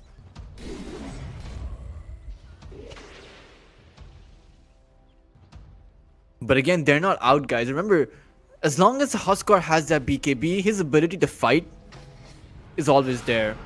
Oh, the Hawk roar onto the Enigma, I believe, and DRT is just going to fall fairly quickly. An unstoppable streak now. I do believe that's a 6k for that Beastmaster. Mid tower going to end up falling pretty quickly. Remember, guys, the March of the Machines is not as strong as it used to be back when Tinker there used to be that primary mechanism, but now Stampede initiations? Not really. As I believe that Stampede was just used to get back. But now DMS, because they've taken this tier 1 tower, they're in full control of that triangle. And as long as they stick together, they will always be in control. A full Pavis available by that Omni Knight, he can provide so much sustain for anyone that's gone on. And so Huskar, I do believe that he's probably going to be going for either the Scepter or that Satanic. Oh, Shackle Shot going to land onto Armageddon, and they're probably going to be able to take him out. So Huskar probably going to be going for that Satanic or that Scepter. It is going to be the Satanic, and I do think that he's eventually going to be getting that scepter up. It does very well against the Earthshaker, right? You use the scepter on the Earthshaker and the BK activated. While you have the BKB activated, the Earthshaker can't exactly toggle on the totem, can't exactly scepter himself away, can't blink himself away. So the Earthshaker would be a very prime target for that scepter, and perhaps even the Beastmaster as well. But I would say that the Earthshaker would be a slightly more valuable target overall from that scepter. But again, we talk about all of these items, and that those are primarily requirements for the Huskar, who has, as I was mentioning, who has that additional pressure on him to get more farm up, because the Weaver is just simply very far behind. This time it is going to be a 3k net worth disparity between the carry and the carry of DMS, the Wind Ranger, versus the Weaver, and that disparity is only going to keep on increasing because DMS are choosing to play this sort of 5-man rotational Dota where they want to be getting those kills, and for those kills there's going to be an engagement onto the Weaver. Bog going to end up falling as DMS managing to get the carry down. And that one's gotta hurt, guys. That one's gotta sting. So far, Dragon Esports have only been able to utilize that blink, that stampede, to disengage rather than any sort of initiations. And I have to say, it is a bit questionable in my mind, at least. Correct me if I'm wrong, guys, but you make all of these items, you have the Satanic up, you have what you need, but you're still not going for some of these fights. You saw that DMS, they just went in, they devoured your carry. Are you not going to respond in kind? Where's your smoke? You have the Satanic, you use your Weaver, you want to be going in, don't let DMS walk all over you.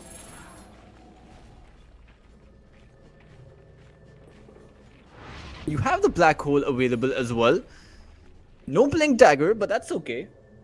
And it seems like Dragon Esports are going to answer my call. Or are going to answer the call of the match. Waiting on to DMS. And it looks like contesting the Roche is going to be the play. It's dual race. I don't think the DMS know that he has a Satanic up and ready. The Omni Knight is going to break the smoke, but again, they haven't seen it. They haven't seen either side. There aren't many observer wards, or any, really.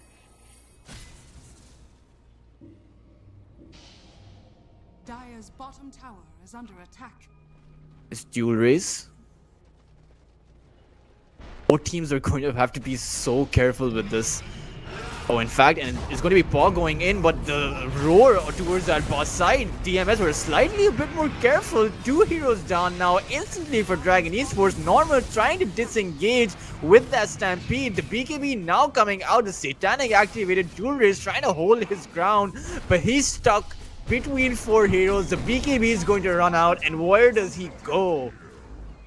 The answer, guys, is nowhere, as 3 heroes are going to fall for Dragon Esports. A very lackluster play.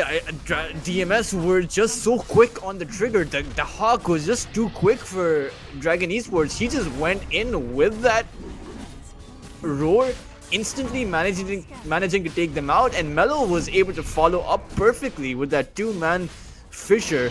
And it seemed like Dragon Esports, it seemed like they had no shot in that fight as soon as it started. It just went so horribly for them. And I don't believe that I saw the Weaver anywhere. Norma was essentially just, despite of the fact that he has a Blink Dagger available, they weren't able to find a target. Weaver tried his very best to lead the fray, but again, was not successful.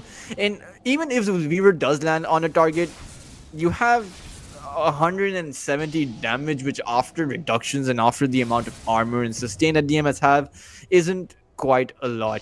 You just have the Maelstrom to play with. You really do need this Gleipnir to be disabling that Earthshaker. But now with this Aegis up for the Wind Ranger, he has his own Chrysalis, and once he gets that Daedalus, that Whirlwind is going to come out. It's just going to be doing a lot of damage. as the Hawk, he's just running all over. These drums, they're drums of death. I feel like every time he pounds that drum, someone dies. How many kills? He's 8-0-4. What a game for the Hawk. Shigetsu is so close to his Daedalus, and once he gets to this Daedalus, I don't think that even with the BKB and even with the Satanic that this Huskar survives. Dire's bottom tower is under attack.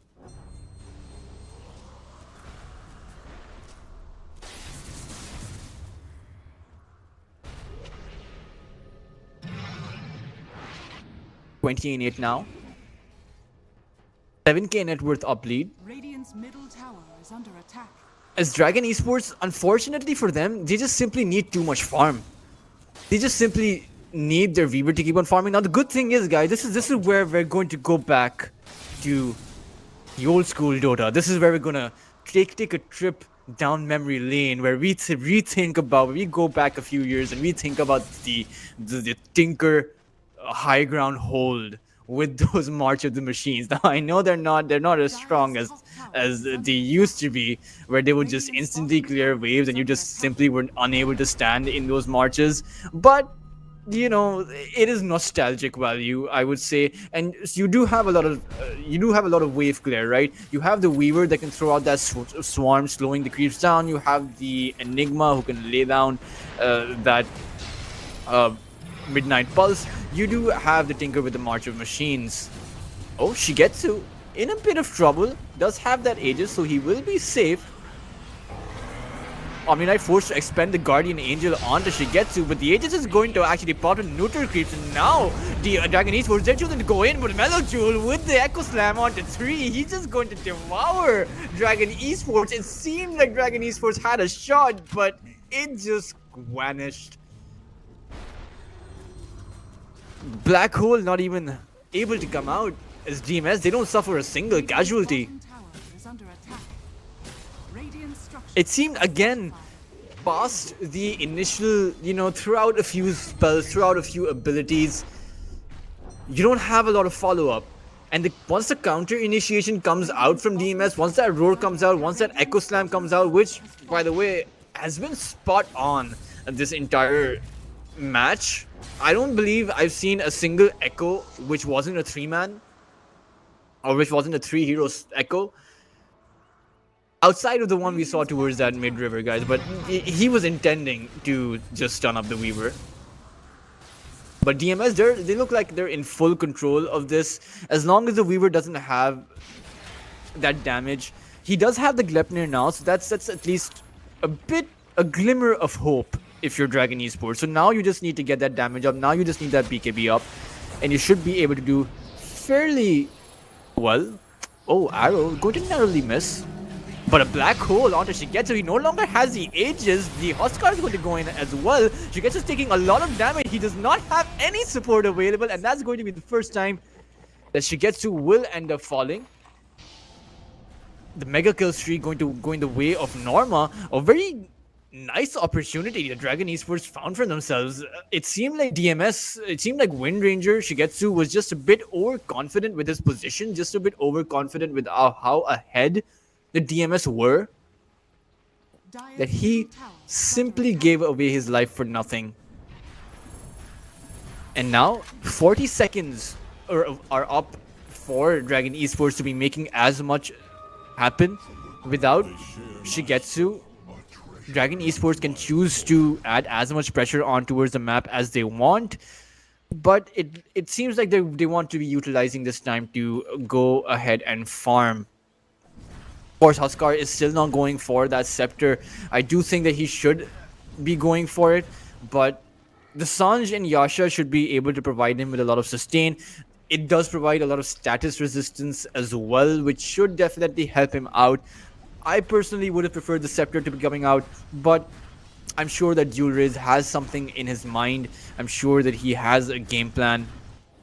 As Dragon Esports, they're definitely not out of this game. They have a very strong high ground defense. But oh, Huskar He's going to be caught. He's going. Meloduel will be seeing him. There's going to be an engagement onto the Huskar. Will he be able to activate his BKB? I can't really see the Huskar, but my question is going to be answered, and the answer to that will be no. Dual Rays will end up falling. And now 60 seconds. The Huskar is down.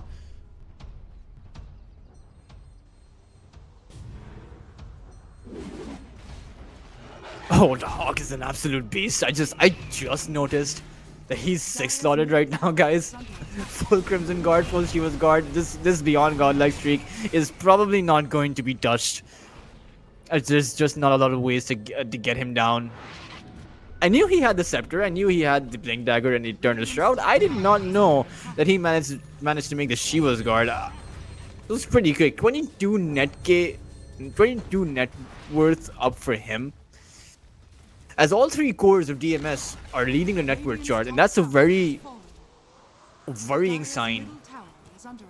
The good thing is, and we keep coming back to this, guys. Oh, and holding that thought though, initiation on towards that boss side. The Hawk is now in a lot of trouble. Weaver is going to be taking the Hawk down. He's taking a lot of damage, but the Wind Ranger's here as well, trying to provide some amount of support, but the Hawk's going to end up falling. 2,000 gold going in the favor of Paul. That is going to help him out quite a lot, as it looks like DMS will find a response, will be taking that Centaur Warrunner down, but I have to say that's quite a lot of gold. That's 2,000 gold that this Weaver's... It's going to go a long way. It's definitely going to go a long way. As he's just queued up his Nullifier, and instantly he's able to make his entire... He's able to make an entire Nullifier. Sure, it is...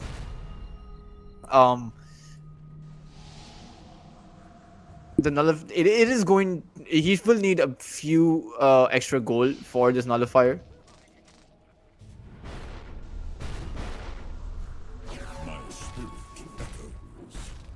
But he will have that. And now that this Weaver has a lot of damage, now that this Weaver has a way to be getting that Wind Ranger down, this high ground push has become a lot more difficult. That 13k net worth isn't as substantial when you're faced up against a carry that has a lot of farm. And sure, the Weaver is still quite a ways away from it, but we're in a position right now, guys, that should DMS lose a team fight, then or lose two team fights, then this game will be entirely equalized. Despite what the net worth is telling you, despite what the scoreboard is telling you, 10 and 27, it does not matter.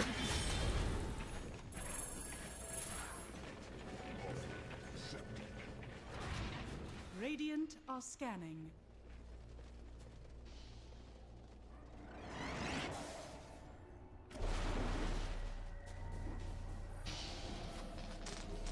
"36 minutes in now, guys. The Enigma, he has that Blink Dagger up, so that potential for that black hole just got a little bit better. And of course, this Enigma's black holes have been on point. The only problem is you have so many disabled. So once he gets that BKB, we're going to be in a situation where DMS, they're going to be in a bit of trouble. Sure, you have a very mid-game centric lineup in the form of because you have a Huskar available, but you do have quite a lot of late game potential.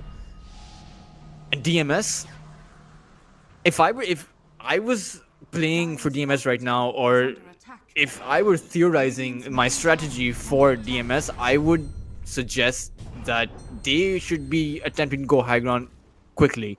I do think that they want to be taking this Roche before they go high ground, but they really need this push to be a successful one, because should they lose that high ground push, it's going to be disastrous. Well, disastrous would be slightly light way of putting it. It is going to be an uncontested Roshan.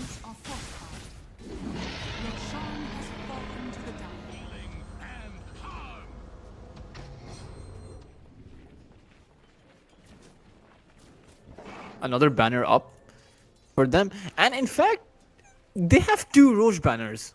Does that stack? It probably does not stack for the same lane, but that's a very interesting. I don't coincidentally, guys, I've been seeing a lot of Dota, and I've been playing a lot of Dota, but I don't think I've seen a position where you place two Roshan banners on different lanes, so you have two lanes that are amplified. I don't think I've seen it, but we might just be seeing it right now. And in fact, we're going to be seeing an Echo Slam onto 3, but Meloju is forced to go back. It didn't do anything to Dragon Esports. It was just a poke and run. Radiant's middle tower is under attack. That was interesting.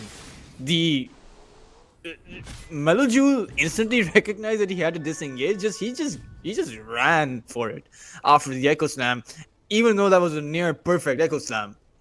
I do think that they managed to activate the BKBs quickly enough. In Armageddon, he has queued up his Scythe of Vice, so that's definitely going to help them out quite a bit. Oh, Shigetsu will manage to get that Gleipnir on the Meloju. The Nullifier going out as well, but the Silver Edge is going to keep Meloju safe.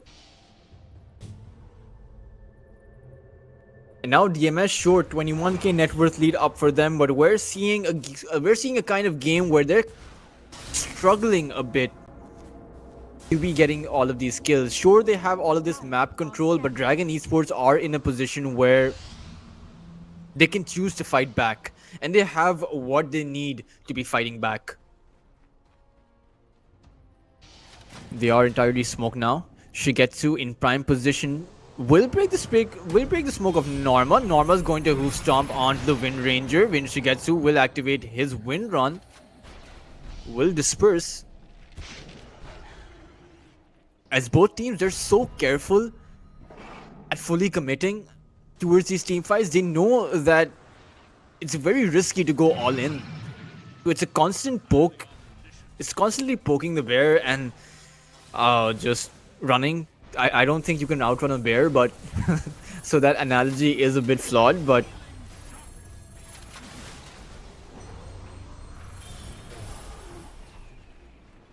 40 minutes now. We will see the next round of items come out, and keep in mind, guys, the longer this game goes on, the stronger this Weaver becomes, because the Weaver is the most behind on these items. Wind Ranger rooted up. He has the Aegis, so there's not a lot of danger for him. DMS know that if Dragon Esports fully commit onto the Wind Ranger, that's going to be their ideal opportunity. But coming back to what I was saying, guys, Weaver, the more this game drags on, the more powerful Dragon Esports become, and it's simply because the Weaver is behind, right? It's simply because the Weaver does not have those 6-slot items. So if you give the Weaver 5 or 7 more minutes, then the Weaver is going to have a lot of farm and a lot of damage coming out. But as I said, that Paw is unfortunately going to end up falling before. Oh, that's a lot of damage from that Wind Ranger. So that Whirlwind, I would say, definitely an ability that in that late game can just absolutely demolish. It kind of happens so quick that it kind of feels like an AoE damage ability. Radiant's top tower is under But now without the Weaver, it does not have the buyback. So DMS, they'd have the Aegis. They will just choose to go up towards that high ground. But the March of Machines is going to slow the push. Of course, you do have the glyph available. And it's interesting to see DMS are so careful despite of the fact that they took down the Weaver. They still don't want to be going high ground. They have everything they want. You might possibly need to initiate. And now this Aegis is actually going to go out. An overwhelming blink available for Shigetsu. I'll return the favor.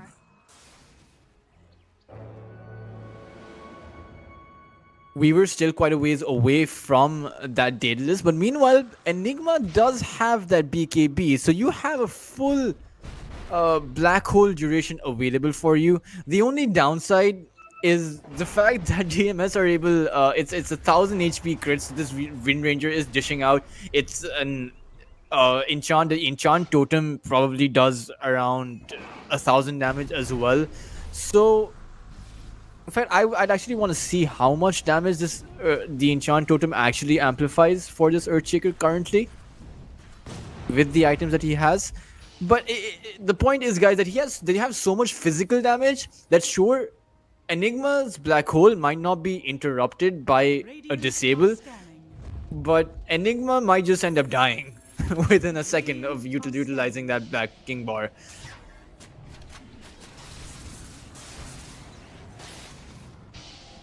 "43 minutes now." Oh, they did see dual raise. The Glimmer Cape did spot him out, and Huskar will be going for that MKB.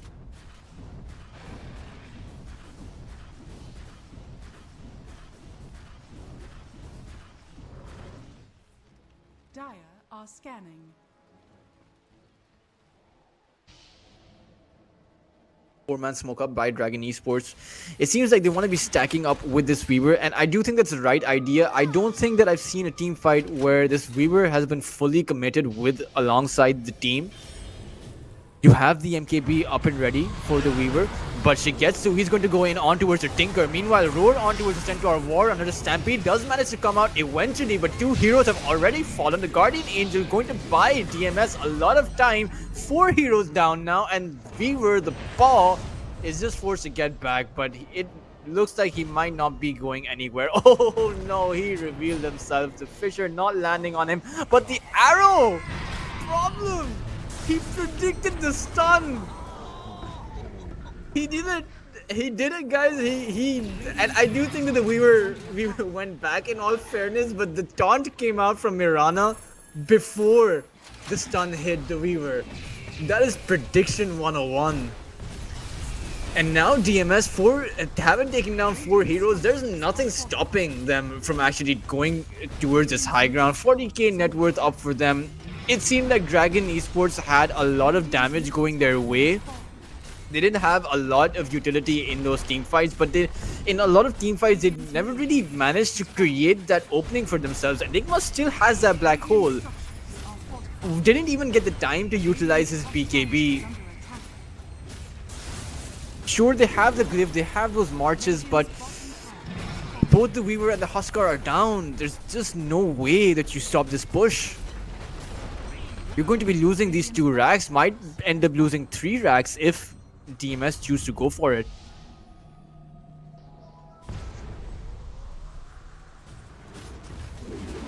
Radiant's top tower is under attack.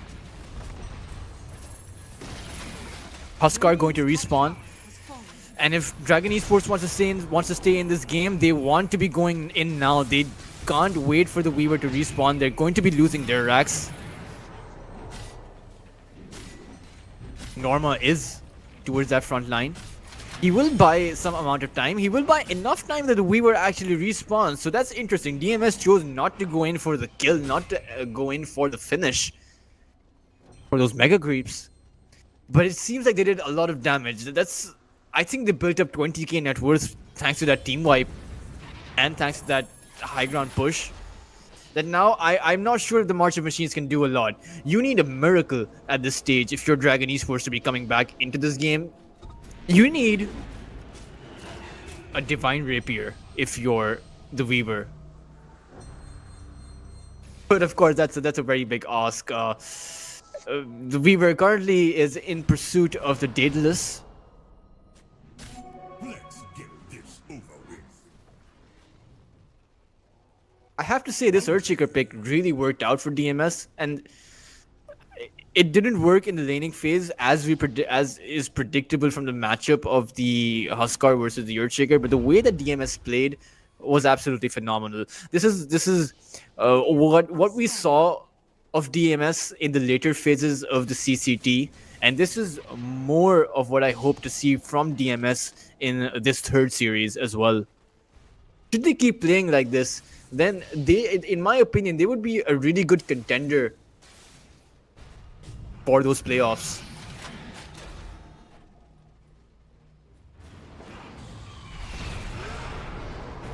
Oh, Roar onto the Huskar dual raise, but activating his Satanic, going to buy himself some time. The Echo Slam again onto 3. They're just going to end up falling. The Weaver buyback as well. DRT now with the Black Hole onto 2, but there's no follow-up as he's just going to get bursted. A triple kill for Mellow Jewel as Armageddon is just going to end up falling as well. Buybacks are going to come out, but it's not going to be enough. Dragon Esports, just 2 cores remaining, just the Centaur, Warrunner, and the Weaver. I don't believe they have the buybacks. Enigma does have it, but without the Black Hole, what do you even do? This is going to be a very easy mega, and I don't think DMS stopped there. I don't think in any of these team fights, guys, correct me if I'm wrong, but I don't think DMS have actually lost a single hero whenever they've gone head-to-head in a lot of these team fights.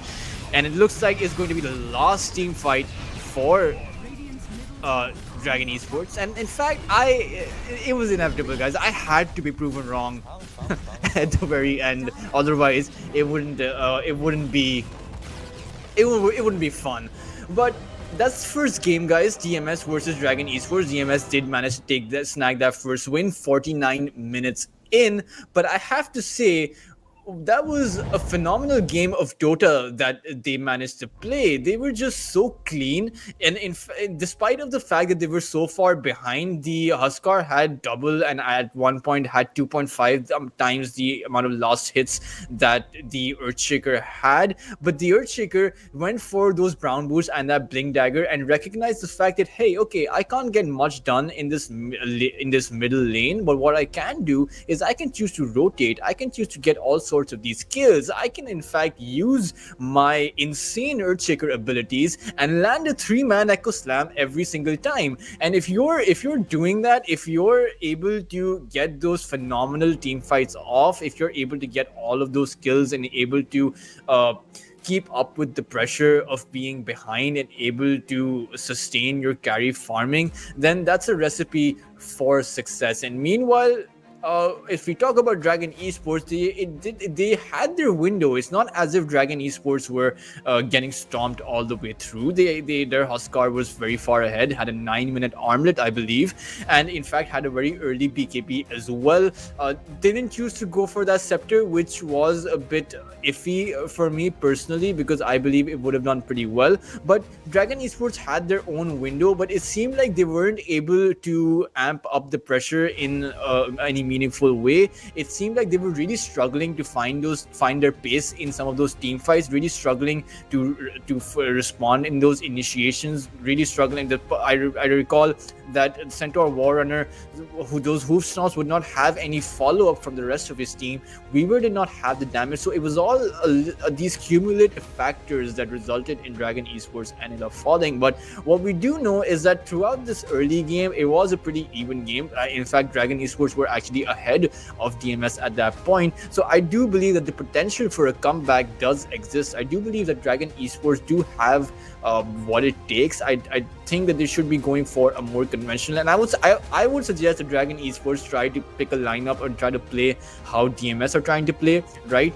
Go for those objectives earlier on, go for amping up that pressure earlier on, and you might have a better time. But of course, guys, that was game number 1. It is the best of 3. The potential for a comeback and the potential for a game number 3 always exists, and I personally happen to love it when a series goes to game number 3. It's just so fun. It's full of suspense. But of course, guys, we will be taking a short break, and after the short break, we will be coming back for game number 2.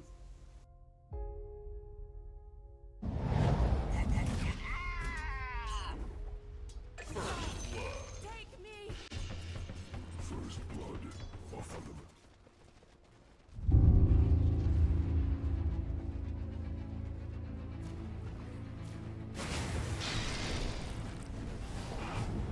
Dire's middle tower is under attack.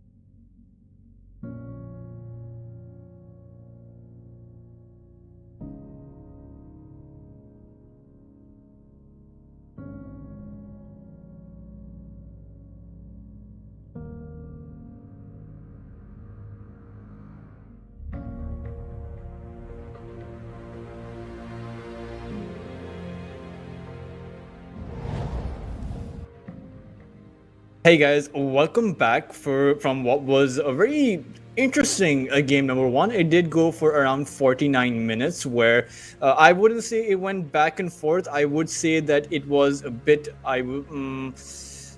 unexpected, right? Because you had a Huskar that was so ahead of everyone else. I believe at one point the Huskar was 2 to 3,000 net worth ahead of the other team, and despite of the fact that he had that huge lead up, they weren't able to make much happen from that. They weren't able to transition that into a lot of pressure. You did take that tier 1 tower at mid in the early game, I would say, because the Enigma rotated in, because the Tinker rotated in. You had those early kills. You got the Huskar. When that armlet came out, you got an instant double kill. So that was essentially a recipe for success. But things seemed to go downhill from there pretty quickly once that Earthshaker had that Blink Dagger up for himself.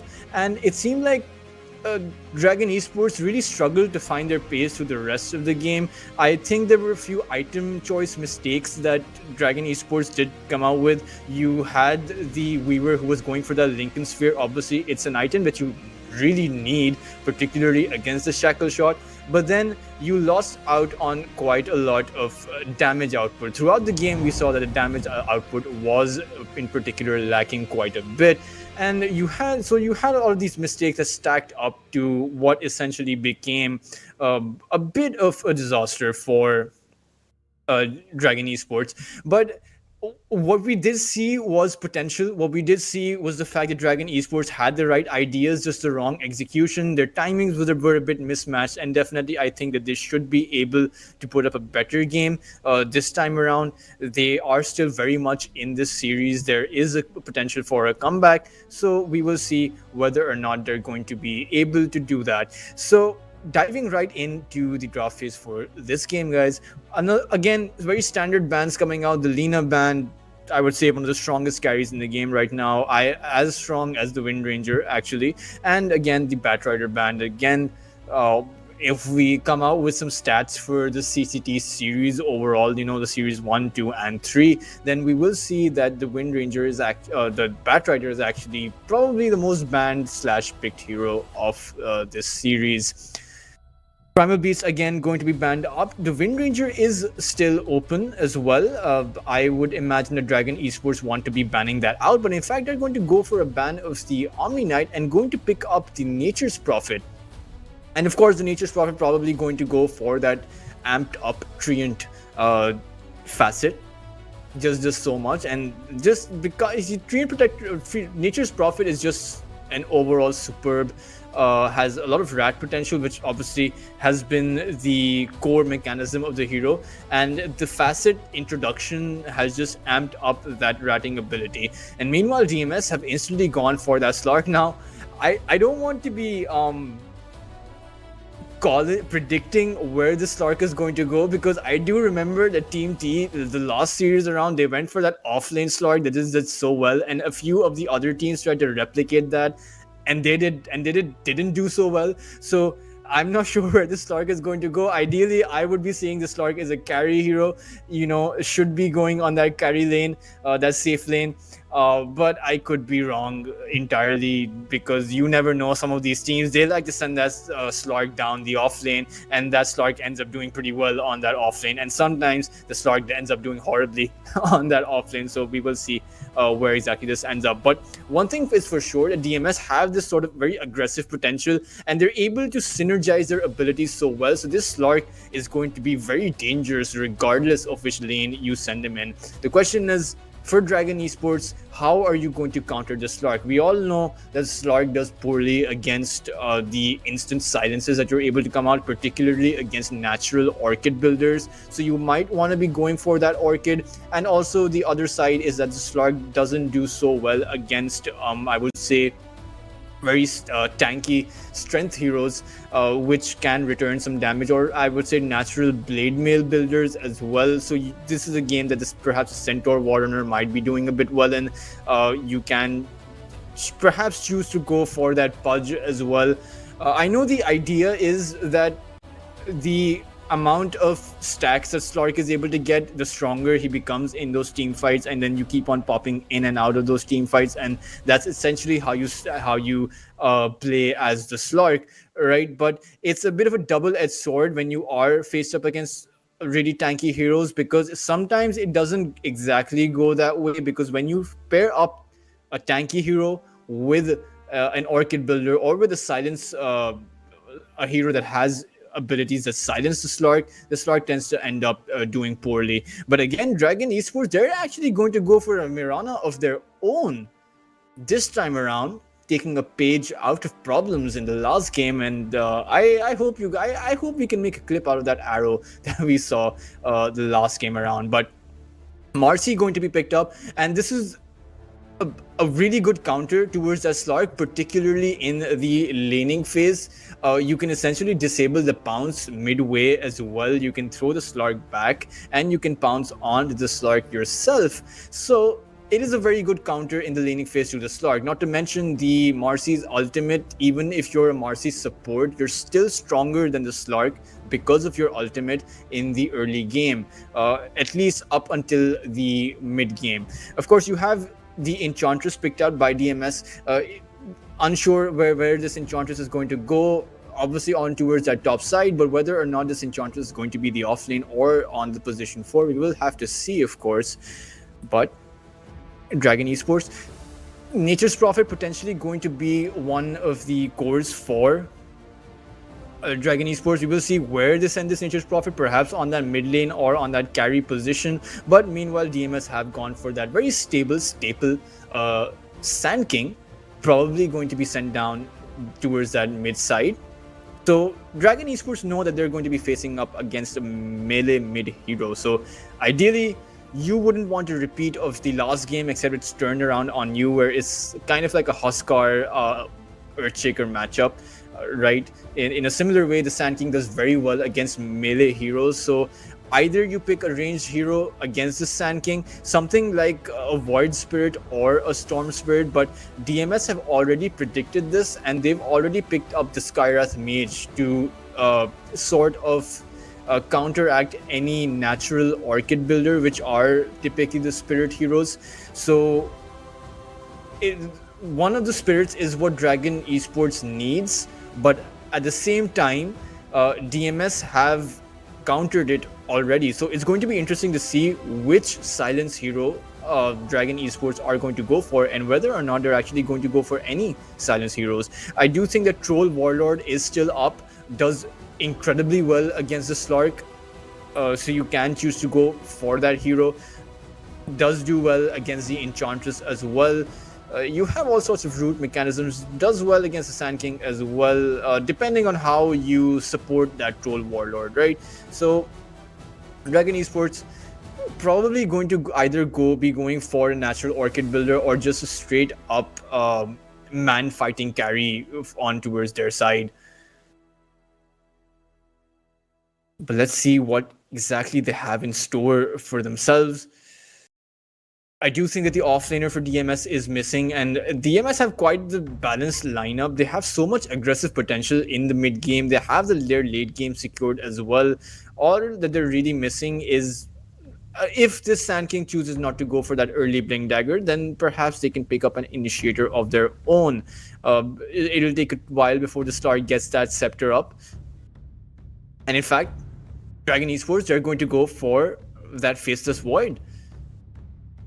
So definitely, again, a hero that does very well against the Slark, particularly when you have that Chronosphere. I do think that you're not going to be going for that time zone, because you can't stop the Slark from using his ultimate in that time zone. So you're essentially forced to go for that Chronosphere, right?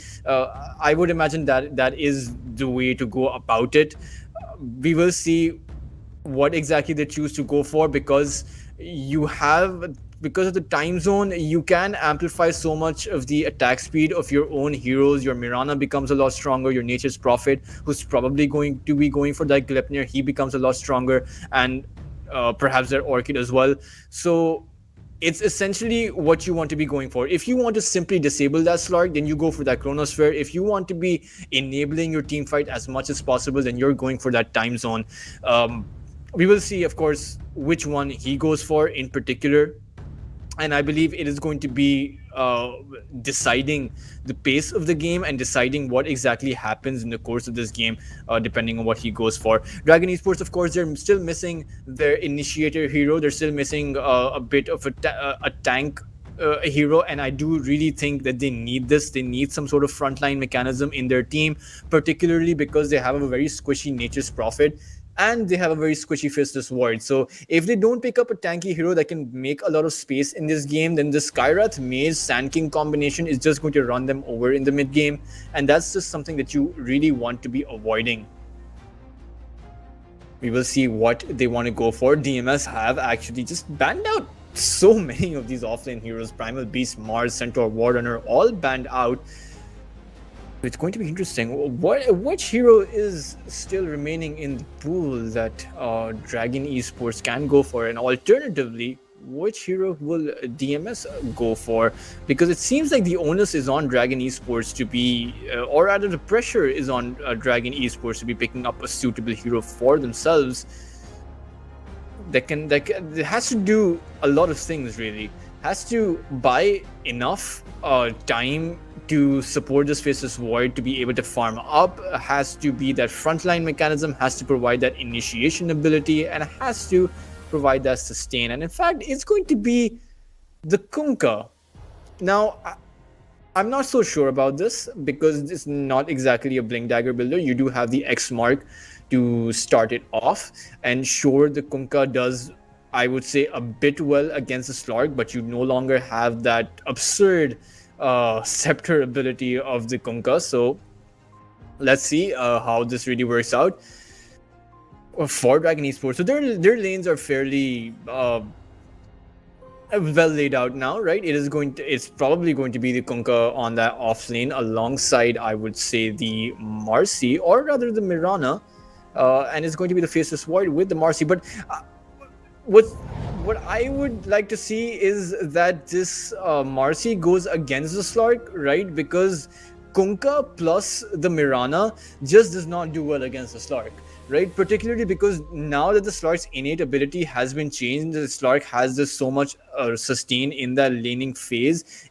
Mirana doesn't have a lot of damage, and Kunkka doesn't have a lot of spammability of his spells. Sure, you can throw out that Tidebringer and throw out those torrents as frequently as possible, but if you have infinite healing from the start, you really need a hero like Marcy that can actually end up securing those kills. Because as things stand right now, Slark, there's just no way to stop the Slark from just bouncing out of those fights. There's no way to land the arrow because if you're able to see that the arrow is going to hit on you and you cannot dodge the arrow at all you need to do is press your Q. All you need to do is activate your Dark Pact, and that will essentially make sure that the arrow gets debuffed. Even if it's an X mark torrent combination, you can just activate your Dark Pact and make sure that you end up surviving. So it's going to be a pretty good game for this Slark. What's going to be interesting to see is which items the Nature Prophet goes for. I do believe that it is very much an Orchid game.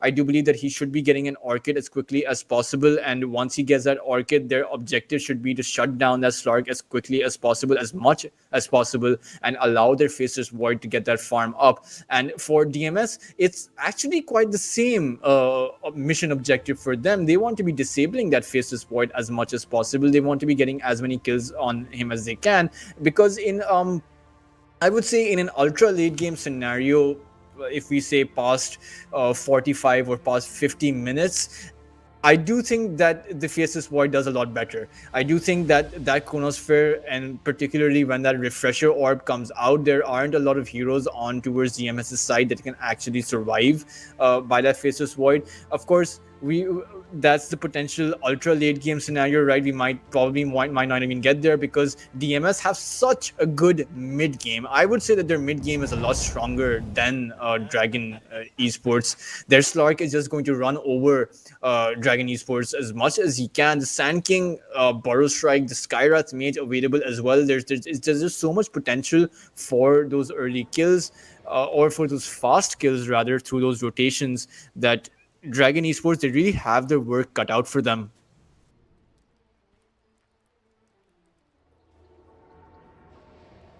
Also, as predicted, Faces Void is going to be going for that Chronosphere. You have done a great service. I acknowledge you. If we look towards, it is going to be Dual Rays versus Melojoule on towards that mid side.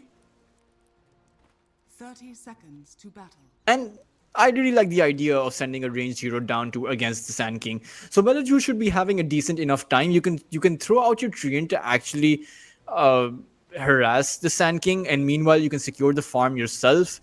Because the Treant of the Nature's Prophet has just so much HP, it's going to be difficult for the Sand King to actually take the Treant out, even with the Stinger available.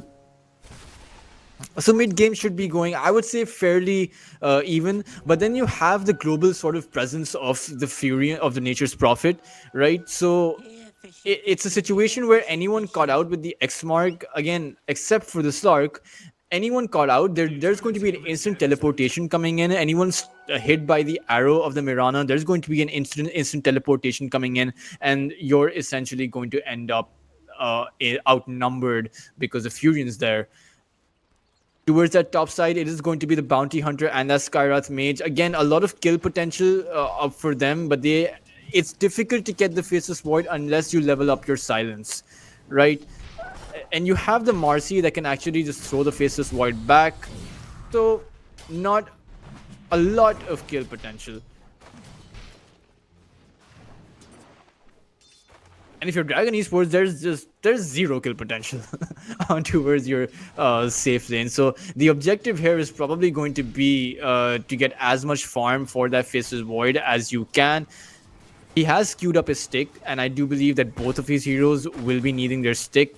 Will be needing it pretty quickly. And if you look towards that bot side, again, as you were talking about the kill potential, the idea behind this duo is, I would say, would be executed a lot better if this Marcy was here, but you can't really do that because the Mirana is a very poor position 5 hero. So you're forced to send this Mirana down bot, but does not do well against the Slark. You have double sustain because of the Slark's innate ability to regen, and because you have the Nature's Attendance of the Enchantress to play around with if things get hairy, or if you need, sort of like a salve mechanism in this. So that's going to be interesting. The Slark's probably going to be free farming, and if Kunkka isn't careful, then he might actually just end up dying, or even Armageddon, really, if you're not careful with the leap, or if you're not quick enough with the leap. So all three lanes, a lot of kill potential lacking from the side of Dragon Esports, a bit of kill potential, a fair bit of kill potential existing for DMS, and I think they're going to be more than content if they're able to get a few kills on either this top side or this bot side. But engagement onto the Hawk, taking a lot of damage, and he's actually going to end up falling, but not before DRT ends up falling. Shigetsu managing to get the kill onto the Mirana. Overall, the trade's favoring DMS, as it is the safe lane carry that got the kill. But the Hawk did end up falling towards that top side. The good thing is it is a bounty hunter, so irrespective of whatever happens, when you're playing as a bounty hunter, your entire game is reliant upon after you hit your level 6. What you're able to do with that track, are you able to get those track kills, are you able to give that vision for your team? And essentially, if you are able to do that, then you are a successful bounty hunter. Oh, those are a lot of creeps that the Hawk is going to end up farming.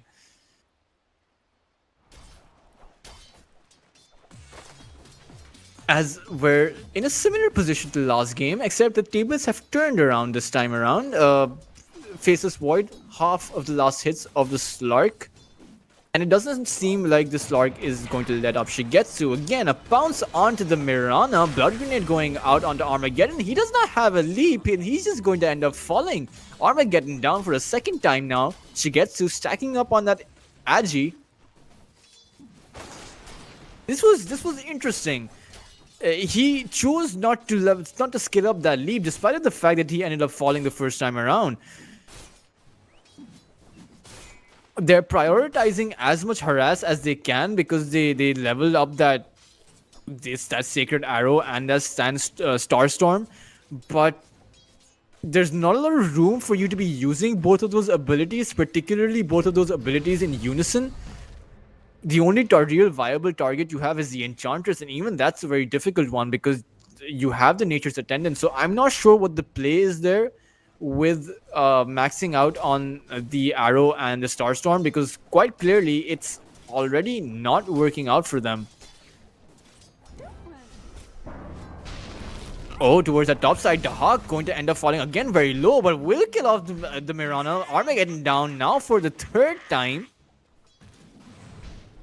And a salve on the way for the Hawk. He's just going to end up salving back up. A failed rotation towards that top side. I don't think that Arrow hit anyone either. And already Dragon Esports, their laning phase is kind of falling apart. 2k net worth lead very early on. Although it is not all that significant, as you can turn things around. But the fact that this Faceless Void is struggling to farm is a bit troublesome. AIK going to dodge out that arrow fairly easily, and DRT is actually TPing himself over here. That's a lot of space being made by AIK, and I don't think that they can even get him, even if the Marcy is able to get that pounce on. There's Sacred Arrows on cooldown. Dire's middle tower is under Oh man, that's DMS are actually just running circles around Dragon Esports at this point. Of course, it is too early to be calling any shots. We are coming on to the 6-minute mark where the first power rune of the game is going to end up spawning. We will see who ends up getting it. If it is Mellow Jewel, that's going to be a bit dangerous for Dragon Esports because you have the potential for that rotation. But in fact, Skywrath Mage is actually going to Spirit. I will get it. Dual Rays don't need to be careful. The Centaur here is here as well. Burrow Strike not coming out just yet. The Nature's Wrath comes out, but there goes the Burrow Strike on the Dual Rays. He's going to end up falling, but a return on the Mellow Jewel. Thanks to that rotation, thanks to that TP in by the Kunkka, 4 heroes, or 3 heroes rather, by Dragon Esports trying to quell the pressure. I do think that Mellow Jewel was a bit too late with that Burrow Strike. He should have used it earlier on, secured that kill, and he might have had that window to escape, but that's a very close call. You can't really say how it would have ended up any different. The good thing is they managed to get their objective, DMS, even if Mellow Jewel ended up falling.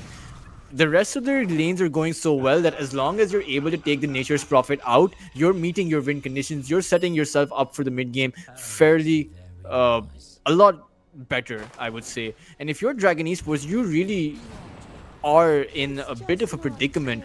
If we look at the net worth, Faceless Void is at 1900 net worth. He's actually lower than the position 4 of DMS. That is not good, guys. There's just one way to describe that, and that's not good. And if you look at Slark, he's actually at 3700. He's the highest net worth hero in the game. And that's going to do so much. And look at this, AIK, he's actually planted himself on this triangle and just he's forcing out so much. Shigetsu is here, but he's not going to be able to have that movement speed buff. Will be getting it now. 4 heroes here. Oh, Dual Ray is in a lot of trouble. Will get silenced off. The Dark Pack going to finish him off, but Melody is going to actually get the kill, and now DRT is going to end up falling. 5 heroes towards this mid side, and I believe that at least one of those was a track kill. And now the DMS can essentially play as a 4-man and just run Dragon Esports over because there's not a lot of utility that Dragon Esports currently have. Nature's Prophet just simply does not have anything up, and this Kunkka simply can't do anything against the Slark. That's just the nature of it.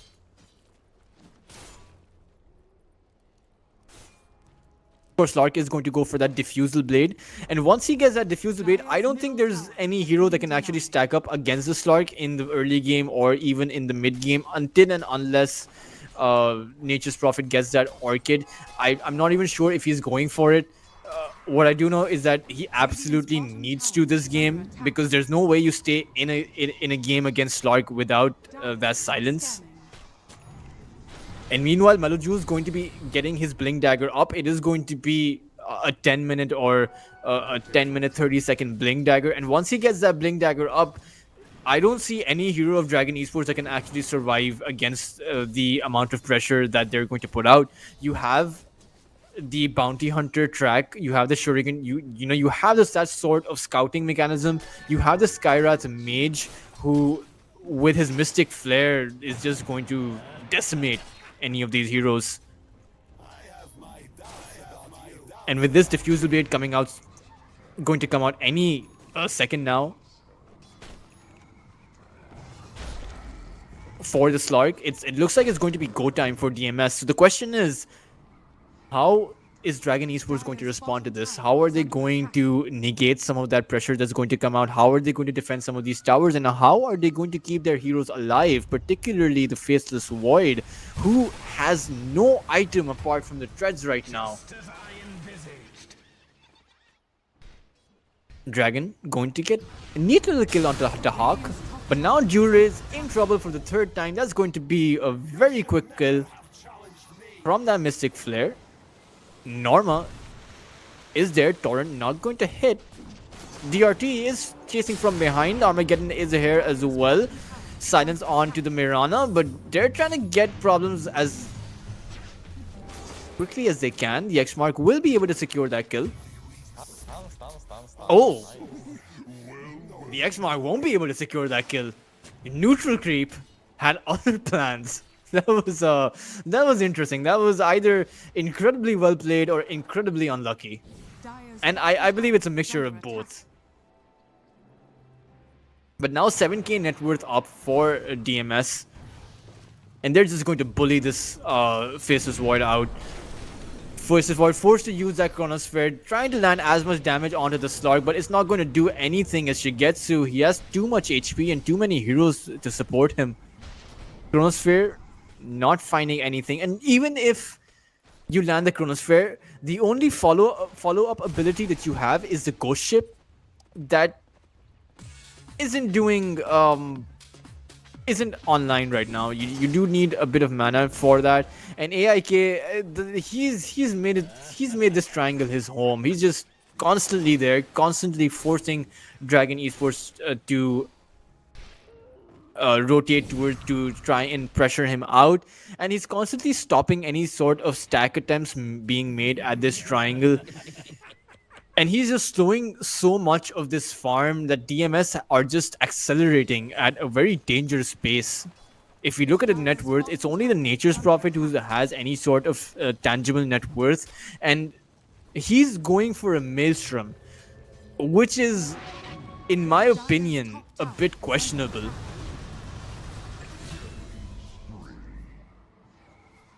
And this combination, guys, this is what we were talking about. This is what we were discussing.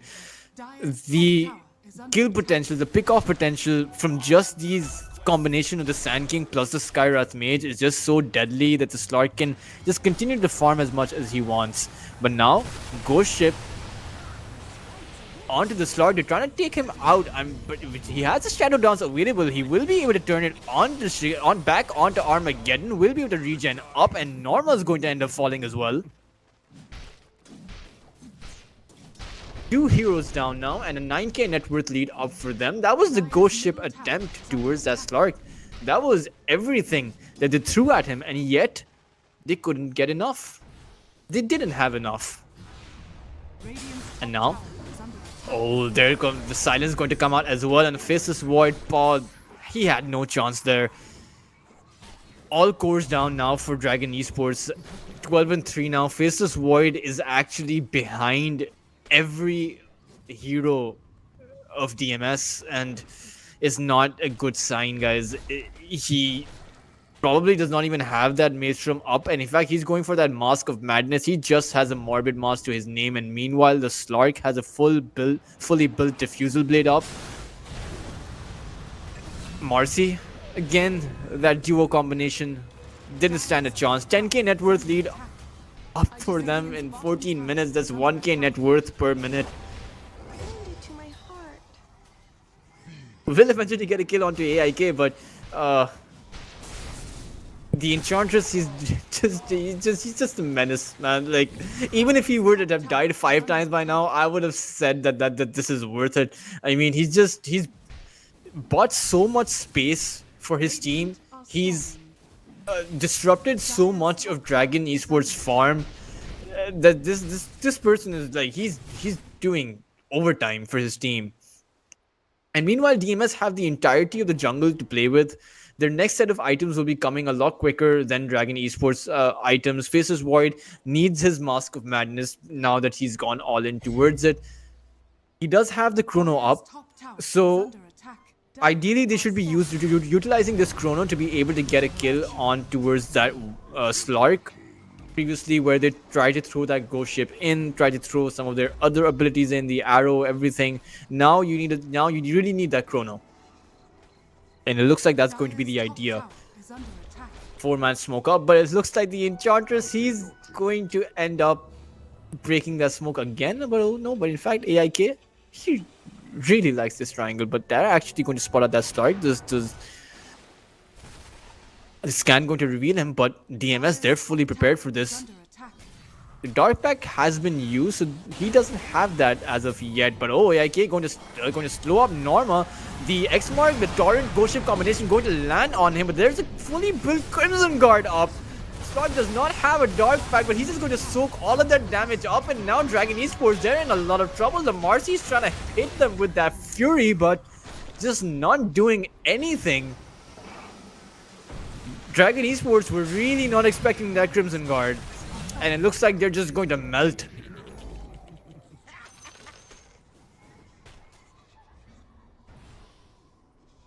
And oh, 16-minute GG call, guys, by Dragon Esports.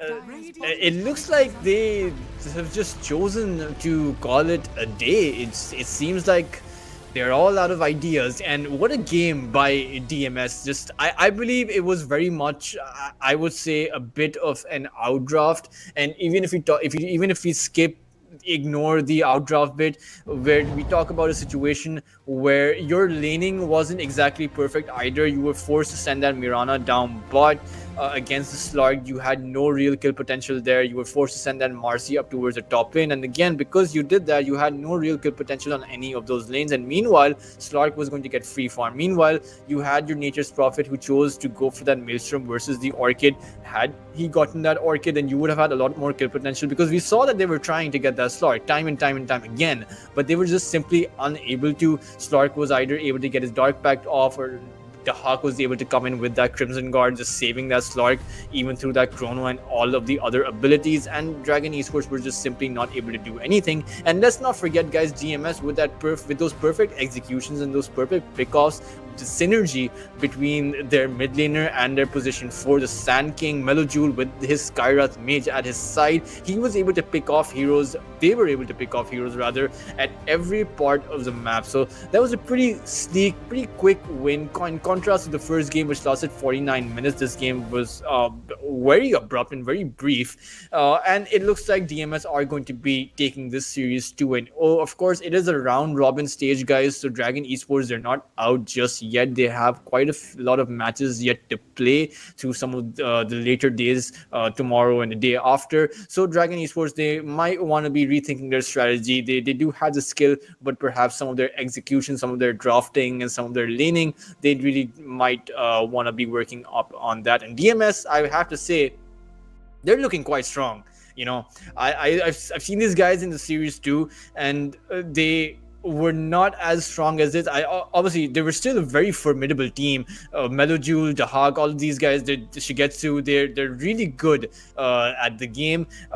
They weren't able to close it out against some of the top teams of the tournament last series, but this time around they're looking in form, and I am really looking forward to seeing how this team does in the later stages of the tournament. I really hope that I get to see them in the playoffs. But that was the third series of the day, guys. That was DMS versus Dragon Esports. We still have one more series to go, and it is going to be an exciting one, as Team Nightpulse are actually going to end up playing. So we will see how exactly Team Nightpulse end up doing as well. Of course, Team Nightpulse had a very good run last tournament around, but they weren't able to quite close it out. They did end up losing to Team T, I believe, in a 2-1 fashion in that upper bracket. Got knocked down, and then they were later eliminated. But coming up next, guys, right after a short break, of course, will be Team Night Pulse. So don't go anywhere. Stay tuned, and we'll be right back.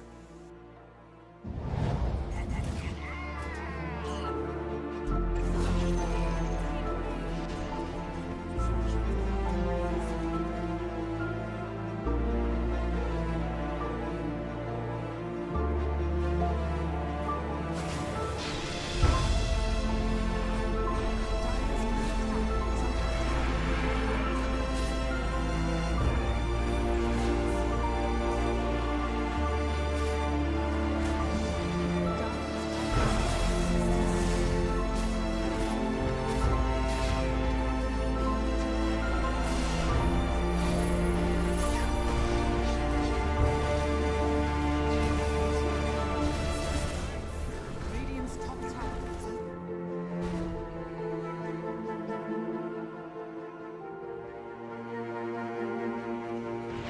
Dire's bottom tower is under attack. Dire's bottom tower is under attack.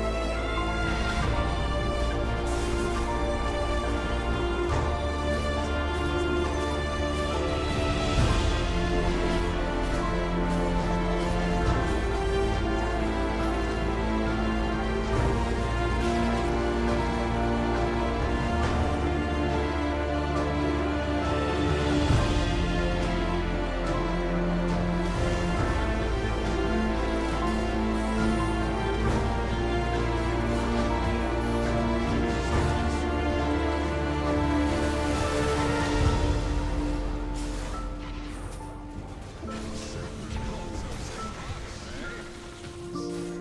Radiant structures are fortified.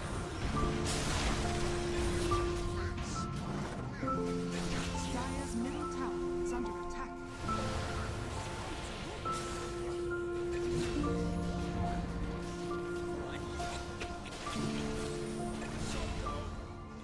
Dire's top tower is under attack. I just Radiant's bottom tower is under attack. Pinned it to my heart.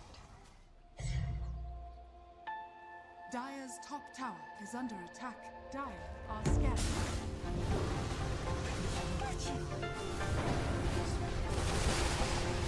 Dire's middle tower is under attack.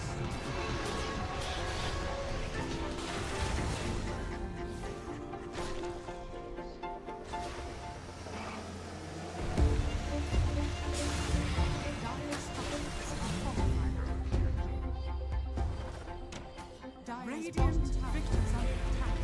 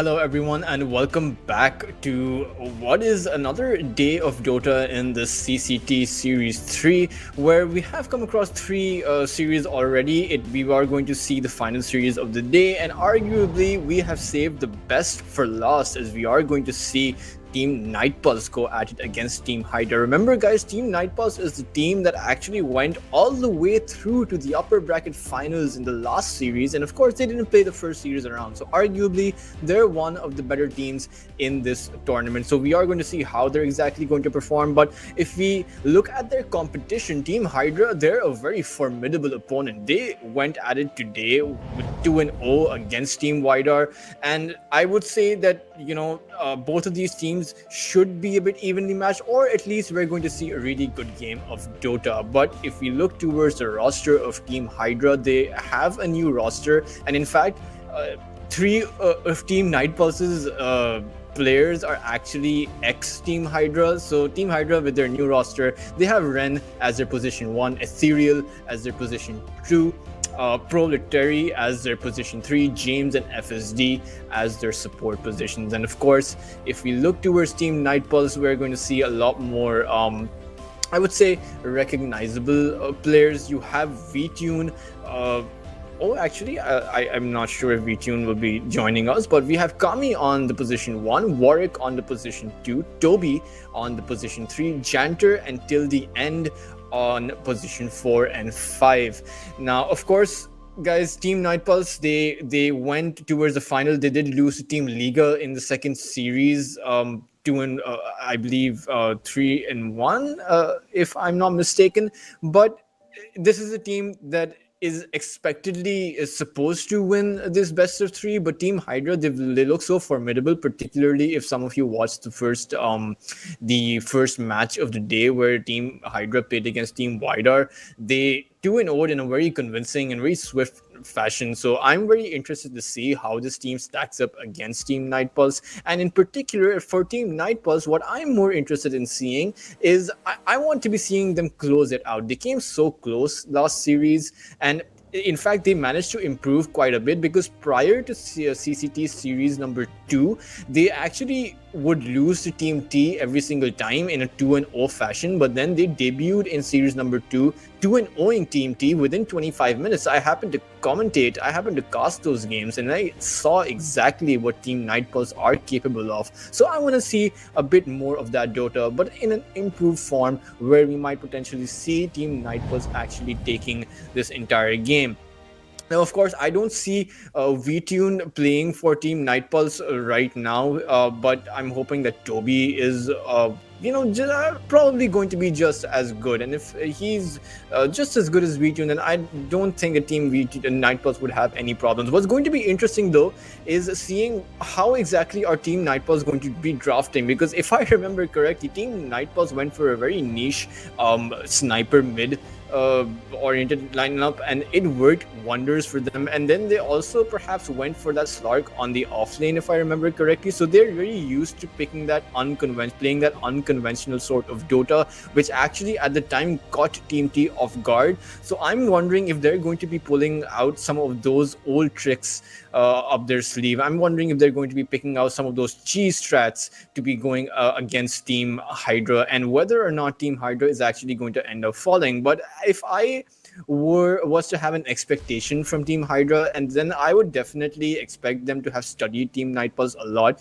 because it is probably going to be one of the hardest matchups the Team Hydra is going to be facing up in this tournament. They probably studied all of these players, know what their play style is. Team Nightpulse loves to play with that mid-game aggression, loves to come online as soon as that laning phase ends. They just go at it, they just go ham on towards the other team. They take all of that map control, they just suck up all of that jungle, all of the resources of the opposing team, and take all of the resources. So what's going to be interesting is whether or not Team Hydra are able to withstand the pressure that Team Nightpulse is going to put out, whether or not they're able to stop that high ground push, because Team Nightpulse have a reputation for going high ground very early on. they have a reputation for forcing those early game GGs. The onus is going to be on Team Hydra to see how exactly they're going to stop Team Nightpulse, and we will have to see how exactly they're going to draft against Team Nightpulse, because one of the things that I really like about Team Nightpulse is that they have an absolutely amazing draft, even when they're going for those unconventional picks. So it's going to be interesting, guys. And already we see a Brewmaster being banned out, and I do think that this is one of Team Nightpulse's conventional bans. I think we saw the Panda, the Brewmaster rather, being banned out quite a lot by Team Nightpulse. Lina again banned by Team Hydra. I think we've seen the Lina. We're very used to seeing the Lina banned out quite frequently, and the Shadow Fiend ban coming out as well. So Team Hydra are very skeptical, or very, I would say, apprehensive about the carry potential the Team Nightpulse will be bringing out against them. But of course, it's just a few bans. You have plenty of meta heroes. I would say that the meta is so diverse right now that you have a lot of strong heroes to pick from, and a lot of strong carries to pick from. So we will see what exactly they want to be going for. The Wind Ranger is obviously available as well right now, not banned out just yet. We're going to see a Tinker ban, probably for the best. The amount of sustain that's come out, in most of the games that I've seen, the Tinker has either been banned or either been picked. So really, it's always going to be one of the two. The Batrider, we will see if Team Nightpulse will ban it out or choose to pick it, because they're the ones who have the bans right now. No more bans are going to come out before the pick phase if Team Nightpulse choose not to ban it. So let's see what they choose to go for. Wind Ranger is also available. Will they go for the Batrider, or will they just snag up the Wind Ranger as soon as they can? Slark is also there. Let's see. They did ban the Doom, so that's kind of telling. I mean, obviously, the Doom did get a few buffs in the 6.37 patch. The Doom duration is now increased per few minutes, per I think 6 minutes, I believe. But it's also very telling hero. When you ban the Doom, you know that you are going to be picking a very high value target. So whether that's going to be some sort of spirit combination, or whether that is going to be a super strong carry, they have picked up the Swen.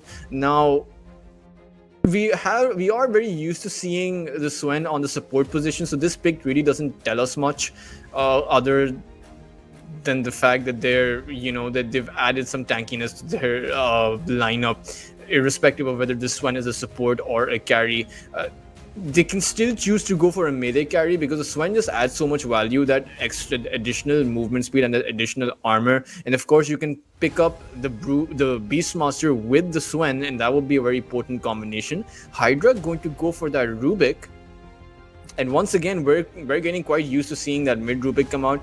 I don't think the mid Rubik does super well in competitive matches. The Rubik does tend to fall off in the mid game when the opponent's carries start to come online. But picking a Rubik this early on, without seeing what Nightpulse are going to pick, it's a bit it might be a bit preemptive. We will see how Team Hydra make it work. We will see whether or not this Rubik is going to be going down the mid lane. But meanwhile, Team Nightpulse are going to be going for that ban. Perhaps they might think about banning out that Enigma, because Team Hydra have that Rubik, but are actually going to ban the Enchantress. One more ban up for them. And I have to say, guys, a lot of high value picks are still available in this game. You have the Batrider available. The Rubik does function kind of like a counter to the Batrider. That telekinesis is very useful against the Batrider. But again, you have the Beastmaster available right now. Could go for that pick after this ban.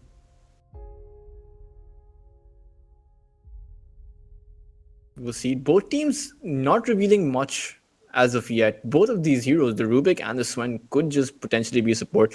And in fact, if we're talking about Team Nightpulse, I would be going for that Beastmaster particularly because that increased movement speed, it affects the units as well, and those boars can just do so much with that additional armor and with with that movement speed buff. And in fact, the Beastmaster gives you the attack speed buff, and the Swen gives you that movement speed buff. So it's a very nice, neat little combination. It'll help you mow down towers. It'll help you go put up that aggression, put up that pressure. So it is something that Team Night Plus might be looking towards. But meanwhile, Team Hydra, they've chosen to go for that Jakiro, very stable and staple support. I would say one of the stronger supports in this meta, one of the stronger supports in this game currently, and just does so much. So we know that this Jakiro is going to be going on towards that position 4 lane. So already Team Hydra are going to be picking up a very aggressive off-lane combination. And again, guys, it is going to be the unconventional sniper mid strat for Team Nightpause. I do think that this sniper is going to be going towards the mid lane, because every time I've seen Team Nightpause play, they've always sent the sniper down mid. And it's always seemed to work for them. They've always managed to get the farm. And most importantly, one of the key things when you pick up that sniper is actually keeping the sniper alive in those team fights. And that's what Team Nightpulse excels at. I have not seen a game, even against Team T, when they played, the sniper was just alive every single time in those team fights, was positioned so perfectly. And even at times when the positioning was a bit off, or when the opponents were able to get to the position of the sniper, Team Nightpulse, they rallied around the sniper in a way to keep him alive. So we're going to see if Team Hydra were prepared for this or are prepared for this. We're going to see exactly how they choose to go onto the sniper. I really do think that they need some sort of blink mechanism heroes, some sort of jumping heroes that can get to the sniper. The spirits are available. You have the Ember Spirit, who you can send down the mid lane. You have the Storm Spirit, and you have the Void Spirit available as well. And you will need a few escape mechanisms as well, because you have a lot of stuns. You have the Sand King and the Swen available. Oh, but in fact, it's going to be the Ursa Warrior that Team Hydra is going to go for. So they're not going to actually pick up their mid unless they're choosing to send this Rubik down mid, which is, I do not think that's a good idea. I really think that this Rubik should be sent down the support role. Meanwhile, Nightpulse are going to be going for that Troll Warlord. So it is going to be a Troll versus the Ursa matchup. The Sniper is going to be going mid, and the Sand King is probably going to be sent down towards that off lane. I have to say, the Troll Warlord and the Ursa's ultimate, both of their ultimates kind of function in the same way, because the damage reduction that the Ursa gets makes him nearly invincible, and Troll Warlord just becomes invincible with his ultimate, right? The only difference is that the Ursa Warrior can choose to target heroes, has free mobility with his ultimate, and a Troll Warlord does not, is forced to attack whoever is in the closest line of sight. But the troubling thing is that Team Hydra still have not approached the idea that they want to be taking the sniper out, still don't have that mechanism available. They will ban out the Queen of Pain and that Invoker, and meanwhile Team Nightpulse are going to be banning out that Ember Spirit. I would have preferred to see a mid laner come out on that 4th pick for Team Hydra, but now that they haven't gone for that, they've allowed all of these extra bans to come out. The Ember Spirit is now banned. Probably another one of the spirits is going to be banned, or maybe even the Pango is going to end up being banned. And then so you've narrowed down your hero pool quite a bit. And currently, as things stand, Team Hydra do not have a response for the sniper.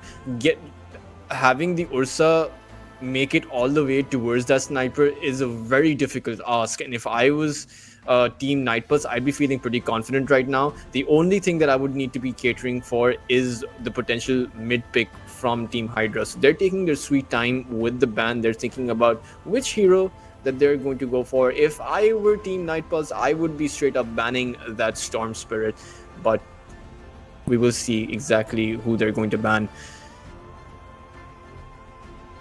Team Hydra does have a lot of utility to play around with, right? They have a lot of disables of their own. They do have the Ice Path, they have the Rubik Lift, they have the Pit of Malice. So they have a lot of answer to this Troll Warlord.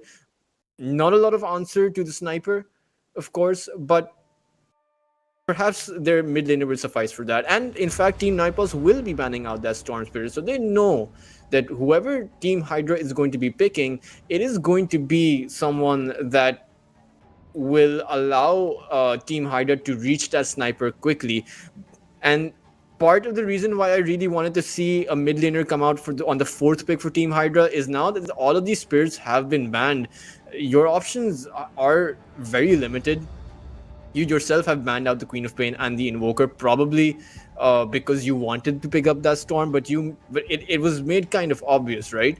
I mean, even I was able to tell that the Storm Spirit is potentially going to be banned.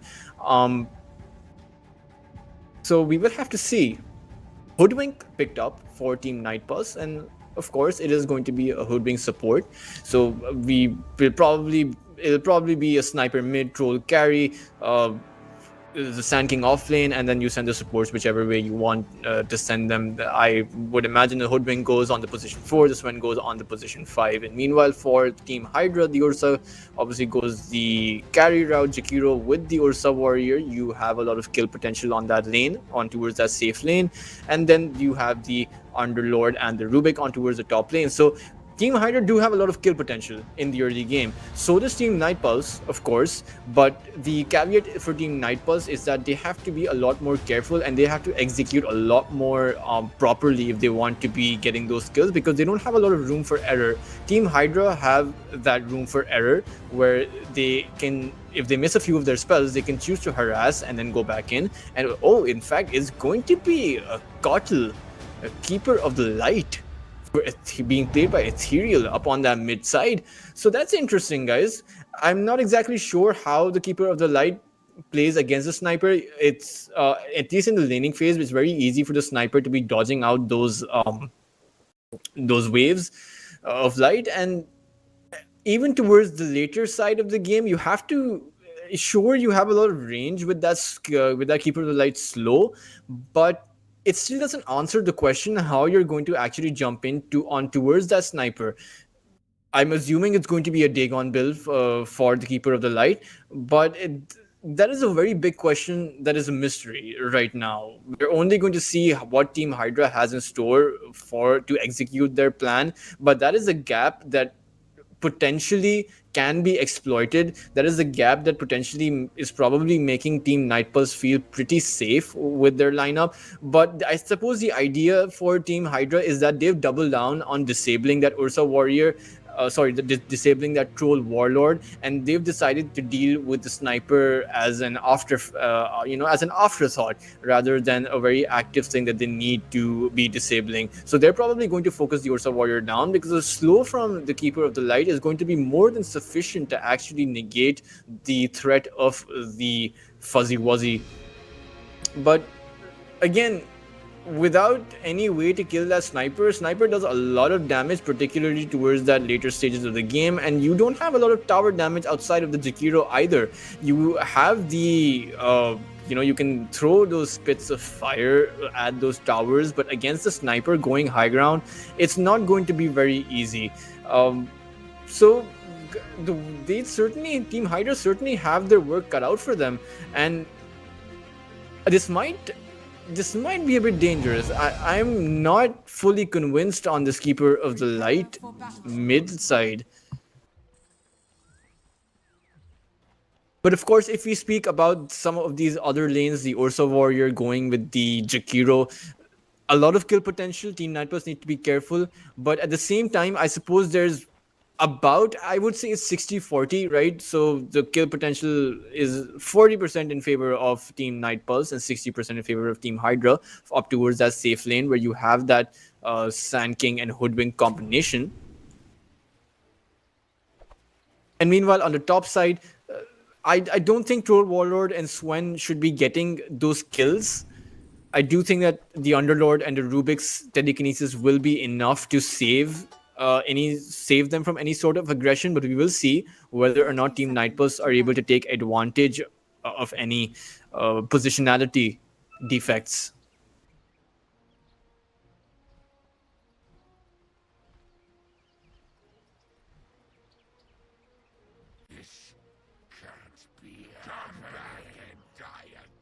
We're probably not going to see any shenanigans, any bounty rune shenanigans. Both teams are probably going to be securing 2 bounty runes Battle each. begins.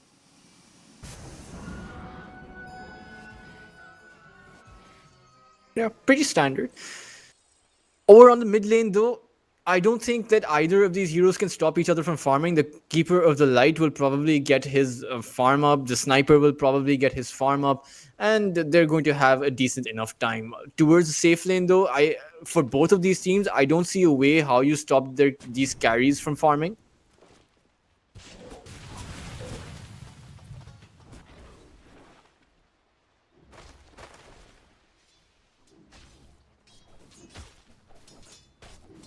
But these carries should be having a good enough time as well. Not a lot of kill potential. I mean, there's skill potential, but not a lot of, I would say, harass potential enough to actually force any of these heroes out. And once you hit that level 3 mark, that's when the kill potential will really come to light. That's when the positionality of these supports is going to be the weak link for some of these skills that are going to come out. I will say that Toby, because of that stinger and because of the burrow strike, should be having a better time against the Ursa. But again, the opposite exists for Team Hydra as well, where they have the Underlord who can force out the Troll Warlord. That Firestorm does a lot of damage. The Pit of Malice can just stop any sort of aggression from coming out. So overall, I would say that this safe lane is where we will see the most amount of action. Of course, the biggest question that I have been wondering about throughout is how they're going to reach the Sniper. And I think much of the itemization is going to depend on that. Of course, this Ursa is probably going to go for that Battle Fury, same for that Troll Warlord, and then the Ursa is probably going for that Blink Dagger, very standard. So we're probably going to see a very standard conventional Dota. But what's interesting is that both of these teams have gone for that, I would say, unconventional meme strat, where you're picking up that Keeper of the Light pub style, go for that Dagon, and then you also are also picking up that Sniper. Team Nightpulse are a team that actually make a lot of use of this. Oh, and in fact, Warwick's might actually get a kill over here. I believe he has run out of shrapnel charges, but he's actually forced Ethereal out of the lane. So that's going to be a very, I would say, instilling the fear factor onto Ethereal. Overall, if we talk about the last hits, guys, again, like I mentioned, even though you have all sorts of harass potential, you really can't stop any of these heroes from getting their farm. So most of the cores are on similar levels of farm. Sure, the Nightpulse are leading the last hits chart, but it's not by much. I will say, though, that the Sniper has 7 denies. I'm not sure how he's getting all of these denies, because the Keeper of the Light, you aren't utilizing your last hits to farm. You're mostly just using your Illuminate to get those creeps up.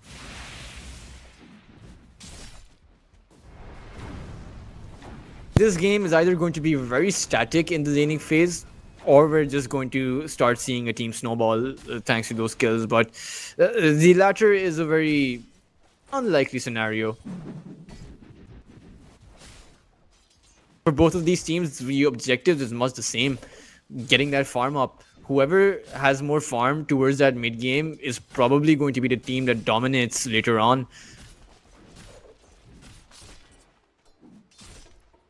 Ursa Warrior, of course, is going to be forced to go for that Blink Dagger. And in fact, if I was Team Hydra, I'd just be picking up a Blink Dagger on the Underlord as well.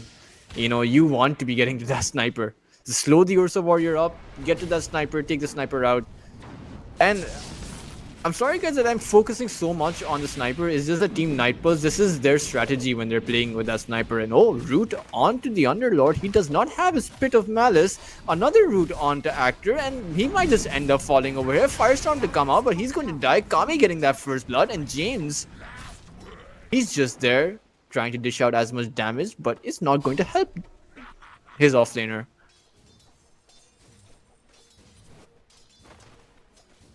So a good early start for Kami, and in fact, a good early start for the Ursa Warrior too, getting the kill onto Janter. So both of these carries doing fairly well. Of course, the first blood did go the way of Kami. And in fact, meanwhile, when the Hoodwink was dying, the Sand King also had died. So the safe lane of Team Hydra is actually doing phenomenal in the laning phase. I do believe that if they get a few more kills, then Team Hydra will have set them up quite nicely. But Okami, he's falling very low. Just one more hit required, and he's probably going to end up falling. But will the Rubik actually end up dying too? James will be the trade-off. It's still the end. Not sure what Kami... that was very risky. Farming up with such low HP. 3 and 2 now, and already we're seeing the start of what might just be a bloodbath, guys, because like I mentioned, you hit your level 3 and that's where the most amount of action starts to happen. That's where all of these heroes, or both of these teams, they try to dish out, they try to get ahead, because they know that whoever's ahead in the mid game will probably end up being ahead in the late game and probably end up winning this game. 3 and 2 now, 6 minutes in. I don't think the sniper has much rotational potential, so it's a situation where the Keeper of the Light is probably going to end up rotating, and there are a number of ways he can go about it. He can probably end up going towards that top side. You have the Underlord and the Rubik, and you can essentially rotate the Jakiro in there as well. But as I was theorizing, Ethereal is going to end up falling, and in fact, Kami is going to end up dying towards that top side thanks to a rotation from the Jakiro. Will they be able to get Actor down? Will they be able to punish him? He's trying to run, stun up, bushwalk down as well, and he's going to be falling to Warwick. And actually, Warwick's going to get another kill. He got the Kotl, the Keeper of the Light. I'm sorry for the abbreviation, guys. It's just a force of habit. The Keeper of the Light is like 4 words. But Warwick's off to an amazing start. And as I was saying, guys, previously, I have been putting a lot of emphasis on the sniper. But that's because I've seen what Team Nightpulse do with the sniper. I've seen what they're capable of, and they play around the sniper so well. Even though they have a Troll Warlord up, even though Kami is a phenomenal carry player, we're going to see Team Nightpulse center themselves around the sniper and essentially take the game from there like they usually do. Kotl falling very low here, going to die, but in fact the sniper is going to end up falling, and then the Jakiro is also going to die. Swen having made it just in time. I have to say, for a gank onto the sniper, that was not how you probably expected it to happen, losing your mid laner and your position 4. They have managed to take Kami down 2 times now. And the Ursa has, in this meanwhile, been farming up. So overall, all sorts of trades are happening. I do think that even though the sniper died once, he has won the mid lane quite reasonably. He's highest in the net worth chart, has gotten all of these kills, taken the Keeper of the Light down, taken the Underlord down as well. And Ren is actually going to take the Sand King down for a second time. Radiant's top tower is under So attack. overall, guys, I know there's a lot of action happening around the map where we're probably not able to cover it all because these kills and deaths are happening simultaneously. But to summarize, the Ursa Warrior is doing the best in Team Hydra, and the mid laner, the sniper, is doing the best from Team Nightpulse. Bottom tower is under attack. And meanwhile, Kami, he was struggling quite a bit, but he has a lot of farm up. He has a lot of CS up as well, so he's not really all that far behind. And if we're talking about the Keeper of the Light, it's a pick that seemingly, I know it's still too early to call it, but I wasn't convinced about the Keeper of the Light, and I'm still very skeptical. I don't think it's... I'm not sure if it's working the same way that Team Hydra are expecting it to work. But we will see a 3-man smoke. They are going to move towards that triangle. Will come on to the sniper. Warwick. Janter is going to bite the bushwalk, but Ethereum's taking so much damage. They've just managed to turn it around onto him. And he's going to end up falling. The sniper's still alive. Nitro is taking a lot of damage. Jakiro's going to end up falling. And James down by the headshot of Janter. I know the headshot belongs to the sniper, it belongs to Warwick, but Hoodwink has headshot capabilities too, guys. Come on.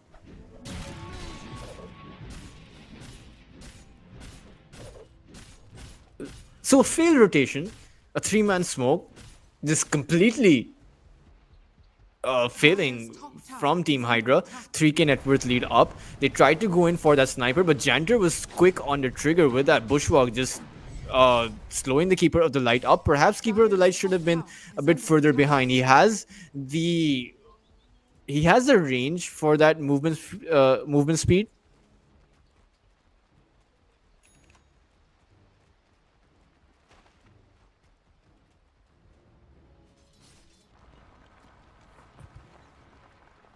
But he just was not able to utilize it in any meaningful way.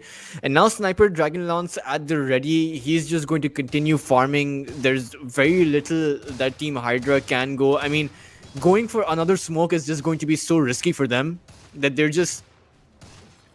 If it doesn't work, then it might just propel Team Nightpulse to be too far ahead. So right now, they need to cool down, they need to slow down, their Ursa is doing so well, so they need to now play around the Ursa Warrior. I know it's a lot of added pressure on the Ursa to be doing so well. He's almost done with its Battle Fury. It will be an early Battle Fury around in around 1 minute he should be able to get it, or even in less amounts of time.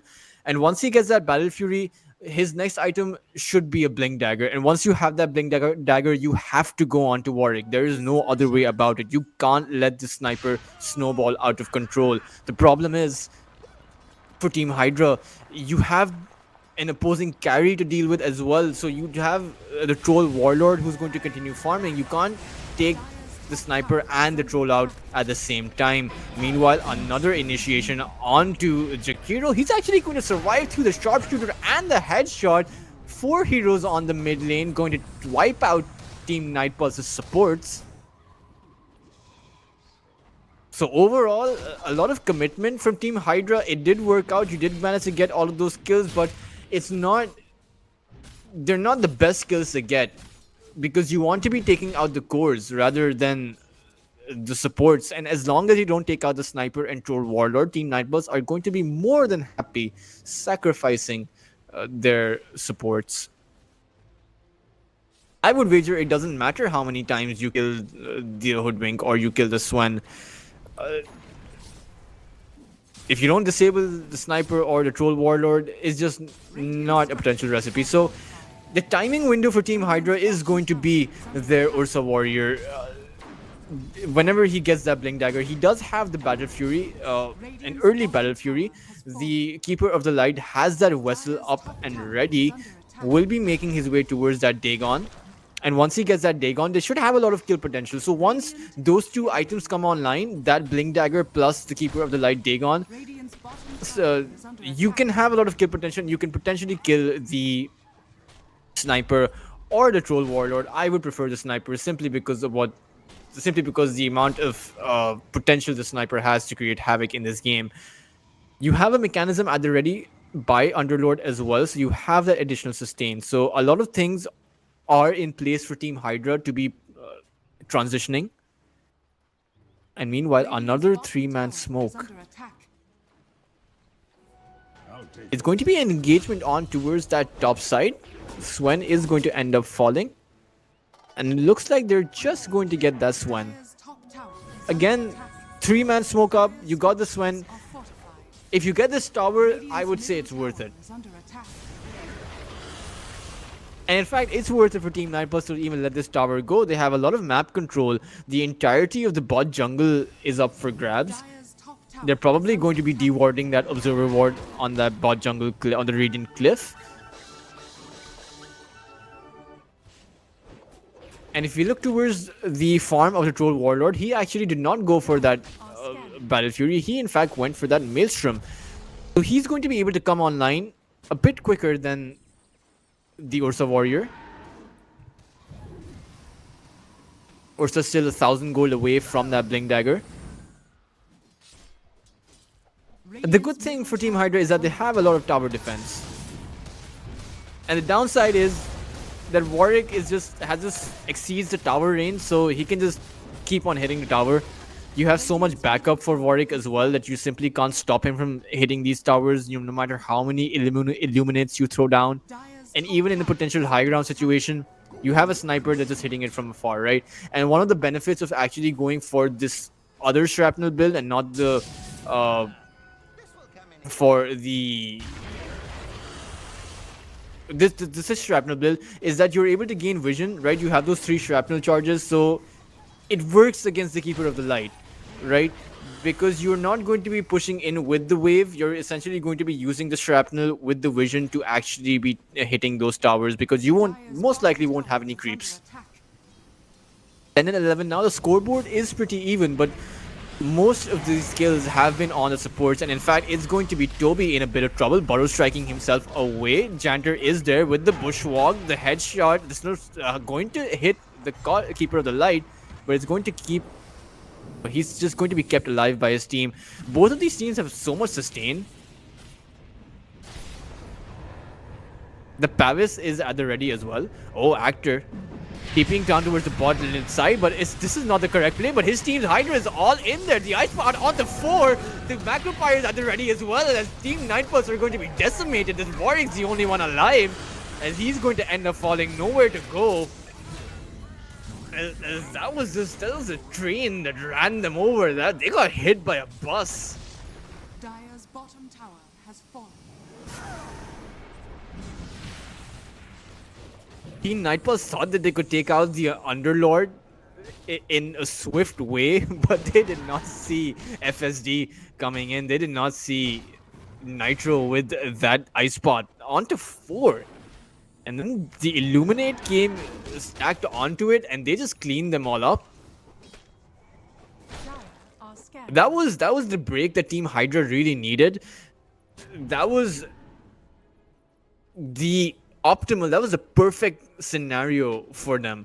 They managed to take down the troll, managed to take down the sniper, slowed their farm up. The Ursa Warrior probably has his Blink Dagger at the ready as well, going to be going for that BKB now. So they're now in prime position to actually amp up the pressure. They don't want to be letting go anytime soon. They have very low cooldowns. The Macropyre is the only high CD cooldown up for Team Hydra, apart from the Keeper of the Light's ultimate. And even the Macropyre is not something that you rely on to be getting those kills, right? Because you have the Ursa with the Blink. You have most of your damage output is going to be coming from there. And if you're Team Hydra, this is your time to go. Take down that top tower and then take control of the enemy side. Ice Spot onto Janter. But oh, Ursa's going to be used up as soon as he chose to go in. But the Hoodwing's taking a lot of damage. Janter just on the brink of it will end up falling. As Warrior's trying to deal as much damage. Kami's now inside, activating his ultimate onto the Jakir. The stun is going to slow him down. Actor's going to Pit of Malice being placed down. Kami's in a bit of trouble, will end up dying. He was just too far out. FSG is going to be the trade-off. But Nightpulse are just so divided. Kami overextended himself. He did not have that BKB, and as soon as he went in, Team Hydra recognized the fact that he was just so isolated from the rest of his team. The sniper is obviously not going to be anywhere near the troll or anywhere near the heroes of Team Hydra. So then they threw all of the disables that they had onto Kami, slowed his progression down, not allowing him to hit anyone, and then they just took him out. Team Hydra, they really need more of this. This is their window. This 15 to 30 minute mark, or even the 15 to 35 minute mark, is when you should be taking all of these objectives, all of the outer tier 2 towers, and potentially even a Rax, I would say. Because going high ground against the sniper is incredibly difficult. I would say that the sniper is one of the strongest high ground defenders in Dota. Ursa Warrior has that Aegis now. With that Aegis, they should be looking to add even more pressure. Oh, Jakiro in a lot of trouble. FSD will force off himself out, will survive that headshot. Oh, and the sharpshooter just narrowly missing.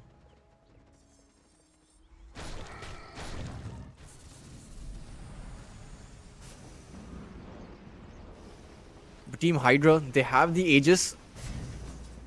I think Ren is going to be farming up his BKB. He should be getting it soon. He should be getting it within a few minutes, within 2 minutes at least. And once you have that BKB, there's no real way to stop that Ursa Warrior. You don't have a lot of physical damage up yet. The sniper just has a Maelstrom. He has a Dragon Lance, a lot of farm, but not a lot of damage as of yet. He still needs a few items to be getting that damage up. Kami does not have a lot of damage up for himself either. He does have the Scepter. He does have that constant Dispel now. That should help him in some of these team fights. But I would say the Team Hydra are looking pretty strong right now. 5k net worth lead up for them. The Aegis is on their side. And Team Nightpulse's scores have fallen down quite a bit. They were doing so well. Now they're down and out.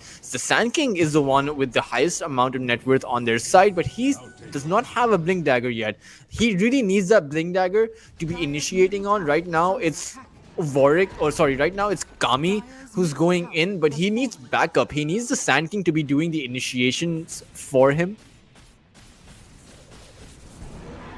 Oh, they see Kami. Blink Dagger now at the ready. The Underlord's going to TP in. Or going to pit in, rather.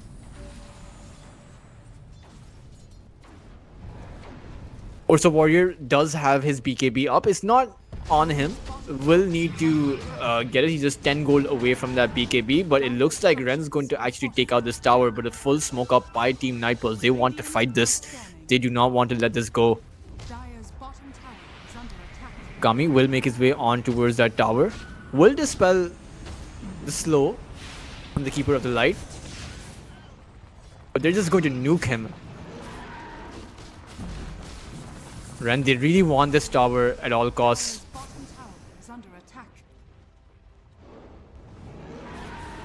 Another smoke up for Kami. Swen is going to be revealed.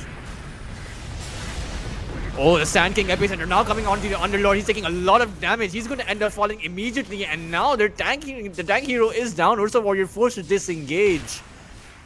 BKB, he has it.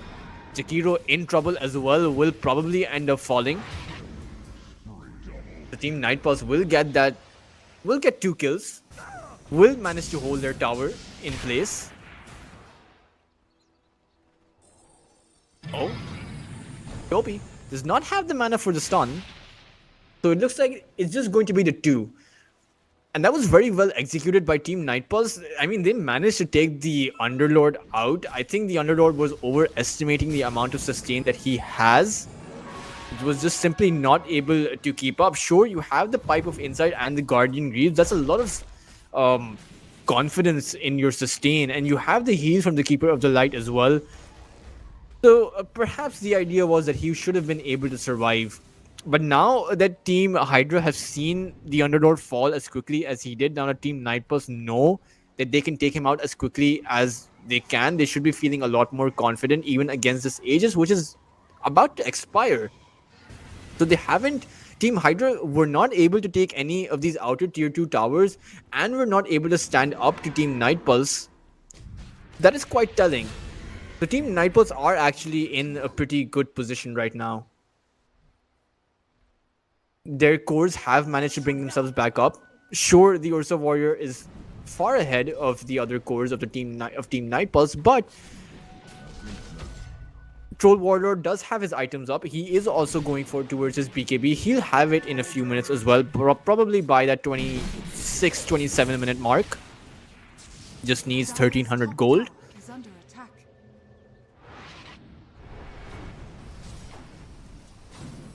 As Team Hydra, are they going to attempt another tier 2 push? This time they won't even have the Aegis. At least they'll know to play this a bit more careful. The problem for Team Hydra's push is that they really need the Underlord to frontline, because they don't have a lot of heroes that can actually take down these towers. You have the Ursa, but Ursa does just so little damage to those towers. Mostly a hero that wants to fight against other heroes.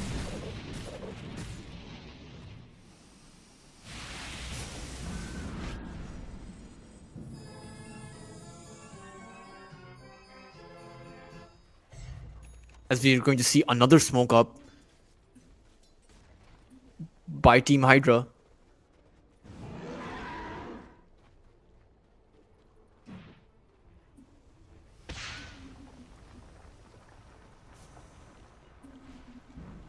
Dire's middle tower is under attack.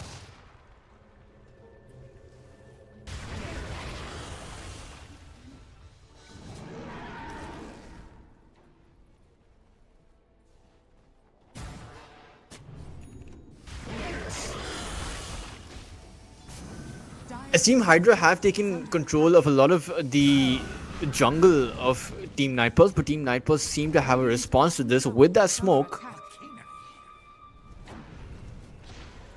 26 minutes in now, and I would say that Team Hydra have not taken some of these objectives.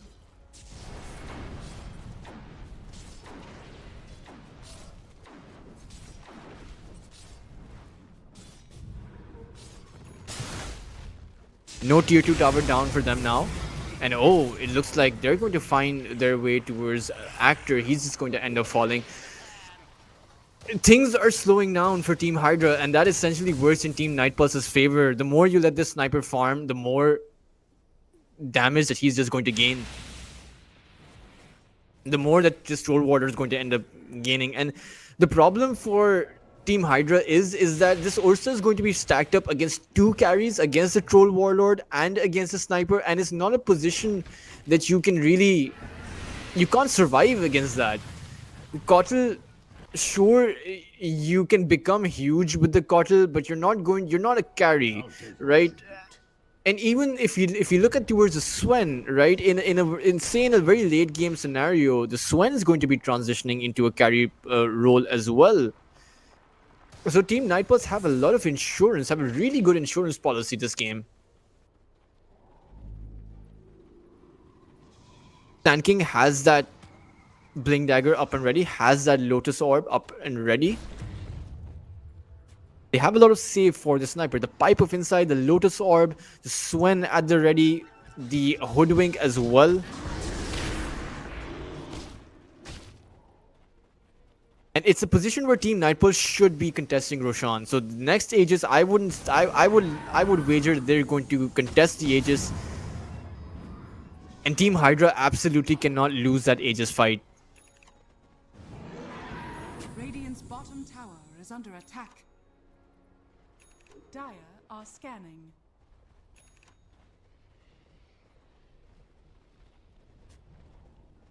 Roche has spawned right now, but Team Nightpulse, they are ready for this. Kami is going to TP himself in as well.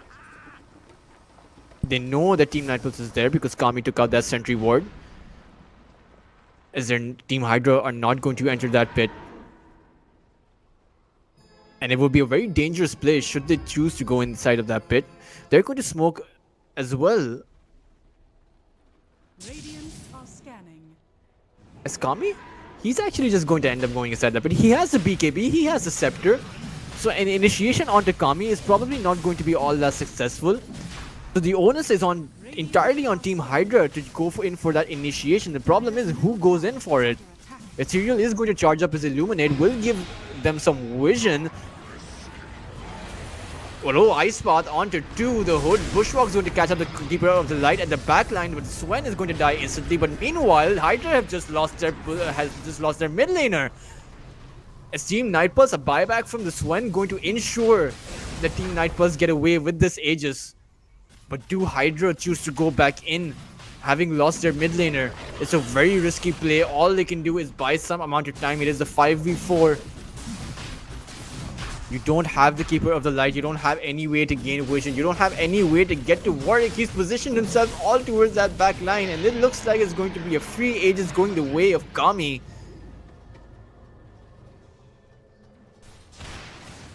As things are slowly getting out of hand. Dire's top tower is under attack. Aegis on to the Troll Warlord, and he's just unkillable right now, right?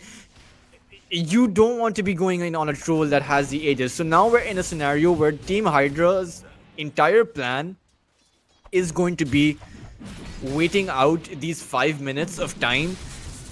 Probably going to be giving away these objectives as well. I don't think they're going to be contesting these towers outside of the Keeper of the Light and the Underlord dishing out those wave clearing abilities that Illuminate and that Firestorm. But other than that, it doesn't seem like Team Hydra have a solid way of contesting these next 4 minutes.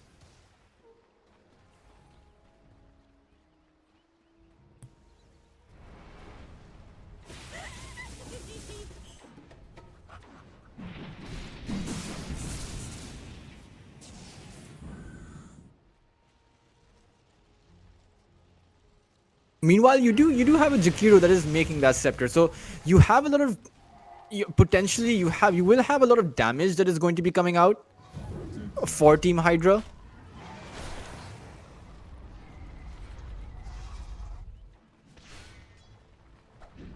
Three minutes left on that Aegis, and it looks like Team Nightpulse are going to be positioning themselves to take this tier 2 tower down bot. The question is whether or not they're going to choose to go high ground. Of course, you have a very good high ground defense. You have the Keeper of the Light Illuminate, you have the Firestorm, you have the Jakiro and the Rubik, so you have insane amounts of wave clear. You have a lot of nukes to throw down as well, a lot of disables. The problem occurs when you choose to go in to take those fights. Tower has fallen. The question becomes how you're exactly going to be able to do that, because your primary source of damage is your Ursa warrior. You do have the nullifier available. It is good to be among my And the net worth lead, it really isn't all that much. It's just the state of the game, because it really comes down to the fact that until and unless you have some way to come onto that sniper, your team fight is going to end up collapsing.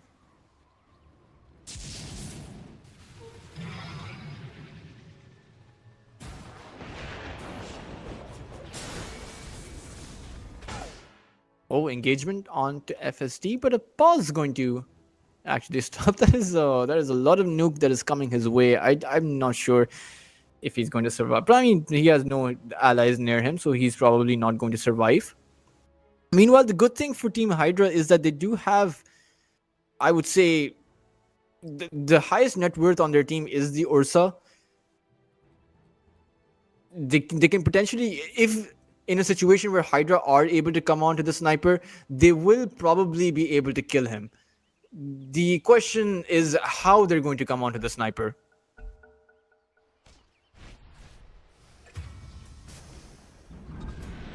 "50 seconds for Jakiro to be down."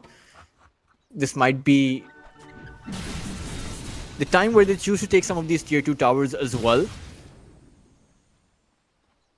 Aegis, 2 minutes left on that Aegis. Plenty of time to go for these tier 2 towers, and I believe the team Hydra, they're losing quite a bit of farming space. They're going to find themselves in a position where they're going to be kind of boxed in. Radiant's top tower is under attack. We're going to see another smoke come out from them. Both of these teams, they have so many disables, they have so many ways to stop the other team's carry.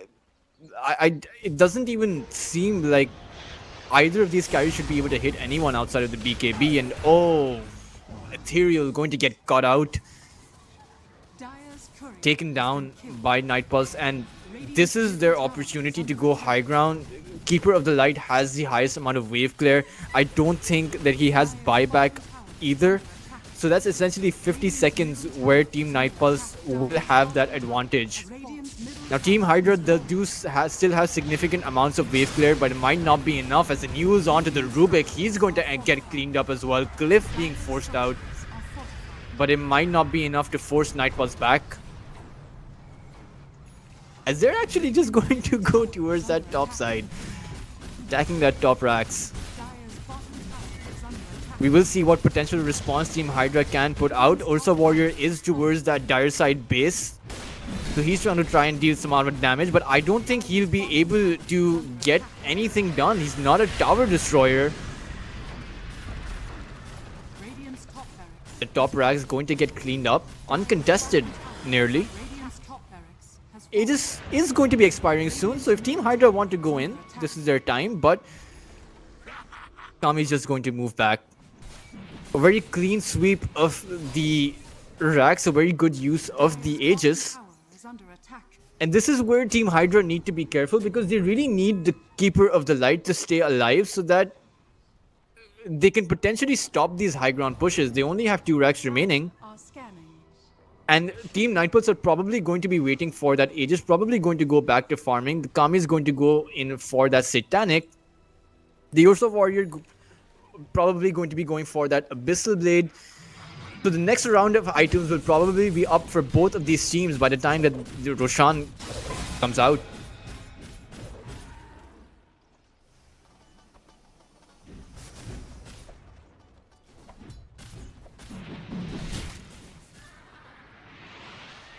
Looks like Hydra, they want to take a fight outside of the base. The Ursa Warrior is going to reveal himself towards the wave. Nightpulse do see him. Going to end up going back. Remember, he does not have the scepter, so he can't activate his enrage while disabled. Well, it looks like Team Nightpulse are not going to wait for Roshan to spawn. They want to be going high ground. They do have the sniper, so they can just choose to poke the tower constantly.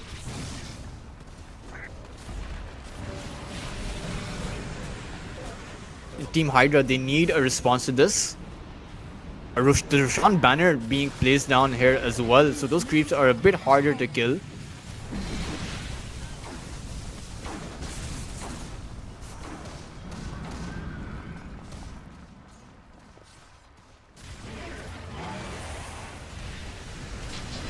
An engagement on towards Kami. He's going to end up falling really low, and he's actually going to end up being demolished. 2 heroes down now, and Vortex in a lot of trouble. The Ice Path's going to stop him as well. The BKB being activated. He's forced to TP himself out, and he's going to be able to make it out. The Hoodwink, unfortunately, won't have the same luck. Very neat initiation by Team Hydra. They recognize their window of opportunity, managing to take Kami out, punishing Team Nightpulse for attempting to go high ground without that Aegis. Team Hydra did lose that tower, but I would say this was more than worth it. They managed to bring back 5k of net worth lead. Again, the sniper managed to get away, and that's going to be a recurring theme because it's very difficult to get that sniper down because you have the troll warlord who's going to be frontlining and not necessarily the sniper. So anytime the troll warlord dies, that's going to be sniper's cue to just BKB TP himself out of there.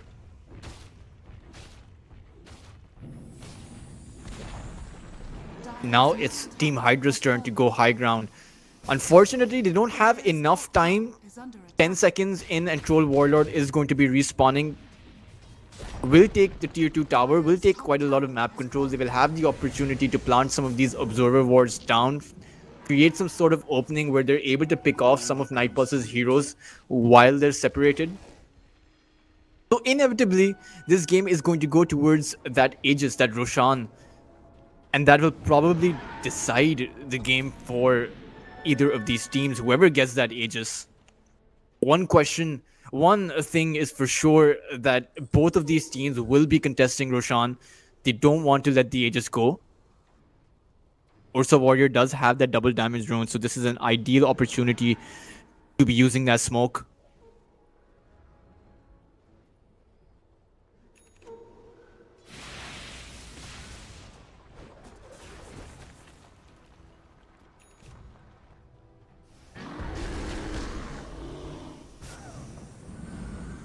Nightpulse are going to smoke as well. But they see an Ursa with a double damage. Are you sure you want to fight this? Are scanning. Kami going to come out towards the Ursa. Double damage rune is now gone. The Abyssal Blade isn't at the ready, and once this Ursa gets that Abyssal Blade, you have the Hex available by Keeper of the Light as well, a full Dagon available, so it's a situation where you can essentially burst anyone you want down. And Team Nightpulse, they're actually fully committing all in towards this Roshan. The Roar going to go out as well. Team Hydra are aware this is happening. The Ice Path going to slow them all quite a bit, but the Aegis is going to fall. It's going to go towards the way of Kami, and now Team Hydra really need to be getting out. Jakiro is probably going to end up falling. Ethereal really needs to make his way out of here. Rubik's going to end up dying. How many are Team Nightpulse going to be able to get? Sure, the Swen is now down. The Ice Path going to buy some amount of time, but Team Nightpulse, they really want Ethereal.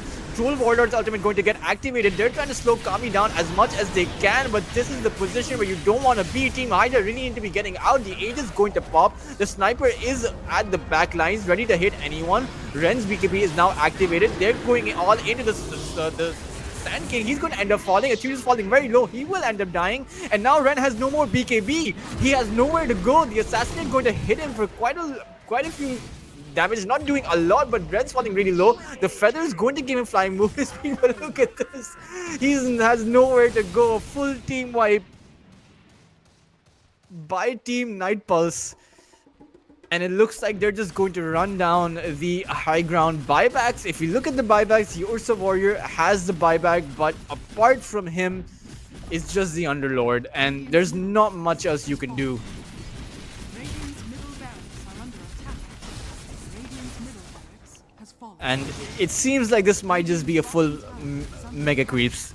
Team Hydra can definitely choose to play with Mega Creeps. It's definitely not an impossible scenario.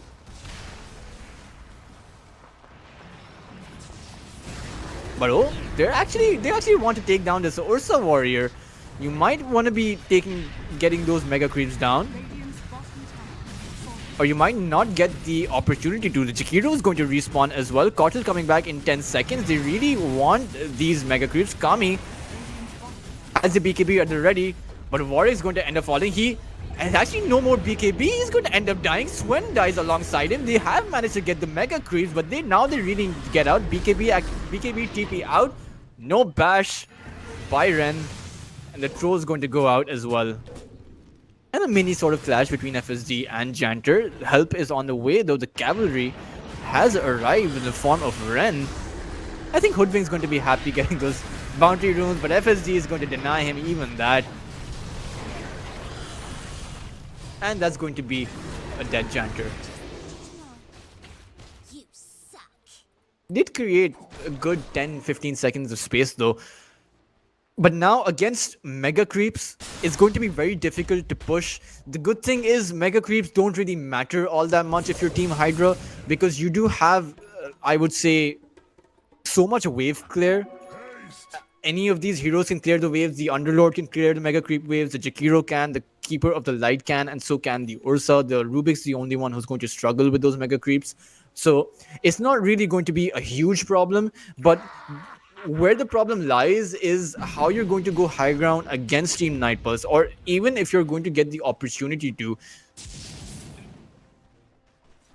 Because Team Nightpulse have a formidable high ground defense of their own. You have the Hoodwink, you have the Sniper, and you have the Sand King epicenter threat.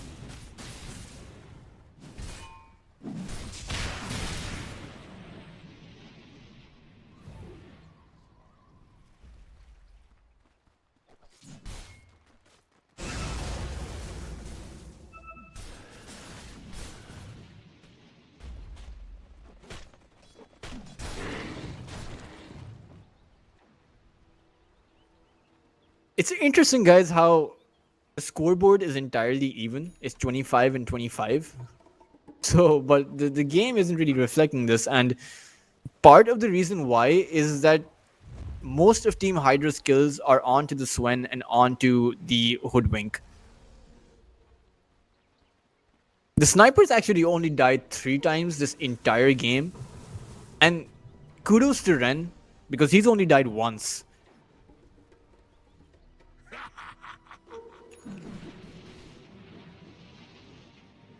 Go crazy! Full smoke up for Team Nightpulse. They know that they have a lot of room for error. They can lose a fight here and it won't matter all that much. But now engagement on the Jakiro, but another pause. I believe someone may have just disconnected, and it is going to be Ethereal with the disconnect. Quite unfortunate. It's quite an unfortunate time for the disconnect, but potentially this team fight might just be the one that decides it all. An early engagement onto the Zakiro, if you're able to take him out quickly enough, then you can probably transition this later on. He does have buyback though, so even if you take him out, you need to make sure that you don't use a lot of resources to do that, because he will be coming back into the fight. Okay, Jakiro, first one down now. The ice path again onto 3. The warrior is going to get stunned up. Jakiro is going to buy back.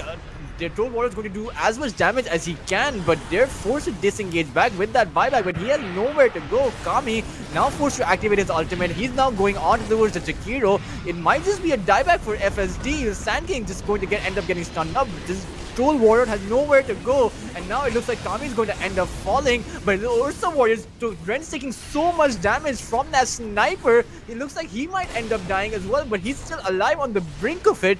And now Warwick is in a whole lot of trouble. Nowhere to go, rooted, illuminated down, and Warwick is going to end up falling.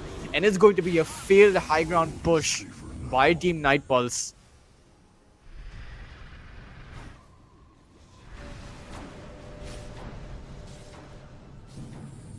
Radiant's courier has been killed.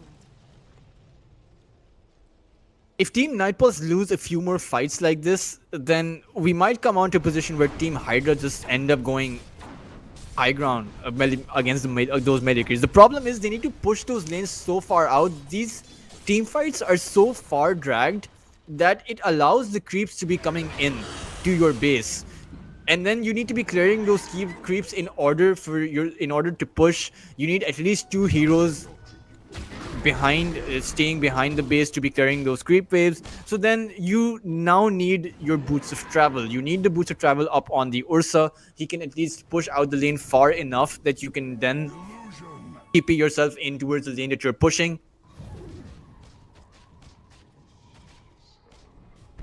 But by the time that you reach the Nightpulse's base, you are essentially Nightpulse all respawns.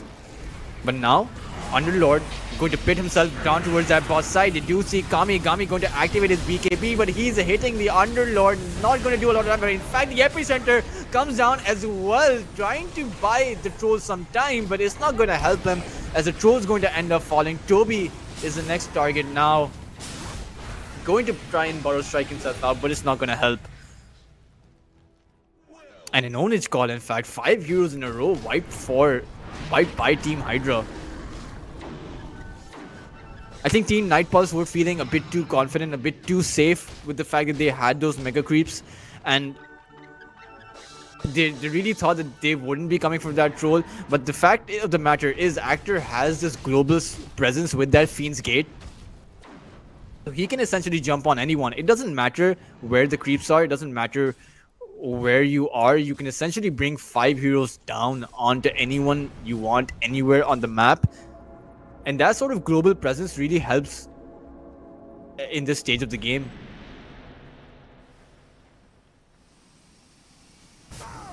Now with 2 heroes down now, Team Nightpulse are going to be forced to defend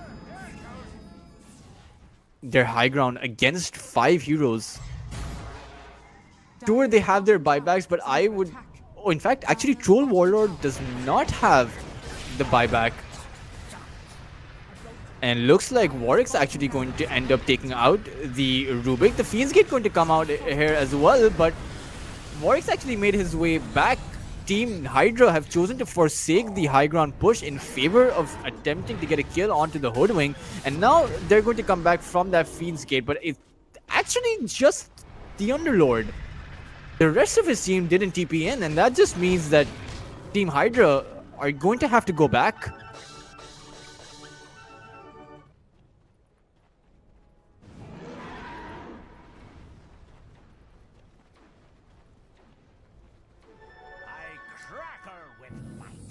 Guys, I think this game might just be going towards that 60-minute mark where you get those tier 5 items.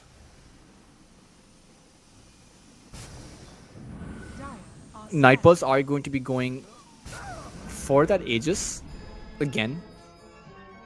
I do think the Aghanim's Blessing should be up with this Roshan spawn. And the Rosh banner, guys, with the mega creeps, those are some really strong creeps.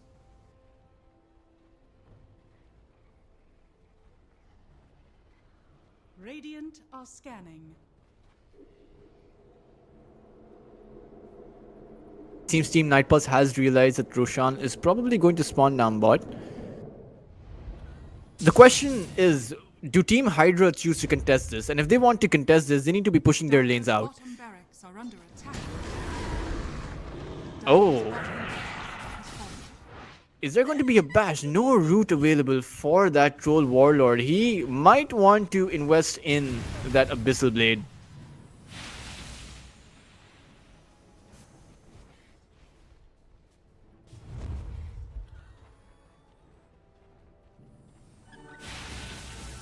But of course, a lot of the damage that Troll Warlord is able to dish out is negated by the fact that Team Hydra are just so tanky now.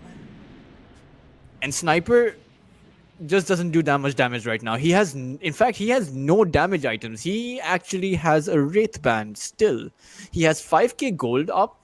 If I were the Sniper, I would just be investing in a Divine Rapier at this point, honestly, because you can position yourself the furthest back and you can stay alive. And you can dish out the most amount of damage. If you don't want to be going the Divine Rapier route, you can always just go for that Daedalus, go for that MKB. But you really do need damage. You can't, at 50 minutes into the game, you can't simply be relying on the Troll Warlord to be doing all of the damage. You need to be investing in some damage of your own.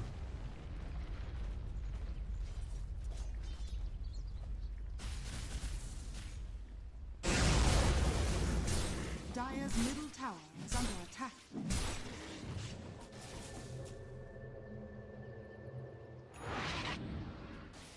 We will see what Sniper actually chooses to buy.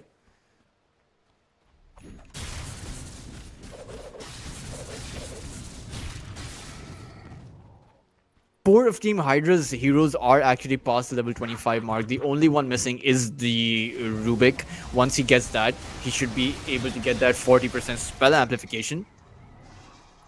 And it's like, oh, the shard still wasn't up for Team Night Pulse. But now, the missing link for Team Night Pulse is the amount of damage that the Sniper is dishing out. He really needs to make some of those damage items. And it looks like he is going to be making his way towards that Daedalus. That's ideally what he needs. If you're Team Hydra, you've now chosen to go for that smoke against that Aegis play. Troll Warlord going to get stunned up. The Ice Spot down on him as well. The Macro Pyre going to set on him. But he's still alive. He has his ultimate at the ready. He has the Aegis as well. And he's just going to disengage momentarily from this team fight. Meanwhile, the epicenter comes out from Toby, not really hitting anyone. Kami, he's been forced to get back. All of these BKBs being utilized now. That's Kami. Radiant's middle tower is under attack. That was the end of that little disengagement. But in fact, Ethereal's actually been got out. He's managed to force himself down towards down from the cliff. The Pit of Malice is going to buy himself some time. He will be able to make it safely back to the base, courtesy of Actor.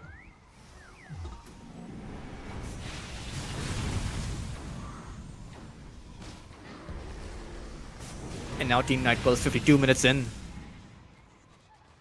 Only one tier 4 tower remaining. Problem is, how do you go high ground? Team Hydra have such good initiation abilities, thanks to that Hex Up, thanks to that Ursa Warrior who just does so much damage. I think the next play is that the sniper gets his buyback. He really wants that Daedalus, he really wants the damage, but they also need buyback because Team Hydra can essentially, if you are wiped without your buyback, then Team Hydra can just choose to end the game. That's something that they really need to be careful about.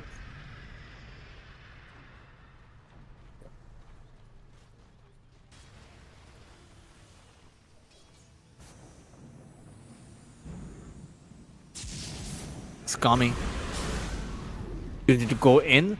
Burrow Strike missing. Sand King's going to get hexed up, and with that, they're forced to get back.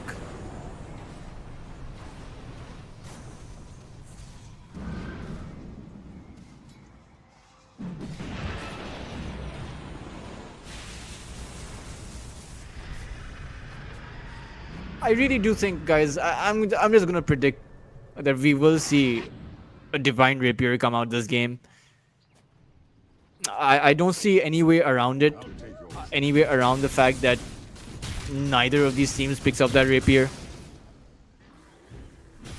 At this point, you're really struggling to close out with that damage, and I don't think Troll Warlord is the right person to be picking that item up. I really do think that it's the sniper who should. He is going for that safe route. Warwick is going to go for that Daedalus, and so is the Hoodwink. That is a lot of critical strike that has just gone the way of Team Night Pulse.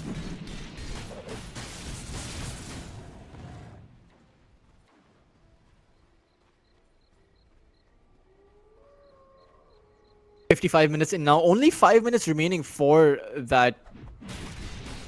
those tier 5 neutral items, and honestly, I have not seen a lot of games where the net worth lead is nearly even. 6k at 55 minutes in is nothing, honestly. Normally, at this stage of the game, usually teams have like a 15k or a 20k net worth lead, but this time around, it's kind of even, and both of these teams are maxing out, and we might see a situation where Team Night Pulse are just slightly ahead because they have two natural core builders, right? You can choose to play the Hoodwink in a core position, which is what they're now transitioning towards. The Hoodwink having picked himself up that Daedalus, you can play that Swen in that core position as well. So in an ultra late game scenario, I'm talking past 70 minutes, you might have a Swen who's running at you doing 2000 critical strikes. Radiant are scanning.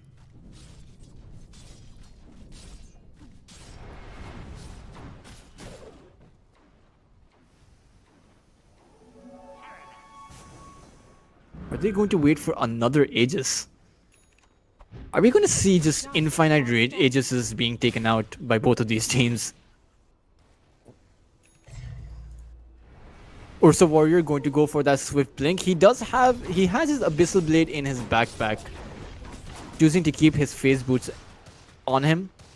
And one of the problems for both of these teams having to keep those boots in is the fact that there's so many disables up. You can't run around 6-slotted and keep your boots in the inventory. You really do need the boots of speed. Sorry, in your backpack, you really do need your boots of speed in your inventory against all of those disabling abilities. Oh, Ren, he's wandering quite far. Of course, Ren can choose to do this because you have a lot of, I would say, backup potential in the form of the Fiend's Gate. But now Night Pulse, they are going to come across this, but they're right under an Observer Ward. Toby will spot James out, as James is just going to blink back. Dire are scanning. It's interesting to see that James is actually not keeping a single spell. Usually with that Scepter, you might want to be keeping 2 spells, steal 1, and then you're like an Invoker, right? You're throwing out 3 spell combinations. It's not a great game for the Rubik, but we have to keep in mind that the Rubik was picked up first. 58 minutes in, both of these teams are definitely waiting for those 60-minute tier 5 neutral items. And if I were Team Night Pulse, I would not be inside your own jungle. I'd be inside the jungle of Team Hydra. Try to disable Team Hydra from getting those tier 5 neutral items, because you do have the advantage in the sense that you have those mega creeps. So Team Hydra are always going to be forced closer to their base, forced to stay closer to their base. And so you can disable them from getting some of those tier 5 neutral items. Of course, that's a very difficult ask, but it's one of the win conditions that you require once you once those tier 5 neutral items go up. They can essentially make or break the game.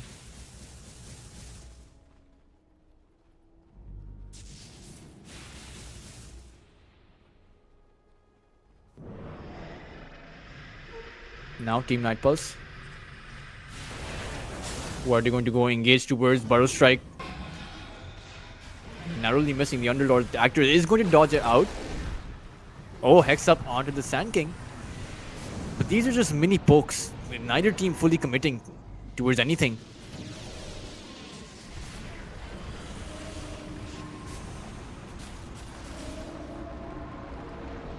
No one is level 30 as of yet.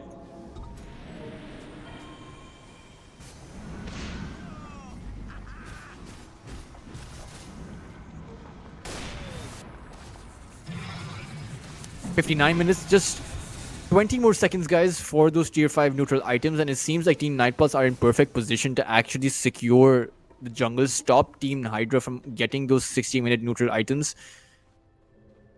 They've even taken the Watcher on the side jungle.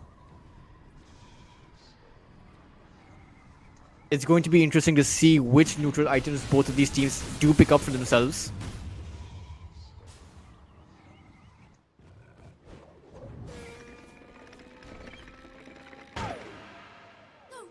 Troll Warlord not having... Troll Warlord going for that Apex, that pure natural attribute bonus, and meanwhile Sniper actually going for those Force Boots.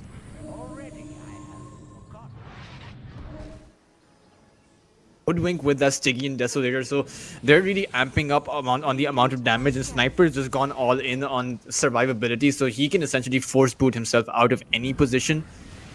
So he's free to open up that slot. He can essentially remove his boots.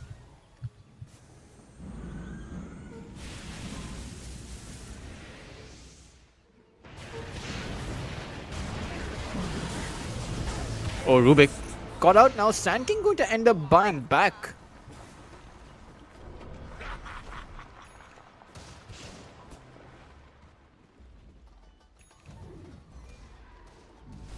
Rubik, of course, does have the buyback. In fact, nearly everyone has the buyback, except for the Sand King, who just bought back, and Underlord is going to be getting it anytime right now.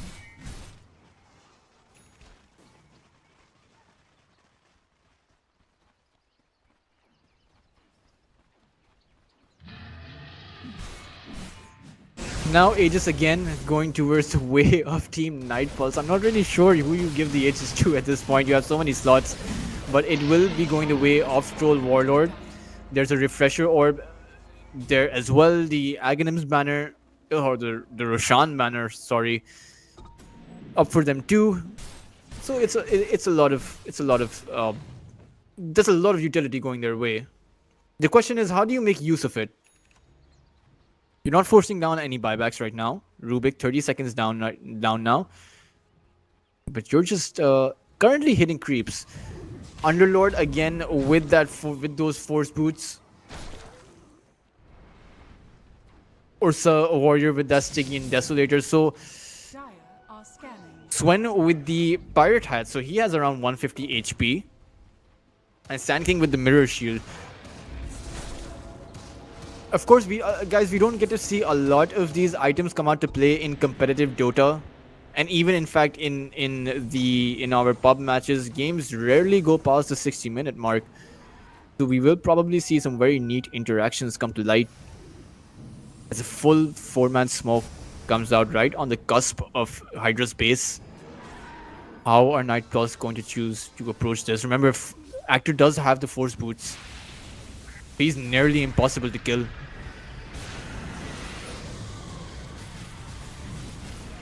They're actually going to go on towards the Underlord. Going to get stunned up. But not enough. Team Hydra, they're actually forced all the way back behind their Ancient. As Team Nightpulse, they're actually going all in. It's going to be James providing some amount of time thanks to that Burrow Strike. Kami's forced down very low. Does have that Aegis. Is now hexed up. The Ethereal is right inside. Kami now going to activate his ultimate. But Actor's buying so much time. As Nightpulse, they're forced to get back. This fight's been entirely divided. The epicenter is just going to get fake charged. Now will actually end up getting charged. Swen's going to be the first one who is going to end up falling by Ren. Tanking's Vertobi is falling very low. Troll Warlord forced to pop his cheese. But oh, there goes another Burst Strike onto the Swen. He just bought back, so that's going to be a dieback onto the Swen. They're not able to close it out just yet. Ren will end up falling. There's going to be the buyback from the Ursa Warrior. Rubik buyback coming out as well. Under Actor going to save himself from the first boost. Kami's trying to end the game right now. Going to try and go for the throne. But Kami's going to end up falling. Will activate the ultimate right in time. But he's not going to be able to do enough damage. As he's going to end up falling. And Warwick just nowhere to go. He's going to get cleaned up too. Is under attack. As the Sand King's going to die for a second time around. 90 seconds now, guys, for Team Hydra to be making their way towards Team Nightpulse's base. Remember, buybacks are available for Team Nightpulse. You have the buyback on the Troll and the Sniper. Not so much for the Swen. Or the Sand King, rather. So they're going to be playing 3v5. This is not good for Team Nightpulse. They might end up... I'm not sure how Team Nightpulse actually stopped this push. Sniper has the goal for that Divine Rapier, and he really should be picking it up right now if he wants to be defending this 3v5. You really do need to go all in. Has been killed. Dire's courier has been killed. There goes the first buyback. Dire's courier has been killed. Dire's middle tower is under attack. FSG trying to create some sort of opening. He does have buyback, so it doesn't even matter if he ends up dying. But it seems like Team Hydra, they actually want to be going for those megas. Oh no, rather now they've fixated on their objective. Oh, Hoodwink's actually going to end up dying. He has no more buyback. As it's just two heroes. Swen yet to respawn. Hydra still have 5 heroes up currently. And it looks like they're going to go... I don't know whether they want megas or those tier 4s. Okay, finally, they've decided they want to be going for those mega... For the Ancient.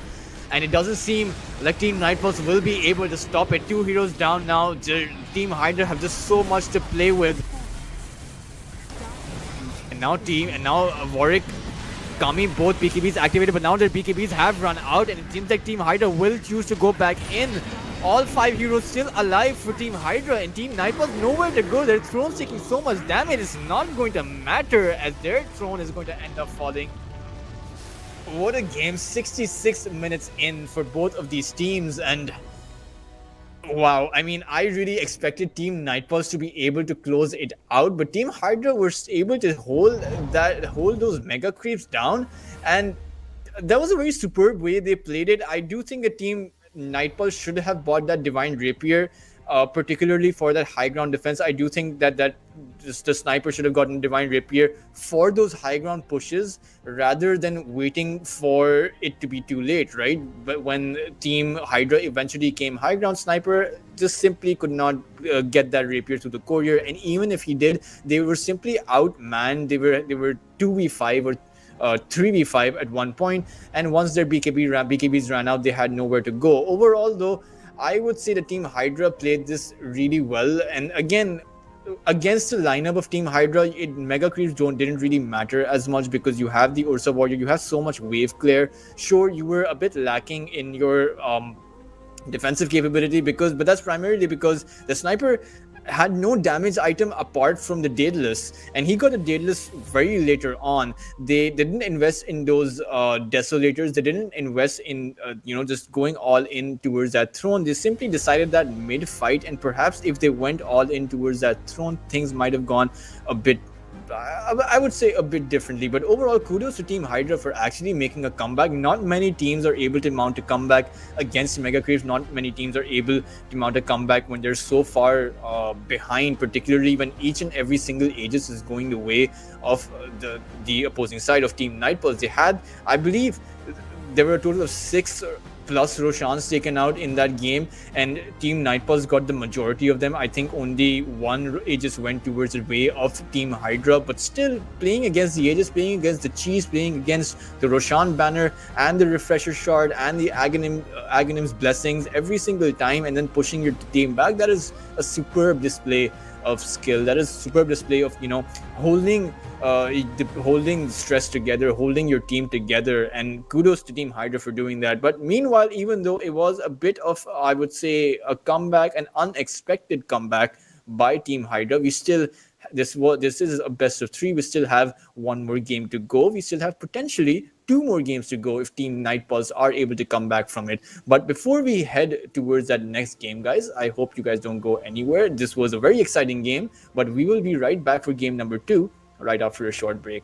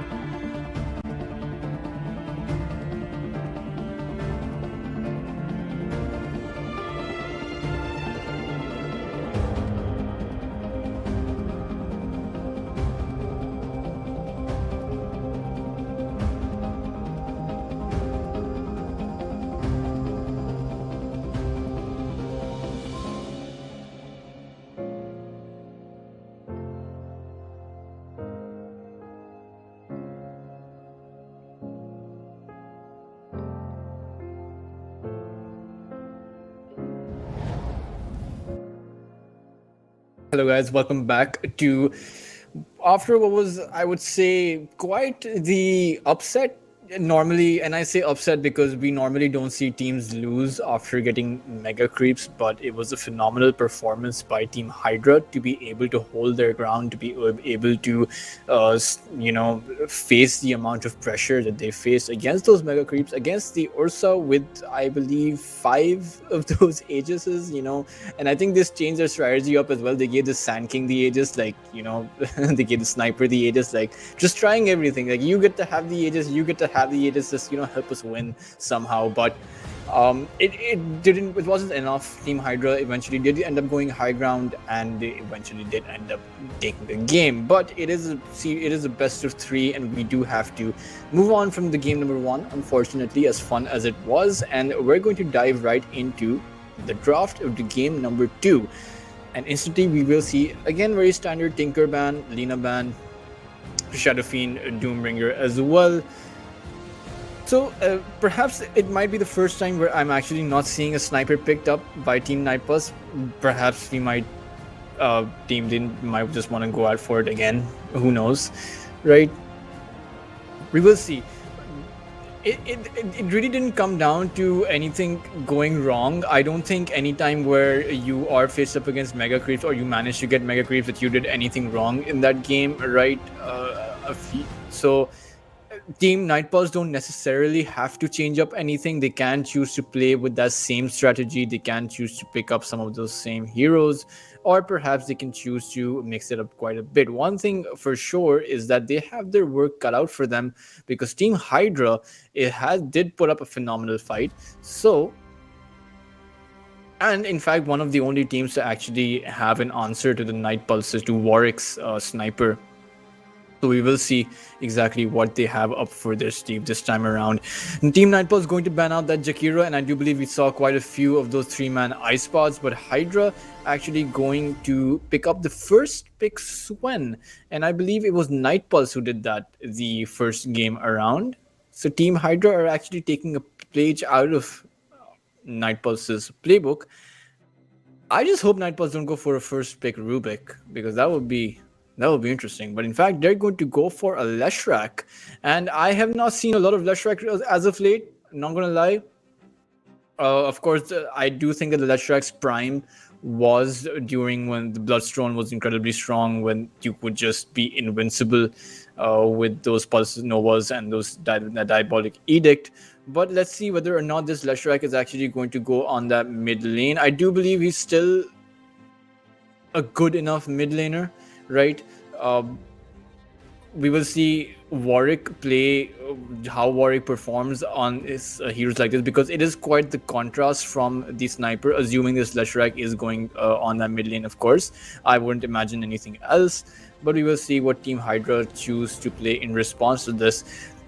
Definitely Team Nightpulse probably have something going on in their minds. They might just choose to pick up that Razor. They might just be going for that all-in tower pushing. There's a Beastmaster available as well. There's the Enchantress available.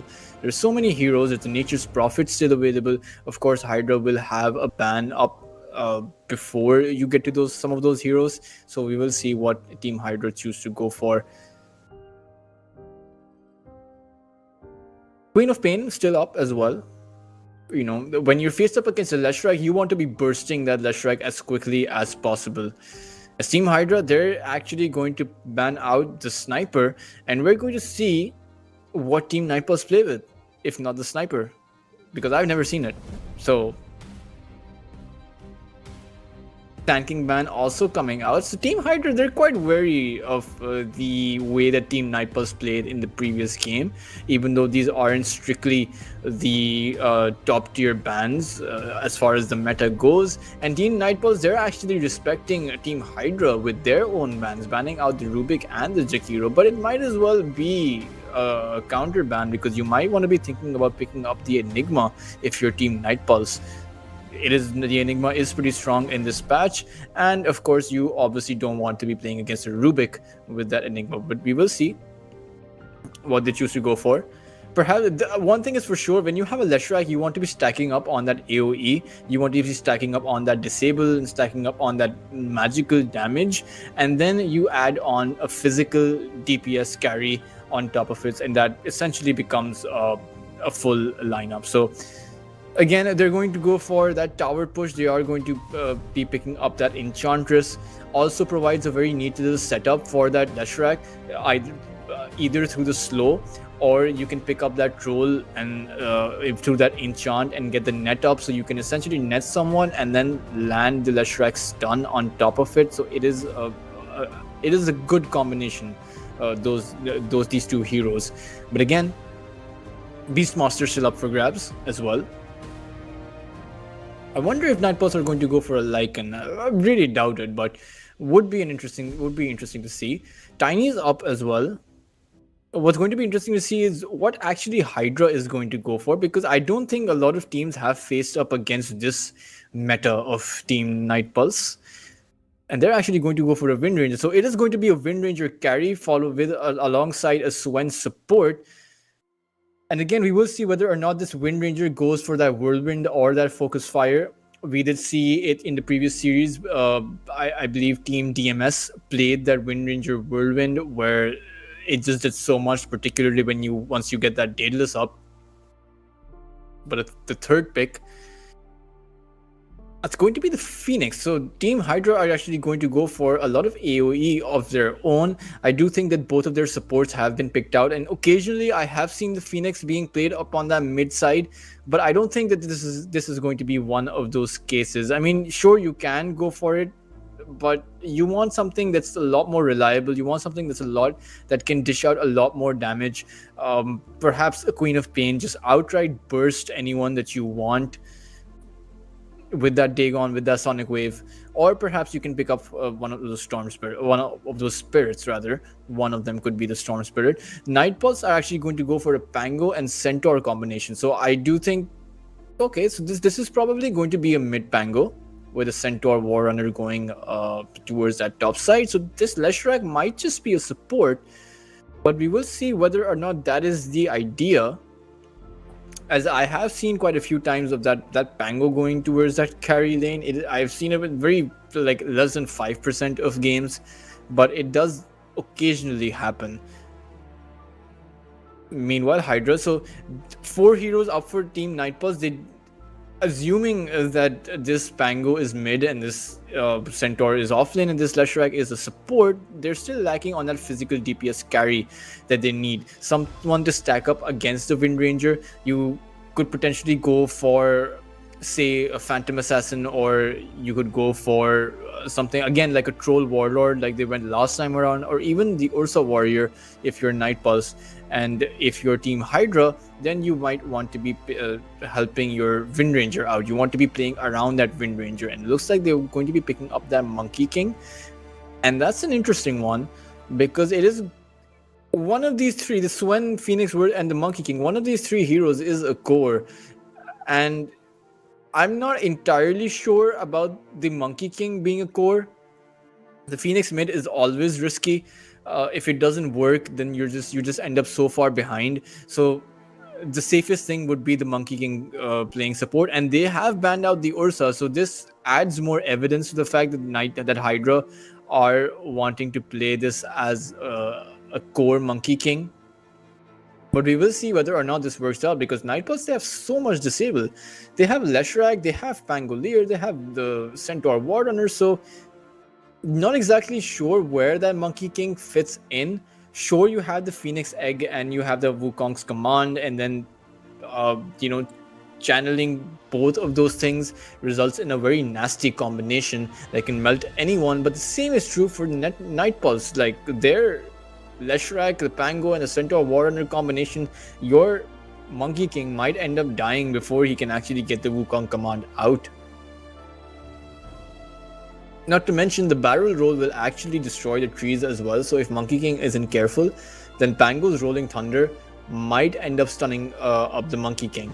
But of course, it's easy enough to dodge, particularly when you are up on those trees. You do have that vision up, but we will see.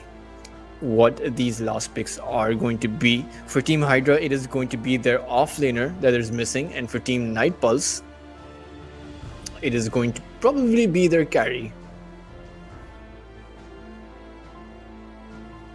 Now, which offlaner are they? They really do require an initiator. I wouldn't say that the Phoenix is a sure shot initiator, because sure, you can go in with that dive, but you don't have that reliable stun, and there is going to be that Mars that is going to be the offlaner. So they have 3 arena.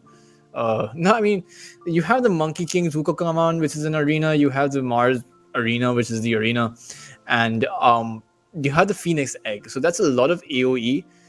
Particularly if you're able to trap heroes inside of that arena and then launch the egg on top of it and the Wukong command. I do think that is the idea. If you're able to stack up those 3 abilities, then just about anyone is going to die. And meanwhile, Night Pulse, they recognize the fact that you have those disables, you have those sort of caging abilities, I would say. So then the Morphling is a very good response to this. And the waveform you can just waveform out of the Wukong's command. You can waveform out of the Mars arena, and you can actually just waveform out of the egg as well. And in fact, you can even dodge the egg stun once the egg pops. If you're quick enough with the waveform. Not to mention, you have quite a lot of abilities to steal with that Morphling. So it's overall a pretty good pick. And particularly in this meta, Morphling is one of the stronger carries out there. So definitely, I quite like both of these drafts. It really depends. Team Hydra's objective is solely going to be to disable that Morphling from coming online, and meanwhile for Team Night Pulse, it will be to help that Morphling come online. So their other heroes are going to be making all of that space. But the caveat for Team Hydra is the fact that they really require a lot of synergy. I know that their heroes are synergistic naturally with each other, but they really do need that coordination to make things happen, right? You really do need that Wukong's command, that arena, that Phoenix Egg to be coming out, and you need all of those things to be happening in the right way if you want to be winning some of those team fights. And that just creates a lot of space for the other team, for Team Night Pulse, to be taking advantage of the fact that you have such high cooldown abilities. The Phoenix Egg, such a high cooldown. The Wukong's command has a high cooldown, particularly at level 1 and level 2. And then you have the Mars arena, which arguably does not have a very high cooldown, but it's still an ability that you're going to be using with that egg and with that arena. So you're still reliant on the other cooldowns to be coming out for you. Heading straight into the game, guys. If you talk about the lanes, it is going to be the Pangolier mid versus the Monkey King, I believe. So, I mean, both of these heroes should be having a decent enough time. The Pangolier always has a disengage, so he can just choose to go away if the charges from the Jingu Mastery start stacking on him. And overall, both of these heroes should be able to get their farm up. But it looks like holding the lane theory for now, the Night Pulse actually want to be going in for that first blood. Low onto Ren. The battle roll forward. Ren will be slowed up quite a bit, but FSD, he has those slows available, and Night Pulse, they're in a bit of trouble as Toby's falling pretty low. He might just end up falling. The Blood Grenade going to slow him, and James is going to finish it off with that long-range shot. And Kami, he's in a bit of trouble. He can't strength morph quick enough. He's going to end up falling. 2 heroes down now for Team Hydra. Against the Phoenix Fire Spirits, that was that was a tough one. And it looks like Swen is going to be the carry, and the Monkey King is actually going to be the mid laner. Meanwhile, Wind Ranger, James, is going to go down towards bot. Okay, I don't understand this exactly, because the Wind Ranger has 2 circlets and the Mars is also queued up a bracer, so I'm not sure which one is the support between these two. But anyway, it's a Mars and Wind Ranger going towards that boss side, faced off against the Morphling and the Enchantress. I really don't think that Team Hydra have any sort of kill potential on towards that bot side. Morphling just has that waveform out, and outside of the Enchantress getting stuck, you really don't have the opportunity to get a kill onto them. Meanwhile, though, on the top side is where things are going to be interesting because you do have a Swen and a Phoenix versus Janter on the Leshrac and the Centaur Warrunner. So you have a lot of kill potential for both of these sides. You have two stuns, one reliable stun and one stun that you can stack onto the hoof stomp.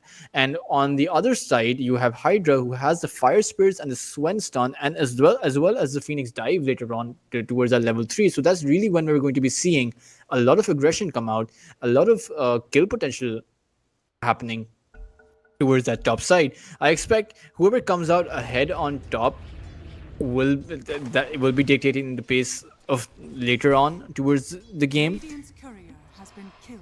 But these two kills that they got so early on into the game, the Wind Ranger getting that kill, we will see based on the last hits who's actually on the off lane, because I'm still pretty confused. And I think it's the Wind Ranger. The Wind Ranger is definitely... Okay, no, the Mars is the off laner. Hopefully. I'm just gonna stop. I'm not gonna comment on this, guys. I think this is some confusing... This is really confusing for me. You don't buy Circulus when you're a support, but I guess you do now. But again, not a lot of kill potential because Kami can essentially just waveform out anytime that he wants.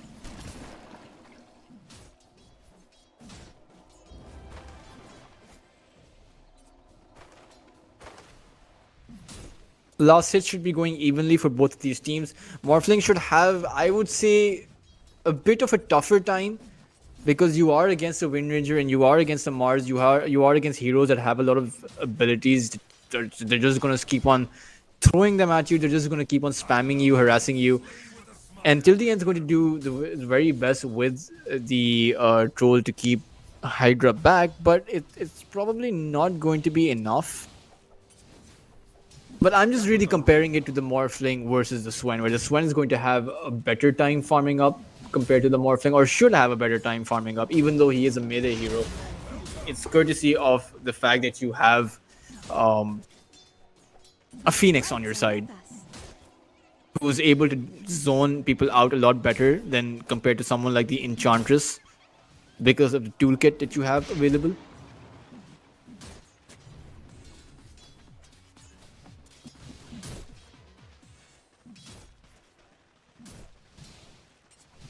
That's a lot of creeps that have stacked up for the Morphling. It's a very convenient position for the creep wave as well, right outside the tower. So Morphling should be more than happy with that. The next wave for Team Hydra is going to push in towards that tower too. And that's going to be a recipe for success. And meanwhile, Ren's not having as good of a time. He does have his Stormhammer up. They might choose to just engage on Toby, but no, he's going to get back. Will get salved up.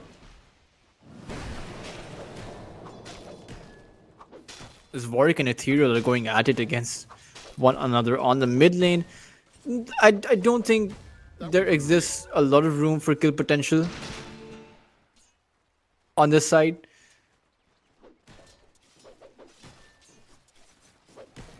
Of course, later on, once these items come online, Warwick will come online much quicker than Ethereal. The Monkey King generally requires more farm, but Warwick should be able to rotate around the map and make other things happen, particularly when you get that level 6 in, when you get some of the rune in. Monkey King usually won't go for that bottle, and meanwhile the Pango will end up going for that bottle. So once you get the level 6 rune, once you hit your own level 6, you can choose to rotate anywhere you want. The Swen is an easy target. The Mars is an easy target, particularly when you look towards that top side. You have the Leshrac and you have the Centaur Warrunner. You have a lot of setup for your stuns, and you can even set up your allies to stun the opponents through your own abilities if you want to. You have a lot of options to play with if you're Warwick, and you must be pondering where you're going to go.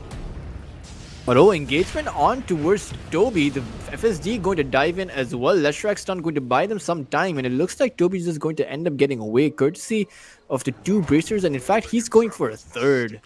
That is a lot of bracers. This is a lot of brace. Will provide him with a lot of HP. I think it's going to provide him with like 200 to 250 HP. It's like 50 HP per bracer plus the 3 strength that you get, which is around 50, another 48 HP, I believe. Oh, but an engagement on towards the Swen. Ren is in a bit of trouble. The edict has been activated by Janter. He's doing a lot of damage. Is going to get back. I'm not sure why. Because he might have been able to get the kill onto FSD.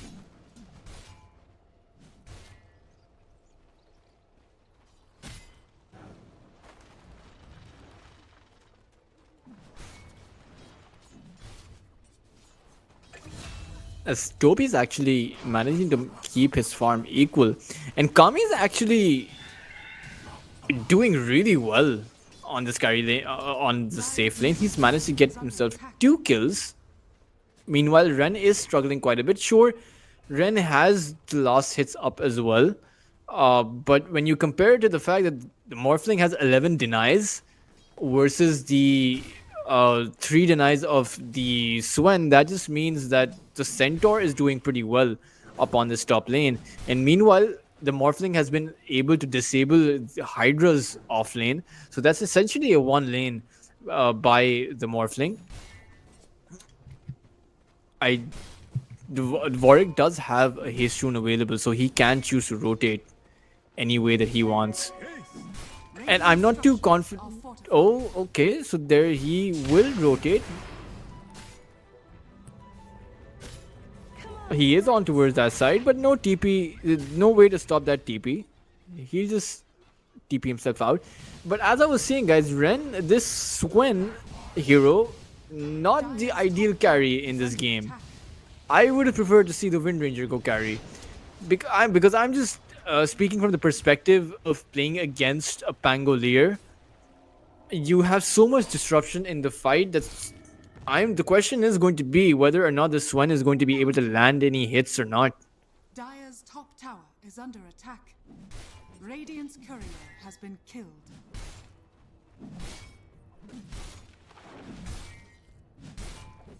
I mean, it's interesting how he's forced back from the lane.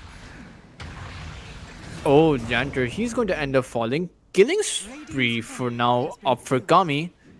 A very decent start for him. Or I would say the ideal start for him. I mean, he's gotten 3 kills within 8 minutes. And it seems like Ethereal wants a response for this. FSD trying to stay alive. Janter is here. But Toby, Ethereal is actually stuck in between 3 heroes. He's taking a lot of damage. Will get stunned up as well.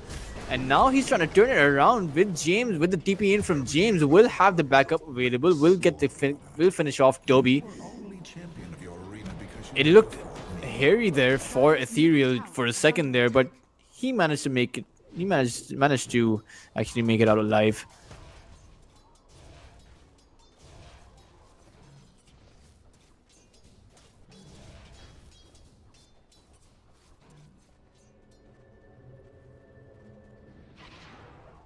The Centaur is going to TP himself back into the lane. Not a great start for the offlane of Team Nightpulse, but it's a humongous start for the Morphling. And really, that's your one win condition, right?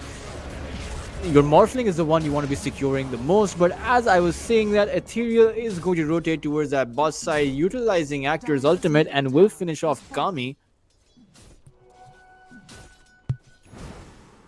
As now they've taken out the hero that was doing so well in this game.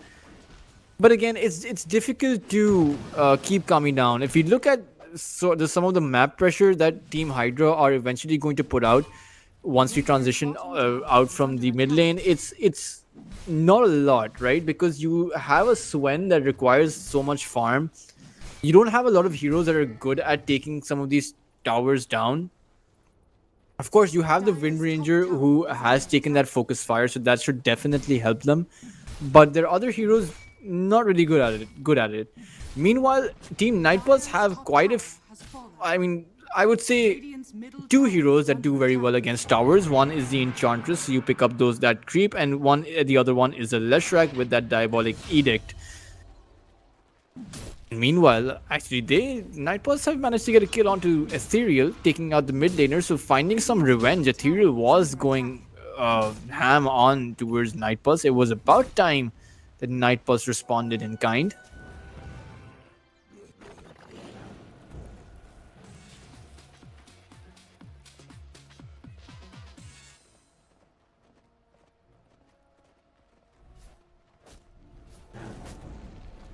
Till the end needs to be a bit careful. Has hit his level 6 now. And 11 minutes in, as we're transitioning out of the laning phase, Nightpulse have positioned themselves effectively. They've taken out that top tier 1. They've taken out that mid tier 1 as well. So only the bottom tier 1 of Team Hydra is remaining. So they've set themselves up in a way that allows their Morphling to farm. You have the entirety of your triangle. You have your the jungle, your Radiant jungle, and you have half of the Dire jungle to play with. So that's a lot of resource that Morphling can utilize to be able to get that farm up. Meanwhile, Hydra, they're still going to be reliant on their itemization, which will happen in next few minutes, to be able to stack up against Nightpulse, to be able to sort of disable them in that regard. Meanwhile, they are going to punish the sort of aggression and the sort of territorial encroachment that Nightpulse were planning for. By taking out 2, it is going to be the supports. It's not the greatest thing, but it's very well done. You recognize the fact that Nightpulse are encroaching on your territory. They have your towers down. So how do you respond? You respond by pushing them out. You respond by sending them back to their base. A quick way back.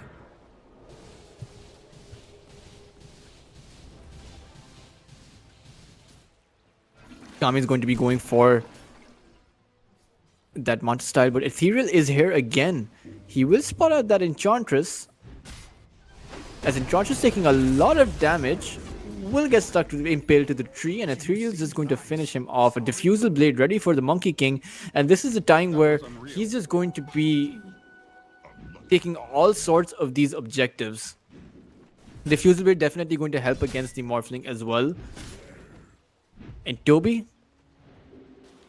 it looks like he might be in a bit of trouble. Already down to half HP. There's a Diffusal Blade slow. Forced to pop his Stampede and just run away. Oh, and it looks like there's going to be an engagement onto the Mars.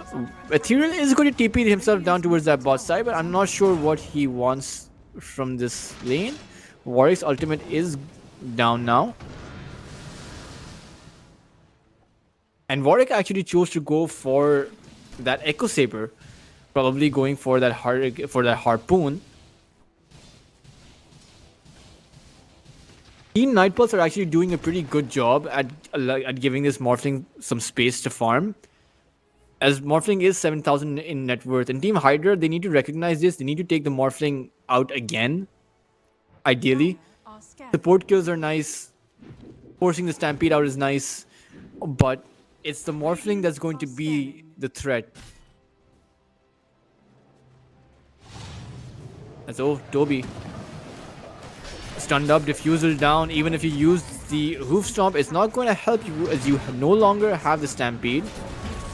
And it looks like Warwick's inside will dodge out that Impale, but he's taking a lot of damage. Will end up falling to Ethereal. Morphling Kami has TP'd himself in, but he does not have the toolkit right now to be able to do anything,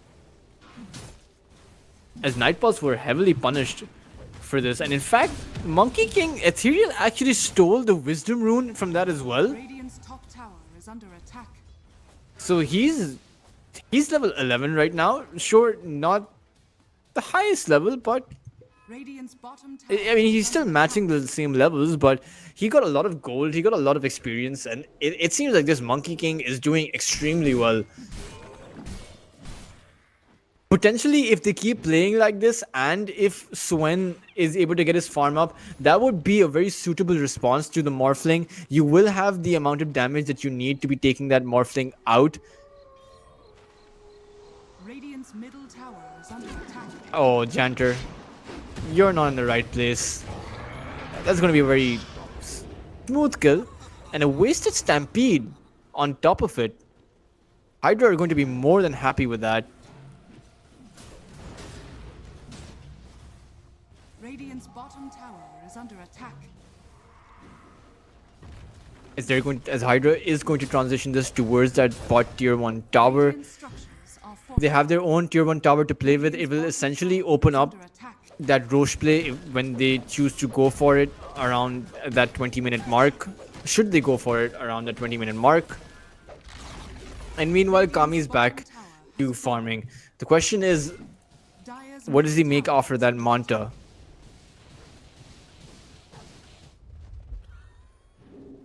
And in fact, he's actually queuing up his butterfly. Oh, and Kami is actually going to man fight against Ethereal, but it's not going to help him. He's just going to wave farm out. Warwick is there with the Rolling Thunder, going to go onto Ethereal, and now Ethereal's in a lot of trouble. The hoof stop as well. Double Edge going to finish him off, and now the Phoenix Egg going to get popped out. As James is the one in a lot of trouble. 3 heroes down now for Hydra. They were severely punished by that overextension of the Monkey King. He just simply did not expect that so much damage to come out. Simply did not expect that Blink Dagger. It was revealed for the first time, and perhaps it was the best use of the Blink Dagger that you could possibly ask for. And with this, it seems like Team Nightpulse are going to be going towards that high ground.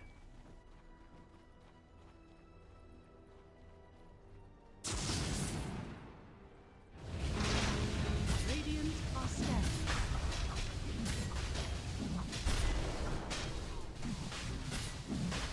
Radiant's middle tower, your shrine has fallen to the radiant. Immortality. Aegis going the way of Kami. It's going to be a free Aegis, and with this Aegis, that essentially you can choose to play this in 2 ways. You can choose to have 5 minutes of free farm, which is really good, or you can choose to transition this into some sort of objectives because you have the Leshrac and you have the Enchantress. So depending on how Nightpulse want to play this, either way is ideal. Either way can work out for them. 5 minutes of free farm for a Morphling that is already at the top of the net worth chart is, it's pretty good. But till the end, I don't think they see the Monkey King here. Warrior's going to activate his Rolling Thunder onto Ren. The BKB is going to get activated as well. Monkey King, Ethereal waiting for his opportunity, waiting for the Wukong's command, but Ren's BKB is now out. Tower is under attack. Warwick no longer has the Rolling Thunder as well. They just spot out Hydra, but Actor going to jump in with that Arena, missing the Impale, but the Wukong's command is going to come out as well. Warwick has nowhere to go. The Enchantress Nisha's attempt is trying to heal him, as Toby is going to end up being the sacrifice so that Warwick can get away. And a full disengage coming out from Nightpulse. Hydra having expended 3 of their ultimates for this, but Kami still has that Aegis, and they only lost a Centaur. If I were Team Nightpulse, this would be the time to go. You have so many long cooldowns on the side of Team Hydra, 100-second cooldown from the Mars, 100-second cooldown for the Wukong's command, and the Phoenix Egg, of course, being 120 seconds. So a lot of stuns. But it looks like they actually want to go on to Ethereal. The Impale, they're actually going to buy him some time, and it looks like Ethereal's actually going to end up getting away. The Stampede now comes out as well onto Actor. They will finish off the offlaner, will come on towards James, and will take him out too. Radiant's top tower is under attack. I do not know how the Enchantress got that double kill, but I mean, you take what you can get, right?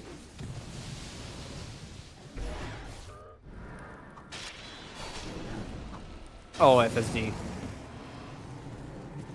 Is he actually oh no, he's not gonna be alive. He's just gonna die. Under attack. If the Leshrac wasn't there, I think he would have just gotten away, and that would have been one of the top 10 escapes I have seen in Dota, just like through through the I'm not sure what to call it, through the chasm, I would say, in the middle of the bot lane. Dire's middle tower is 20 minutes in now, 2 minutes still left on that Aegis, and by the time this Aegis expires, Morphling should have that butterfly up. with us. But in fact, going to get impaled on towards that tower. 4 heroes there for the Morphling. Will be able to pop the Manta and waveform out.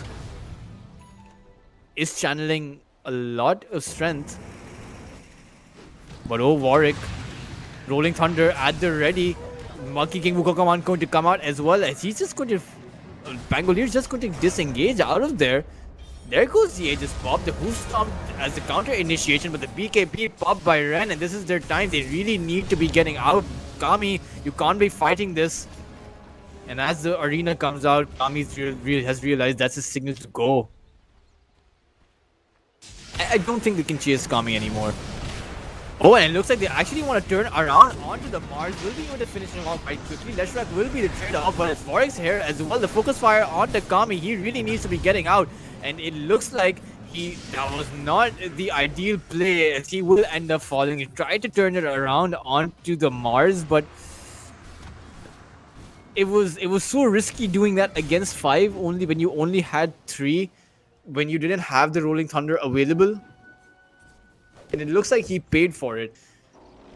And that was essentially a dragged out fight, but that was essentially an Aegis fight that Team Hydra confidently took and confidently won without the use of their ultimates. Remember, that Wukong command was wasted. Radiant's middle tower Or not wasted. That Wukong command, the Morphling just waveformed out of the Wukong command, right? The Phoenix Egg wasn't there. The arena didn't hit.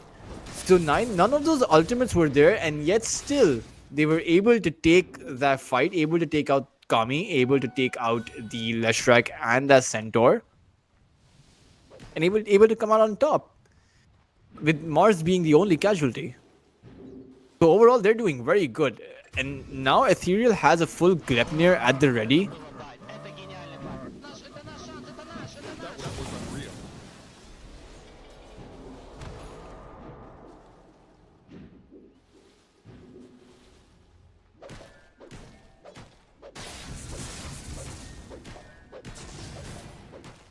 With this Gleipnir, he should be able to stop the Morphling from waveforming out. Should be able to stop the Stampede in their tracks. Should be able to perhaps stop the Pangolier before the Rolling Thunder comes out.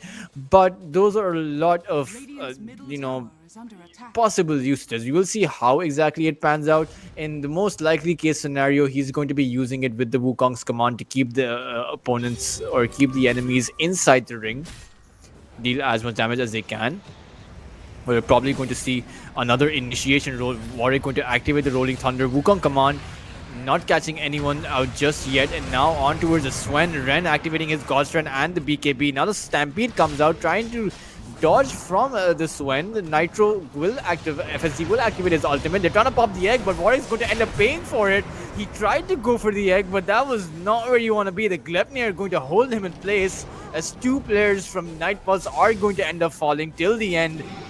Will be the one to get away, and now Kami is here to try and get some sort of return. To focus fire onto Nitro. Will he be able to finish FSD out? He's really trying, but now Ethereal going to Boundless Strike his HP back up.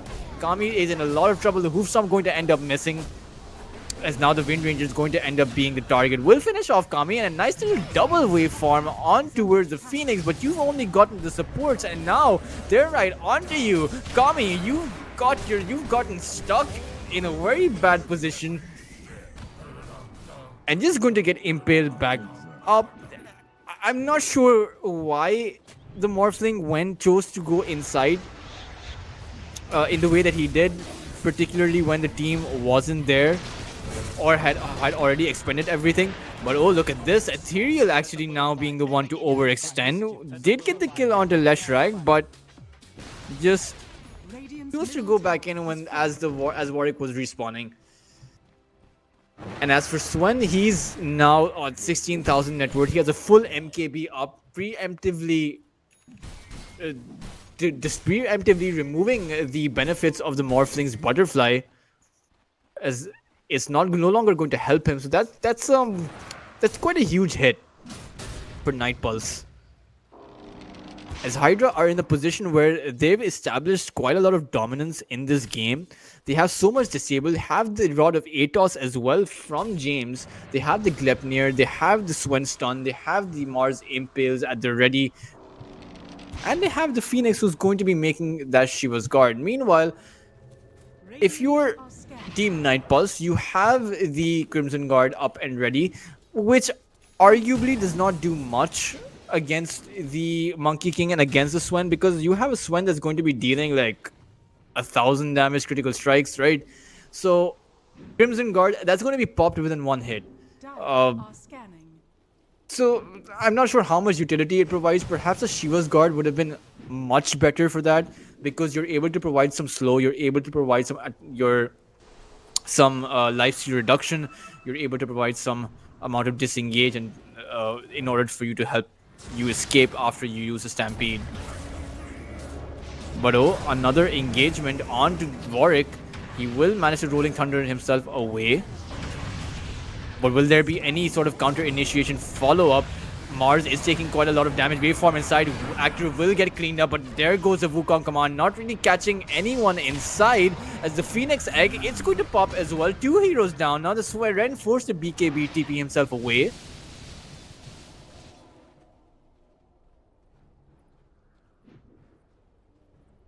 As that was the first time that Team Night Pulse have shown signs of a healthy team fighting capability.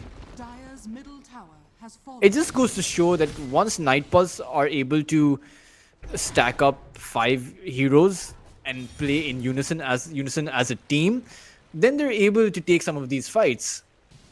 But when they go one by one, that's, you guys never go one by one. Not in your pub games, not in your comp games. Just don't go one by one. You're good. And it seems like Team Night Pulse have finally come to that realization where they're sticking together as a team. They're able to get all sorts of these kills. They're able to get all sorts of these objectives. And they're going to be able to get this Roshan. And this is a different Roshan from the one that we saw at the 15-minute mark, right? This Roshan is not going to be used for farming. This Roshan is most definitely going to be used for taking some of these objectives. They already have... Team Night Pulse already have the tier 2 tower down towards the mid side. So now they're going to be looking to transition this into more objectives. But meanwhile, they're actually going to come on to Ren towards that bot side. A Rolling Thunder going to start it off on towards the center. Hoostom going to connect as well. Ren not having the time to activate his BKB. Just going to collapse.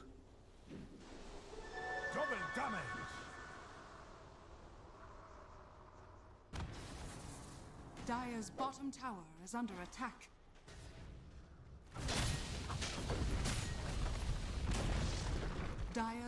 Quick and easy tower, and without this Swen, I'm not sure if he has the buyback. In fact, he doesn't have the buyback, so this might be a very early tower push. Sure, you have the Phoenix Egg and the Arena and the Wukong's command, so I'm not sure why they're not choosing to defend this. You have so many AoE abilities. The tower's down now. The melee racks is down now. 28 minutes in, and Night Pulse, who were seemingly struggling in those teamfights, have actually managed to take down the racks. And that's actually not at all what I expected. I thought that Hydra would be putting up a fight. You had the Arena, you had the Phoenix Egg, and you had the Wukong's command. So there should be no way that you allow Night Pulse to be coming towards your high ground, particularly when you look at the fact that Team Night Pulse simply do not have any BKBs upon them. Morphling doesn't have a BKB. The Pangolier doesn't have a BKB.